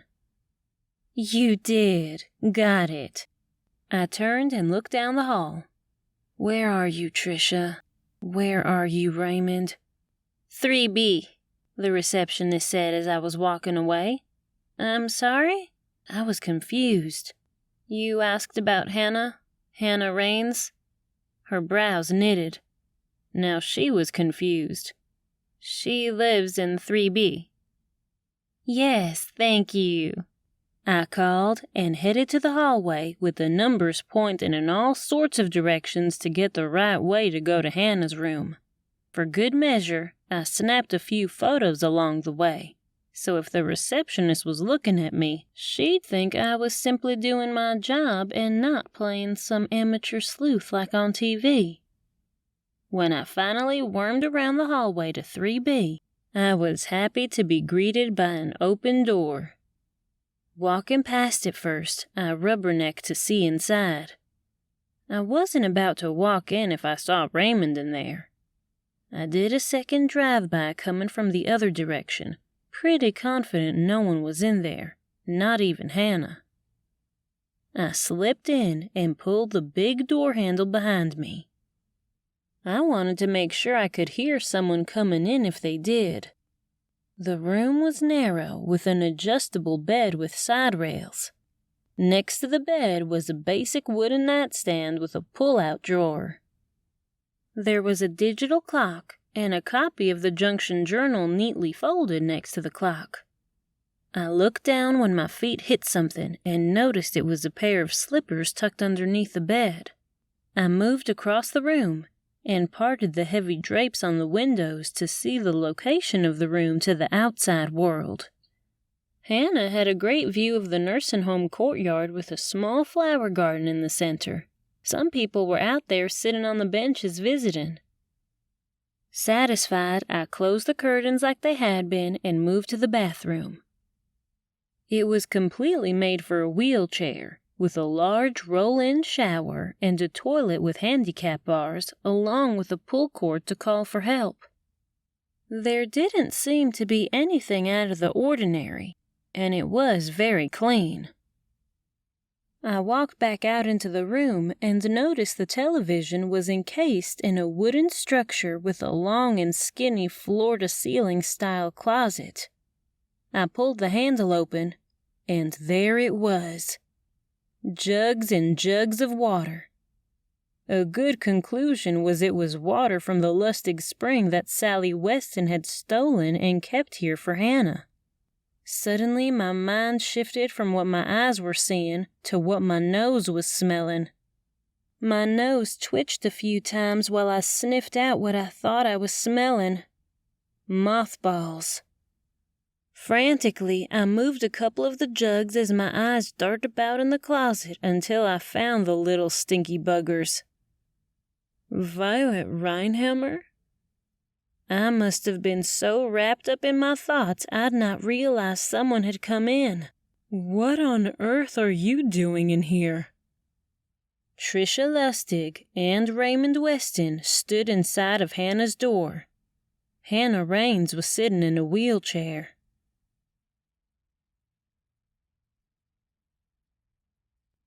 Chapter 19. I'm here to do a story on the Mother's Day projects for the Junction Journal. I swallowed and tried to make my way past them after I'd put the jugs down where I'd found them, covering up the mothballs. Raymond Weston took a step to block me from the doorway. I think it's safe to say we can all have a little chat. He didn't take his eyes off me as Trisha pushed Hannah into the room. Hannah, this is Violet. She's a new resident in Holiday Junction and works for the Journal. I know you. At least I've heard of you. My sister Sally told me all about you and your mom. Hannah's hands were folded in her lap. She didn't appear to be the standard age for a nursing home. I'm guessing it's not too flattering. I turned to talk to her since Raymond wasn't allowing me to leave. Sally worked so hard to get me some spring water that she didn't care who she hurt if they got in the way. And from what I understand, your mom won the cake competition. So you must thank her for giving Sally the cake. Hannah grinned. Sally said she told Matthew she was going to file assault charges if your mom didn't give her the raspberry bundt cake. But she was all talk. I followed Hannah's eyes over to the adjustable table in the corner that was on wheels. There was the cake box from the cakewalk, along with several small clear plastic cups used to dispense medication. It was our last piece of cake together, so thank you. I'll always cherish the memory. Hannah seemed to be really nice and likable. Too bad she was in the company of killers. Knock, knock. The door swung open, and a nurse's helper walked in. Hannah, it's time for you to go down and do the Mother's Day project. Great! I walked over to take the handles of the wheelchair from Tricia. I'm Violet Rhinehammer from the Junction Journal, and I'm here to take photos for a piece in the journal. I'll take her. No, we will let the staff take her while we answer any of the questions you have for the journal. Tricia's voice came through her gritted teeth smile. Her eyes didn't look happy. The helper walked in. Great. She replaced Tricia. Don't forget I'm Violet Rhinehammer from the Junction Journal if anyone asks. I made sure she heard me say my name again in case Tricia and Raymond decided to get rid of me like they did Sally. For a moment, I felt a little relief when the door to the room was left open, before Tricia used the toe of her shoe to tap it, and it closed on its own. Why are you really here, Violet Rhinehammer from the Junction Journal? Tricia crossed her arms. I noticed you dumped your mom on the leading ladies who I just so happened to be involved with, so you might as well spill the beans. Fine. This was one of those moments I felt pretty confident I could scream my head off and someone would hear me. I'd not been in many of them, but I'd have guessed there were a lot of people around here who would hear me. Them having good mobility could be questioned. Then it hit me how most of them probably needed hearing assistance as well. I was going to use caution on the side of them hearing me. I went to the pharmacy to talk to you about your wife and what potential reasons she might have been at the spring. I know she took the water for her sister, and I was going to ask you if you knew of anyone who would want to hurt her. I shot a glare at Tricia. Then I stopped Tricia from saying something. I talked to your tech, and she said you had all the accounts over here, and it dawned on me how you could have killed your wife because she was going to ruin your business by spouting off how her sister had gotten so much better with the spring water. Tricia opened her mouth. I'm talking. You asked me to explain, and that's what I'm doing. Besides, I gave her a long, narrow-eyed stare. I've not even started on you yet. He insisted. The pharmacy tech had told me why Raymond didn't want the tech to bring over the medication. I raised a brow as if that wasn't evidence enough. Of course you insisted to bring over the medications. You two are in cahoots, and both have a very good motive to have killed Sally Weston. I stomped and drew my shoulders back. Very proud of the investigative work I'd done. Cahoots? Tricia scoffed. Cahoots and clogging should be the headline of your next and last article at the Junction Journal. And when we tell the community about your unethical reasons to barge into a beloved village nursing home like you did, they will run you and your little mama out of town.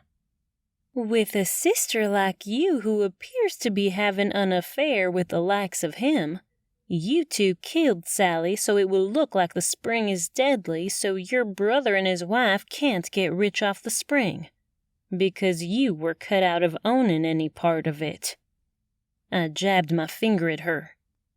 You have one thing right. Raymond's chin lifted.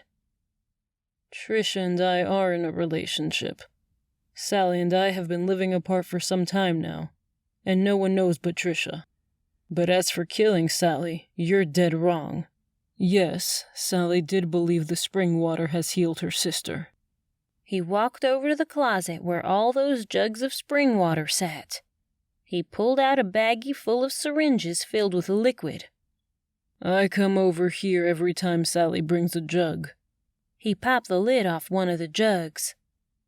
Plus, you have the nursing home contract. And if everyone here finds out the Lustig spring water has done wonders for Hannah, they won't need you anymore. I didn't let up, though I was about to ask what was in those syringes. See the little mark? Trisha and Sally were friends, and sometimes Trisha would give Sally jugs from the spring so Sally wouldn't trespass. Trisha marks the bottle so we know which ones are new. He put the syringe down into the jug and hit the plug, causing all the liquid to mix in with the spring water. Now I take my pen and put a diagonal line with Trisha's to make an X. He turned the jug around and showed me. This way I know I've put Hannah's medication in the water so she gets it. Sally believed it was the spring water and didn't want to give Hannah her medication. I couldn't let her slowly kill Hannah by making her drink the water which has 0 healing properties. Nor could I speak about the spring. I'd not do that to the Lustigs. He gave the jug a good shake before he replaced it and started to inject the other jugs repeatedly until he'd put the medication in them. Not that I need to do it now with Sally gone. I have all legal power of attorney over Hannah. And she could start taking the pill form since Sally won't be here to stop her. You see, Raymond was saving Hannah's life, not trying to kill her or Sally. Trisha opened up her big mouth. What about you? Taking your best friend's husband? Not having any part of the spring water so you have to continue to give dance lessons at the Groove and Go, huh? I put my hand on my hip. For sure I'd gotten her on this one. With Sally out of the way, you could have her husband and make the world think your brother and sister-in-law have poison in their spring so they don't make the spring water global with their fountain of youth idea. Have you seen Palmer? Trisha cackled. Do you think it's natural spring water that gave her the shiny forehead and big eyes along with those plumped-up lips? There's nothing natural on her. And trust me, there's plastic surgery records to prove it.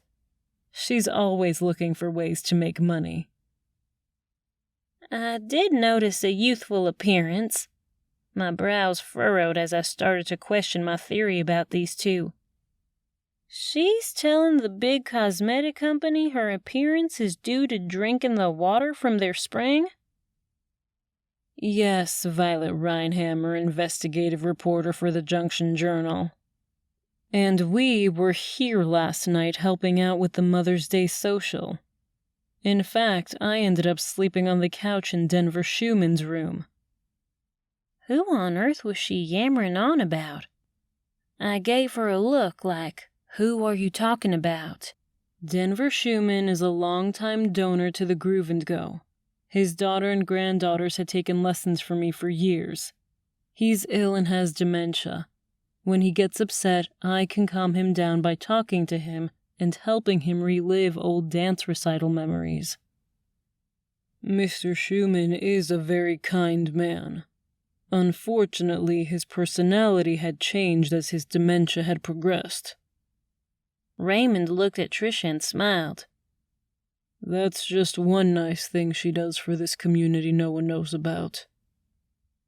Another thing that has us bothered is how Sally was able to keep being the merrymaker from anyone. Trisha must have seen the slight change in my eyes. Just hearing merrymaker made me uncomfortable. You know something. She took a couple of steps toward me away from the door, wagging her finger. You know who the merrymaker is, and it's not Sally. But you wanted to come here to confront Raymond just so you could be sure he didn't kill his wife. I have no idea what you're talking about. The verbal gymnastics started between us. Yes, you do. She moved her finger and pointed to herself. I've got women's intuition, too. I mean, I know there's someone who goes around being the merrymaker since I've moved here, but I don't know. I stopped and acted surprised. Are you telling me Sally was the merrymaker? You aren't fooling me, Violet Rhinehammer. At least she left off my title this time. You know who it is, and that is probably the killer. She pulled her phone out. What are you doing? I asked. I'm calling Chief Strickland. You're not the only nosy person in this town. She let me past her. I'd suggest you not leave town or cross the country line with any harebrained leads. I'm thinking the chief is going to want to see what you know. Don't you worry. I flipped around to face them. I wasn't about to let them bully me. I'm going to go over there myself and tell Chief Strickland everything I've seen here today.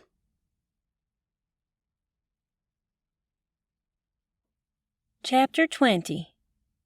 No, Violet. Chief Strickland sat back in his chair with his hands folded across his stomach. He'd been silent the entire time while I told him what I'd encountered at the nursing home.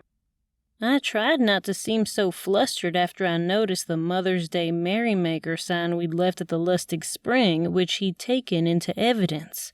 We don't go around telling people's personal problems. So if Trisha Lustig and Raymond Weston are friendly, that doesn't mean they killed anyone. You aren't listening to me. I grabbed the piece of paper from the top of his pile and flipped it over. After clicking the ink pen, I laid it all out for him to see. Sally had stopped giving Hannah the medication because she thought the spring water was healing her, when in reality it was Raymond giving Hannah liquid medication in the spring water. That's how Sally believed it was healing Hannah. Chief Strickland's brows furrowed, and his head tilted to the other side as he gave me a hard stare. Frustrated, I continued. This gives him a motive to have killed her, don't you see? I jabbed the paper with the pen for him to look at it. Raymond has the entire nursing home account. That's a lot of cash in business. If word got around, and from what I know about Sally, it sure did get around, then all the residents could have stopped needing him because they'd want to drink the spring water, which would mean he'd lose the account.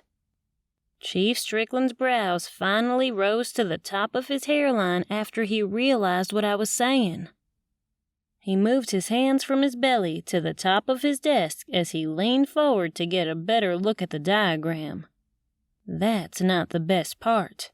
I didn't want to leave this little piece out. Hannah has mothballs in her closet.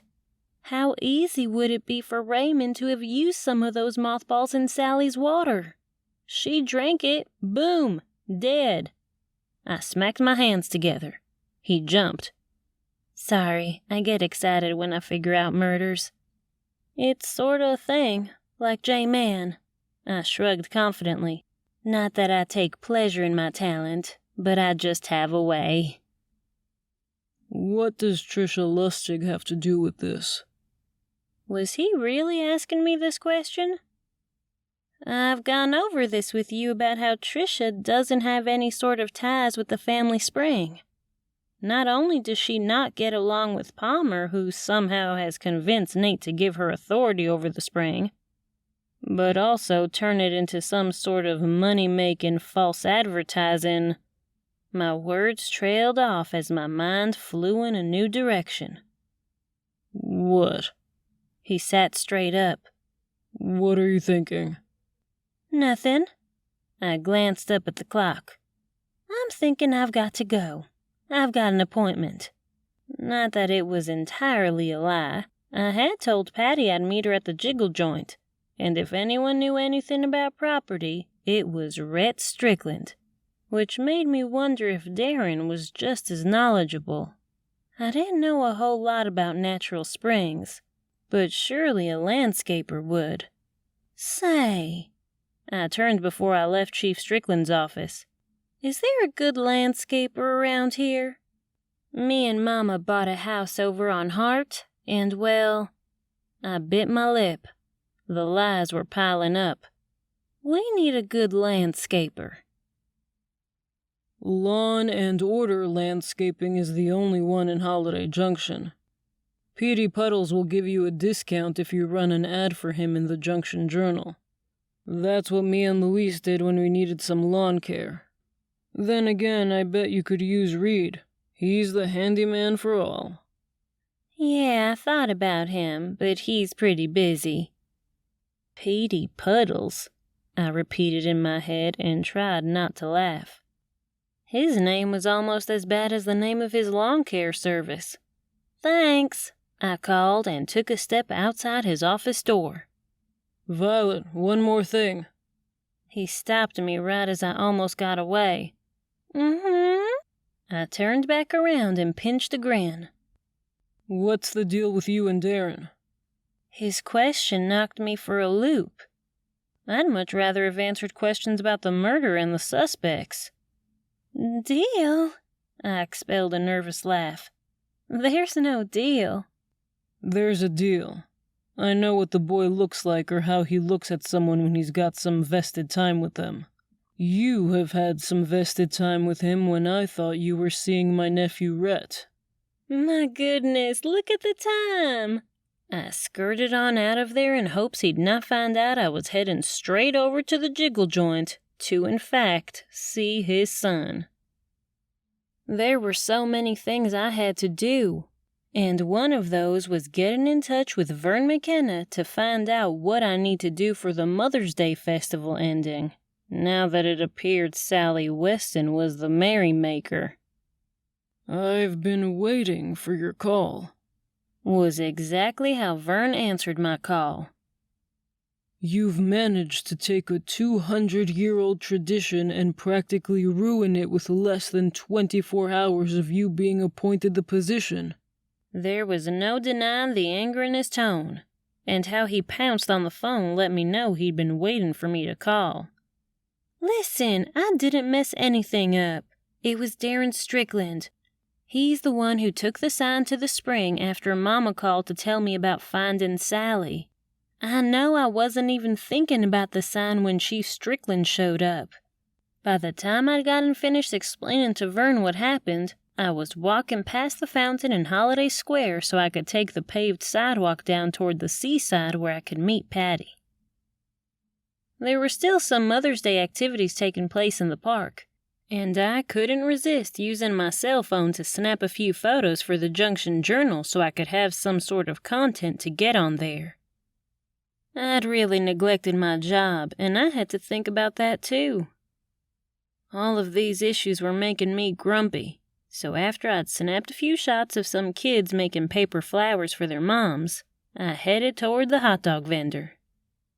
Vern was silent. I was thinking this was a good sign, because he'd been the merrymaker for a while. I was sure he was coming up with a good solution. I guess we can make a new sign and put it up somewhere different, I suggested. Vern? I pulled the phone from my ear to make sure he was still on the line. The seconds were still ticking. Vern? Yeah? There was a bit more anger in the sigh than I had anticipated. "Now what?" I asked as I held my finger up to the vendor for one hot dog in exchange for some cash. "Keep the change," I whispered. Did I hear you correctly when you said Darren Strickland somehow got hold of the sign? Oh. I bit down into the hot dog and kept the position while I closed my eyes after I'd realized what I'd done. You told Darren you're the merrymaker, didn't you? His words were fast and frenzied. What am I going to do now? I've been married to Lenny for... He hesitated. Too long, and she never knew I was the merrymaker. If anyone should know, it should be my wife I've had forever, who I live with, share meals with, and lied to when I would have to go put the sign up during the wee hours of the night after she'd wake up. Do you know how many times Lenny has accused me of cheating on her? I'm sorry. It was by pure accident. Really. I would have tried to explain the whole situation, but then it would have sounded like me and Darren were on a date. I couldn't even begin to figure out how to make the situation any better.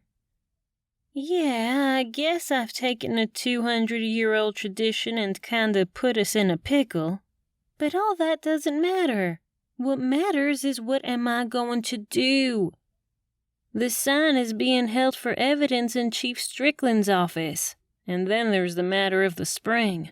It's roped off, and I can guarantee Nate and Palmer aren't going to let the festival end there when they don't want anyone on their property, even if Chief Strickland is going to release the crime scene.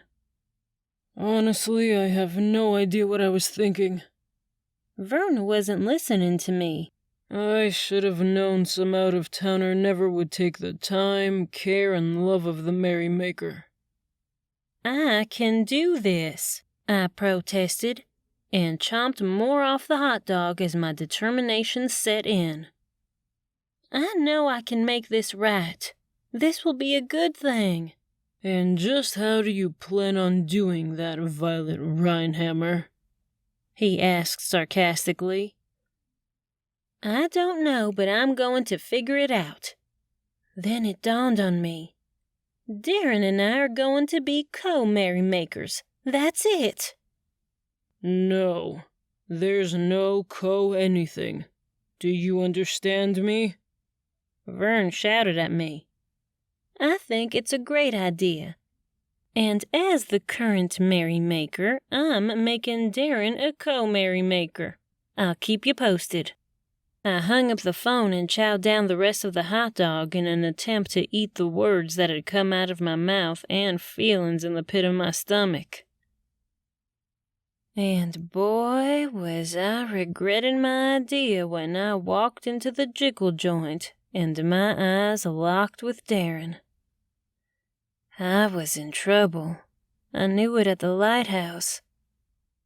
Being that close to him made my head swim and my heart hurt in ways it had never done. And now that I'd made a mess of the merrymaker gig, this was my only option.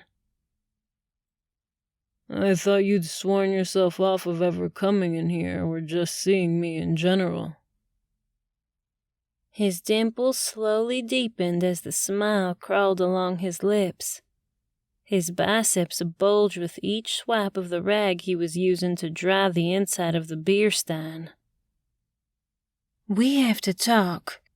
I'd rushed over to the top bar and leaned over so only he could hear me. No, thank you, Darren, for telling your dad me and my mama. He was talking in my accent, or at least giving it a good go. Was with you at the bar. Thank you, I've already found the killer. But we have bigger problems. I gestured between us. Merrymaker, I mouthed. I have nothing to do with that. He shook his head and reached the beer stein up to the place on the shelf with the others. That's your gig. This is mine. It's totally your gig now. Thanks to you for bringing the sign to the spring where your dad told the world Sally Weston was the merrymaker. Which would be fine, but now the party? What about the party? I questioned. Darren didn't pay a bit of attention to me. He'd grabbed a beer glass and had pulled the handle of one of the many taps, tugging it toward him as he poured a glass. Nate and Palmer will not let the town hold the final Mother's Day festival there. He slid the beer glass my way. Drink it. You could have used the opportunity to be quiet and hear yourself. What, was he giving advice? So now you're giving people advice? I let it slip out of my head. Maybe you need to write an advice column for the paper. Owen and Sean's beady eyes were staring at me. What? I asked them and picked up the beer, taking a nice long swig. I might just start day drinking with you. Listen. Darren used the rag to wipe down the bar top, which wasn't unusual, but he did turn his back on Tooth Fairy and Easter Bunny. I don't know what's going on in that head of yours, but I can't be the merrymaker. You're going on this alone. No, you are, and you and I are going to figure out this little Mother's Day party together. I hid my lips behind the glass just in case Tooth Fairy or the Easter Bunny could read lips. Just move it. Darren suggested like that was an option. Move the party, make a new sign. You make this 200-year-old tradition sound so flippant. I can't do that. It's not how the merrymaker works. If we move the party, then it looks like the merrymaker killed Sally. And if we just keep it there, it looks like Sally is the merrymaker, and the process of finding a new one begins in the secret world of merrymaking. I didn't make a lick of sense, but he got the drift. The door opened, letting the only view of the outdoor world inside. The silhouette stood in the door outlined by the sunlight, but I knew that pose. I knew that body. As soon as the person took a step inside and the door closed behind, all eyes were on Millie K. Rhinehammer. This day was just not letting me do the things I needed to do. What on earth are you doing in here, Mama? I jumped off the stool and headed over to her. I've come to get my afternoon cocktail before we go to the leading ladies' get-together tonight for supper. There were two things with Mama's sentence that I didn't like. One being leading ladies' get-together, we, emphasize on the we, were going to go to, and the other supper. You mean you? I asked. When she gave me the mama look, my body deflated. Mama, I have too much on my plate today. I can't go. Time is precious right now, and now that I've found the killers, you can go anywhere you want to alone. Killers? Mama and Darren, along with Sean and Owen, said in unison. You'll find out soon enough. But let's just say that I found mothballs in a very interesting place where Sheriff Strickland is going to look into, I confidently stated and drank the last of my beer. Then you should be free. Meet me in the golf cart at 7 p.m. Mama tootled on past me. I watched her walk over to Owen and Sean, where she took a seat. A beer was waiting for the person. They must have been expecting her. Shall we talk business, gentlemen? Business? I looked at Darren in disbelief. What does that mean? I asked. Who knows? He shrugged and picked up the glass. Another one? No, I'm here to meet Patty. I glanced around to see who came in and turned back around when I noticed it wasn't her. From the Freedom Diner? Darren asked.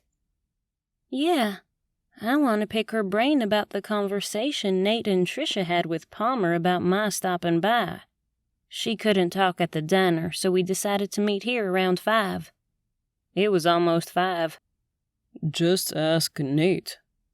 Darren threw a finger gesture down to the far end of the bar. That's Nate? I didn't even recognize him with his cap on his head. He was really keeping it down and was looking at something with a drink in his hand. Yep. Comes in every day after the lunch crowd to read. He gets 1 bourbon and Coke and sips it while he reads his books. What Darren said struck me as funny. It was a jiggle joint with background music and stale air. Who could enjoy a book in this environment? You go down there and listen to what type of business deal my mother is making with those 2 yahoos. I knew it wasn't the best compliment, but I didn't know these people that well. And certainly my mama didn't. They could be taking her for all she would be getting in a divorce settlement for all I knew. They're fine. Darren turned his attention back to the door. It was Patty this time. She waved, smiled, and came right over. I'm a little early. The diner was slow because it's right before the supper crowd. And I wanted to leave before Nate showed up, or he'd probably ask me to take a late shift. He's done this every night this week. Every single night I've closed, which means I'm there until 2 or 3 a.m. She sighed and sat down. Don't get too comfortable. Darren's head nodded toward the end of the bar. Nate's down there reading his book. Crap. Patty swiveled her head away and walked to the left of me to sit down instead of the right where she was going to sit. Did he see me? He's not going to see anything until the timer goes off on his phone. Darren poured Patty a beer. Your favorite. Thanks. She picked it up. Tastes so good after a long week. Patty started to tell me about her day while I kept one eye on Darren. He dropped off another cocktail to Mama and said something to make her look at Nate. She popped up off her stool with her drink in hand and forced her way into Nate's space, causing the poor man to look up from his book. You wouldn't believe the people who send back orders. The orders they had specifically ordered. Patty's voice was merely white noise. Nate put his book on top of the bar, and he gave his full attention to whatever Mama had to say. It wasn't long before Mama had come back with a big old possum grin on her face with Nate walking next to her.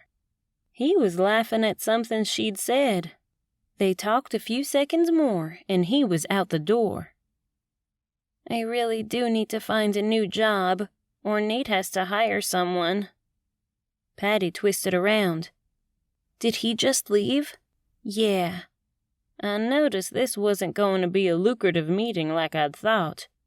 I guess when I suggested to Patty I needed friends, she was all in, which was good. But my head just wasn't in the chit-chat game. Another time, sure, but not right now. Did you overhear anything Tricia had said tonight? Because I think she and Raymond Weston killed Sally. Patty's jaw dropped. I'm going to need another one now, Darren, she called out to him. Gotcha. Darren let her know she'd be next. The jiggle joint was getting filled up from what looked to be people coming in from after work. I never would have thought about it, but you do know those 2. Patty wiggled her brows and clicked her tongue. Everyone knows. Been happening for years, so it's gotten to be no big deal. I think it's horrible, but I did find mothballs in Hannah's room at the nursing home. I told the story as the look of unbelief continued to hit Patty's expression a few times. Violet, it's for you. Darren held the receiver of the old phone attached to the wall. Me? I questioned him to make sure he was talking to me. Yep, you're the only Violet here. I got up off the stool and wondered who on earth had found me at the jiggle joint. Hello? I asked, after putting the phone up to my ear, but keeping the receiver with the stale beer smell far away from my mouth. Tricia and Raymond check out. It was Chief Strickland. How did you know I was here? I asked. I told you I know you and my son are hanging out. Wherever he is, you are. He cleared his throat. Just don't tell my wife. She's been looking all over town for you. I'm not hanging out with your son. And they did do it. I gnawed my lip, knowing I was going to have to now follow the other journalist hunch I had about Colin Petey Puddles. They didn't. Everyone in that nursing home has mothballs. And just so you know, the time of death for Sally, and the times we traced your mom's phone's GPS around that time, along with what little video footage we found of her sneaking to the spring, doesn't match. Which brings me pleasure in letting you know she's no longer a suspect. So please call off Diffie, because he's driving us nuts here. This was the only bit of news Chief Strickland mentioned that I loved. My eyes shifted from Patty to Darren as I made my way back around the bar to my stool. Looks like our snooping isn't finished. The two people I was certain who killed Sally, I paused to see their confirmations on their faces. Both have checked out alibis.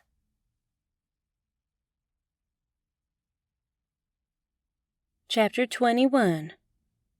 What was the chat with Nate about? I asked Mama, since we both left the jiggle joint at the same time, which was about the right time for us to make it back to the Jubilee Inn and change our clothes, fix our hair, and get all gussied up to play nice for the leading ladies now that Mama had taken a vested interest in joining them. We had a little chat, that was all. Nice man.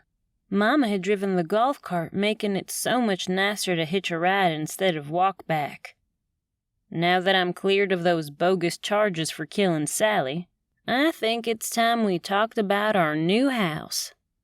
Don't you think we need to talk about Daddy? Their divorce was another issue I had in my head to help resolve. Ever since I talked to him, the conversation had rolled around and around in my head. We Southerners were good at thinking on something a little too long. It was like driving a car over it 1,000,000 times, then backing the car over it to make sure we couldn't come up with a solution when there clearly wasn't one to be had. It was the whole beat a dead horse thing we like to say. Only this situation made me really want to beat that dead horse all the ways to Sunday.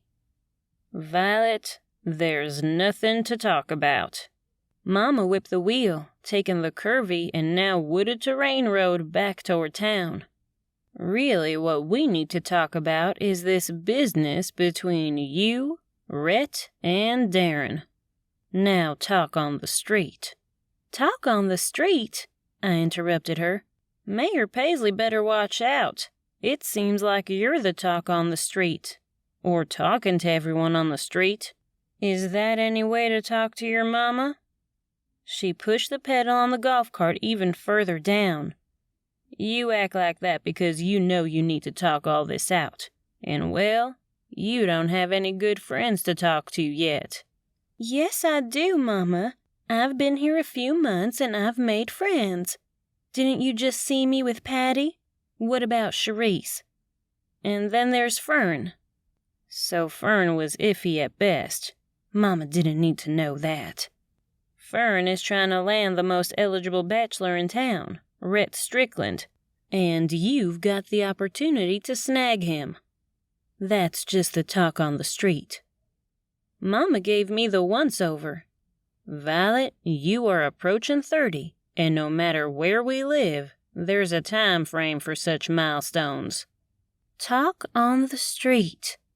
The idea of an advice column for the Junction Journal had tickled my mind over the last few months. And well, with Mama in town, I knew she'd hear all the gossip. She was the one who took pride in being in all the social circles. And just her time here these last few days had proved she was way more social than I was. That means, she started to tell me what it meant, as if I didn't know. I know what it means. But what if there was a section in the Junction Journal called Talk on the Street? I tossed her a look. Oh, Violet, I think it would be wonderful. More than the social section. It could be things sent in anonymously. Mama threw out some really great ideas. This is great. I wanted to pull out my phone to take notes in the note app, but I couldn't let go of the side handles of the golf cart in fear Mama was going to dump me out when she took a turn. When do I start? Mama hit the horn on the wheel and waved as we passed a few ladies walking down the sidewalk. "Good evening, Millie Kay." They all said hello to Mama and sometimes called her by name. "How do you know these people?" I dared ask. "When you socialize and be friendly, not stuck up in some motel room, then in a dilapidated house as an office all day, you get to know people. And I already have a great topic for talk of the town." Mama was itching to tell me. "What's that?" I asked, and couldn't help but look down Rhett's street when we passed it. Though I couldn't see his house. It was too far down at the opposite end. "Merrymaker." "I'm listening." "Trust me, if there was a solution to be had about my little problem, Mama could probably fix it." "You know when you asked me what Nate and I were discussing at the jiggle joint?" She smiled. There was definitely something up her sleeve. "I hope you weren't trying to hit on Nate. He's married." Not that I think she would, but it was best to just put it out there in case it was up in that hard head of hers. "Lordy, child, heavens no." She snorted like it was the most impossible thing in the world. "He's going to host the Mother's Day festival ending tomorrow at the Spring. I told him how this tradition was so important to the community, and if he wanted to save his reputation with the spring not being poisoned, he needed to open it up to the community just for the festival. So if Palmer did try to sell the spring water as some sort of fountain of youth, it wouldn't be tainted by false accusations." "Mama, this is amazing." My hands flew to my mouth, but quickly grabbed the handle when she took a sharp turn into a parking space in Holiday Park. Chapter 22. Here. Mama grabbed her purse from the back of the golf cart. "You could use a little of this." She took a tube of lipstick out of it and rolled it up. Pouty pink. Just your color. "I thought we were going to the Jubilee Hotel to get changed."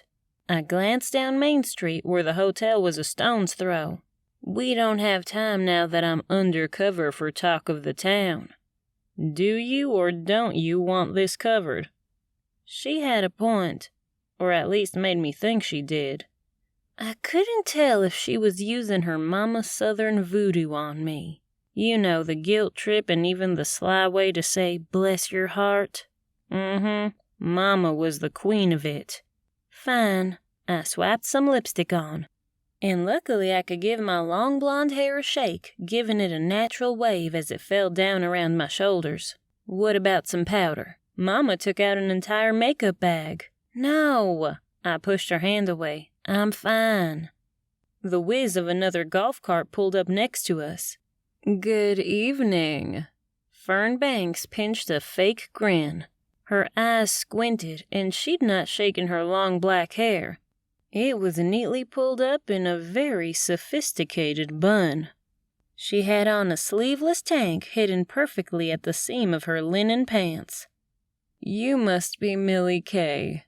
"My goodness, if I didn't know the mayor was a dog, I think you were pretty important," Mama gushed. "Mama, this is Fern Banks." I didn't really do the proper way of introductions, but the proper way and Holiday Junction way were two completely different acts. "You're Fern Banks." Mama snapped her mouth shut, but her eyes didn't stop fluttering about Fern, taking her all in. "I see you've heard of me." Fern fluttered her eyelashes. "It wasn't in a good way," Mama muttered.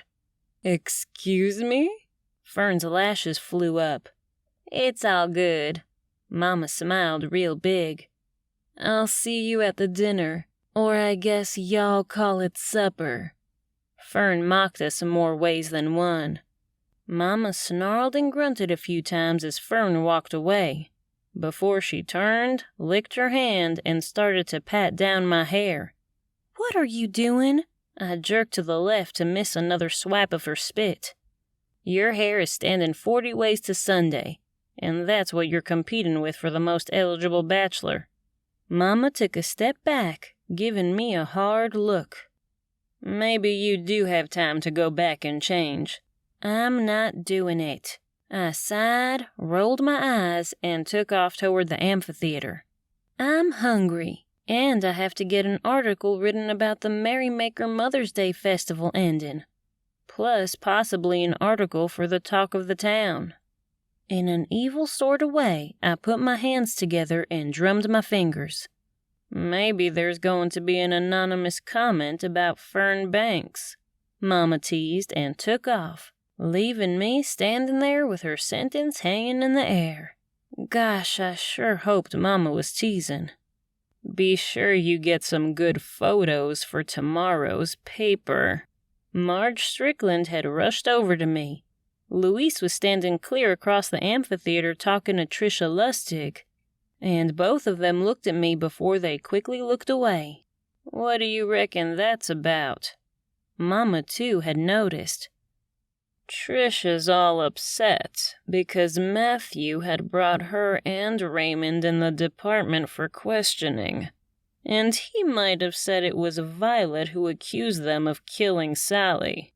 Marge waved her thin, long fingers in the air. "Trisha's always complaining, but if you ask me, it's high time someone called out their affair. We all see it, but no one ever wants to discuss it in public. Sweeping it under the rug." Mama's eyes squinted. "What on earth do you think she sees in him?" I'd seen this move by Mama many times at the church socials when I was growing up. She was able to get deep, dark family secrets, even guarded family recipes out of people. Money. That man has the monopoly on medication around here. They don't have no option to get their prescriptions filled anywhere. Marge put a smile on her face and waved at Goldie Bennett when she walked by. If anyone would know anything, it's her. Marge shifted her look between us and Goldie. "She hears all sorts of things on that trolley.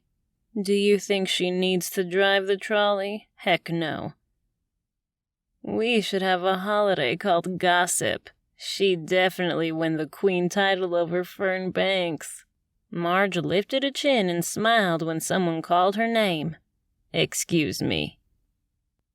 "Did you ask her?" Mama wanted to know if Marge had cleared the talk of the town section. "Yeah, it's fine."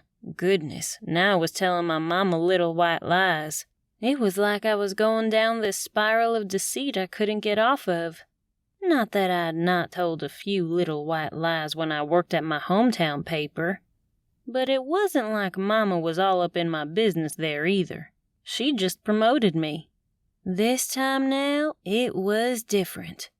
Her active role in my life and career was new, but I was confident Marge would be fine. At least I hoped so. Good. I'm going to scout out some information. Mama was content now she'd gotten Nate to host the party, and wasn't really thinking about the murder. But Sally's death was still in the forefront of my mind. I should have just left it all up to Chief Strickland and let go of Trisha and Raymond. But Trisha seemed to be trying to make herself look better since I'd shined a light on the affair. While Mama went off in her direction, I decided to do the job I was paid to do and take photos, make notes, and get my head together for what was going to be a long night of working at the office. I thought Southern women had spectacular spreads, but the leading ladies were giving Mama and her friends back home a run for their money. They had 4 large banquet-style tables lined with a white tablecloth with a place setting of china, along with sterling silverware and glass goblets filled to the top with water. There was a string-piece orchestra lightly playing background music from the stage of the amphitheater. With the mountain view behind us and the sun setting over the sea in front of us, the glow of happiness was on everyone's faces, even Trisha's. The floral arrangements were in glass vases with a button yellow flower bouquet. The pop of color with the white was a gorgeous contrast. The entire tablescape made for a beautiful digital photograph. And I was sure it was going to be the one to feature in the article. The ladies chatted away, and when I saw Goldie Bennett alone, I wandered over her way just to see what she had to say. I swapped one champagne flute and a water from the small bar setup on my way over. I guess we're going to keep running into each other. I handed her the flute. Not drinking? She asked. I know you do. I clearly remember everyone talking about the new girl out drinking Fern Banks at the St. Patrick's Day Stein competition. That was a once-in-a-lifetime thing. I swigged the water. Water for me. Besides, I'm covering this event for the Junction Journal. Oh, I see. She was really a nice lady. I liked Goldie. She had been the nicest to me since my life started here. I wasn't sure I'd be able to print anything she'd say, or at least not quote her by name. Remember when you mentioned how your husband wasn't a big fan of Trisha's? I had to bring it up. Elvin, though highly unlikely, was still on my list of suspects. He did have some grumblings with Trisha Lustig. I'm following a lead into Sally's death, and I really wanted to know what you knew about her. I subtly kept a close eye on her body language. Don't get me started on Elvin and what he thinks about all that spring stuff. Yes, everyone knows Trisha and Raymond are all lovey-dovey, even Sally. But Sally didn't care. She just wanted to make sure Hannah was taken care of. But that spring water isn't no fountain of youth. Heck, if they think that, then they can just tap right in on it down by the lighthouse. That was when it hit me that I'd yet to call Lawn and Order landscaping because that was my question. And I hadn't asked Darren while I was at the jiggle joint because he was so busy. Lighthouse? I asked, this time knowing what I'd found online was correct. According to what I found online, I noticed there was a spring called Holiday Junction Spring. Yep, that's it. That's where the natural spring starts. But Palmer and Nate decided to call it Lustig Spring from their property. That was an interesting bit of news. They even had the old stone concrete built to make it look old. That's the kind of work money can get you. Which is why Elvin has a beef with Trisha. My searching was right. The spring does flow from the area near the lighthouse to the Lustig property. I was always leery to take things for truth on the internet. Haven't you seen people going down to the sea trying to get water? She asked, prompting the memory of the people milling around the lighthouse that night. And Darren covering it up as they were thirsty. Why would he cover it up? Even if he wasn't deliberately doing it, he knew I was looking into this spring, and he was with me when we went to get Mama. And then he gave Mama an alibi. What did Darren Strickland have to gain from not telling me? What was he hiding? This looked like it might be the first talk of the town. If you were going to not only toy with me and my emotions, which even thinking about having emotions with him made my heart drop, there was no way I was going to let him mess with my mama. Violet, are you okay? Goldie's eyes held a look of concern. Yeah. I shook my head, smiled, and took a sip of water which didn't even touch the sudden onset of dry mouth. I'm fine. I was just thinking, that's all.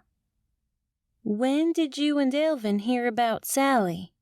She rattled on about the grandkids, and I'd gotten so good at tuning her out on that topic, but then she said, "We were eating at the Freedom Diner that night. Palmer was there, and she left in a huff." "Did she?" I snorted a puff of air out of my nose as I wondered if somehow Palmer Lustig did kill Sally. Somehow Darren knew it. Had Darren confronted Palmer about using the spring to promote a fountain of youth? Did he want a kickback from the proceeds? How on earth did he really afford that prime piece of property on the beach? Every time I went into the jiggle joint, it was literally 5 customers at the most. That included Owen and Sean. What about the Mother's Day Merrymaker sign? Why did he carry it to the spring and not leave it by his moped? Did he plant it? "Violet, what's going on?" Mama had rushed over. "I saw you looked funny. What's wrong?" "Nothing, Mama." I snapped out of it and offered her a smile. "I've got to get back to the office. I've got enough here for the article. It's still early, so I'll walk and be home pretty early." "Are you sure?" she asked, a little apprehensive. "Positive." I took one last look around before I took the path from Holiday Park back down to the seaside, where it opened up just a little beyond the lighthouse. I dragged my eyes across the beach and saw a couple of people near the spot where the Google map had told me the Holiday Junction spring started. I hurried past the shops and didn't even look at the jiggle joint when I passed. I knew Darren wouldn't see me because there were no windows to look out, but I just couldn't bring myself to do it. There was a feeling he'd played my feelings this entire time to see what I knew about the turn of events. If I had to guess, I'd say he and Palmer had never intended for Mama to happen upon Sally that night. Palmer had given her alibi to Chief Strickland, and I was Darren's alibi, though he'd lumped Mama in there. Did he give Mama her alibi so it would make me stop snooping around if Mama was cleared? Of course his dad was going to believe him, right?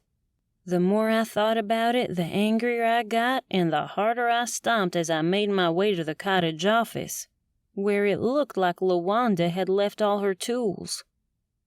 "LaWanda," I sighed when I noticed the door was cracked and she'd not shut or locked it. My mind was all aflutter about Darren and how I was going to spin the talk of the town article to out him, but not necessarily point a finger, and worded as such so Mama couldn't be suggested to be the suspect again. But I needed some other information. Just what do Palmer and Darren have to gain by teaming up? I asked myself, and flipped on the light after I shut the door behind me. "Excuse me?" Palmer was sitting in my chair at my desk. "Teaming up?" Palmer? I was taken aback. I looked around to see if we were alone. "What are you doing here? And in the dark?" "I was waiting on you, and I didn't want anyone to see the lights on or me here." She stood up and grabbed her water bottle. I eyeballed it, wondering if it had the infamous Lustig spring water in it. "You can have your seat." I didn't move. I stood there waiting for her next move, which was true to what she said. She sat down in the extra chair in the office. "What was this business of me and Darren Strickland you were talking about?" she asked. "I wonder if you two had anything to do with Sally's murder." I had the urge to get this conversation on record, so I took my phone out. "I'm going to put my phone on Do Not Disturb. My mama might call 1,000,000 times." Boy, was this alliance starting to come naturally. I set the phone on top of my desk and waited for Palmer's reply. "Why would Darren Strickland and I have any sort of business dealings?" she asked, taking a drink. "I'm not sure how he owns the lighthouse, but I do know the spring starts near or on his property." I almost pulled it up on the map I'd found online, but didn't. I wanted her out of here as fast as I could, so I continued. And you are trying to take the spring and bottle it as a fountain of youth when you don't technically own all of the spring. So you went to Darren to give him a deal. That's why he used me as an alibi that night. Her body shifted. Her eyes lifted as the smile curled up on her lip. You and Darren? She asked as though nothing I said sparked any other type of interest. Fine. And how do you think I killed her? I have an alibi. And what is that? I asked. I was at the diner. Yes, someone told me they saw you there, but you left. I wasn't about to give up my source, Goldie Bennett. I left to go to the store to get some degreaser. She opened her purse and searched through, then pulled out a receipt. See? It's Mother's Day. Everyone in town knows we close on Mother's Day every year to finish getting ready for the inspector.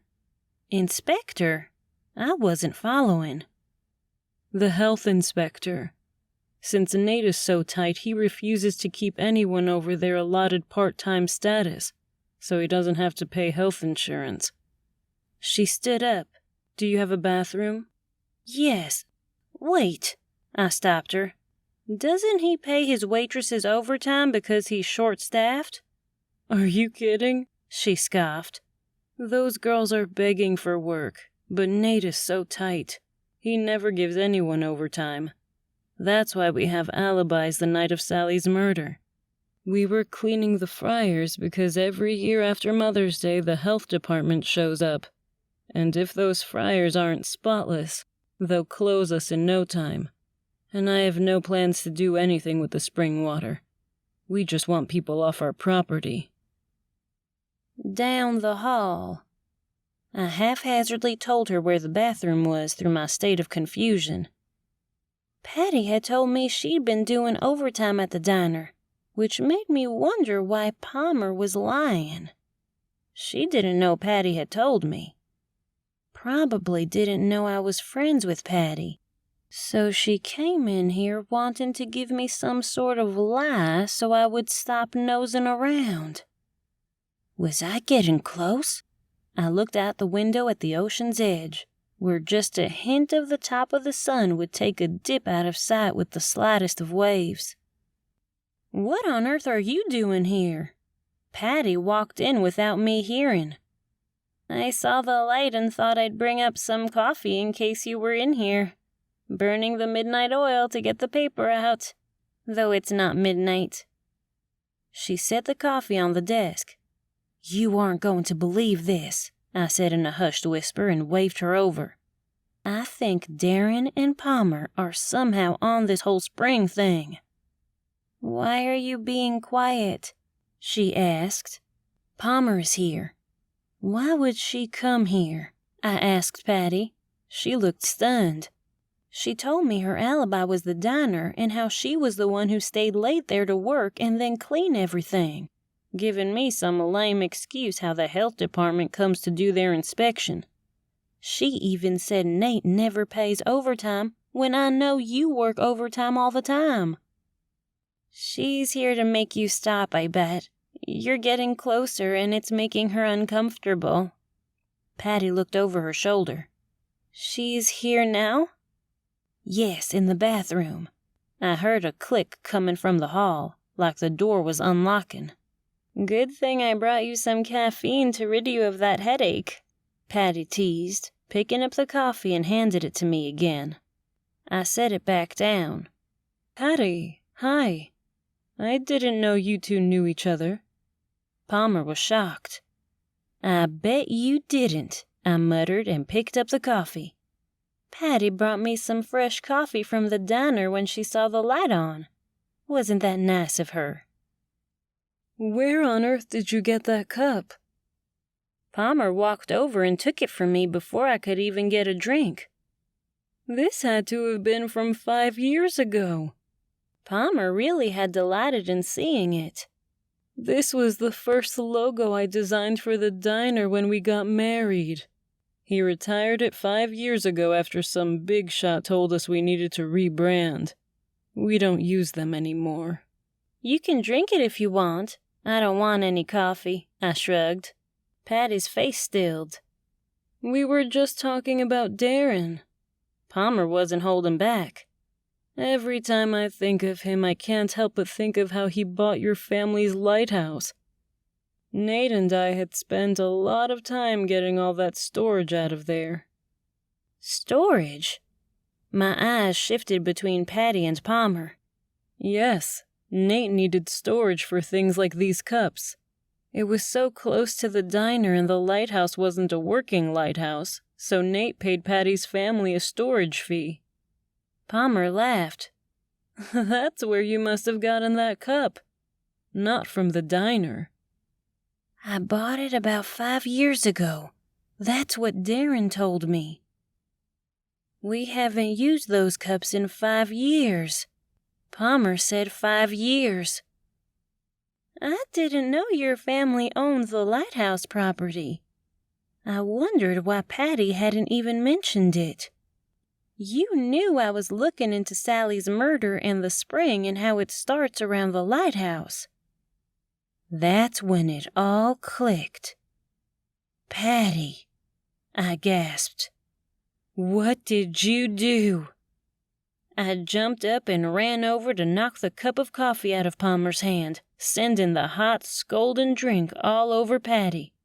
Patty screamed out in pain as she dropped to the ground, holding her hands to her face.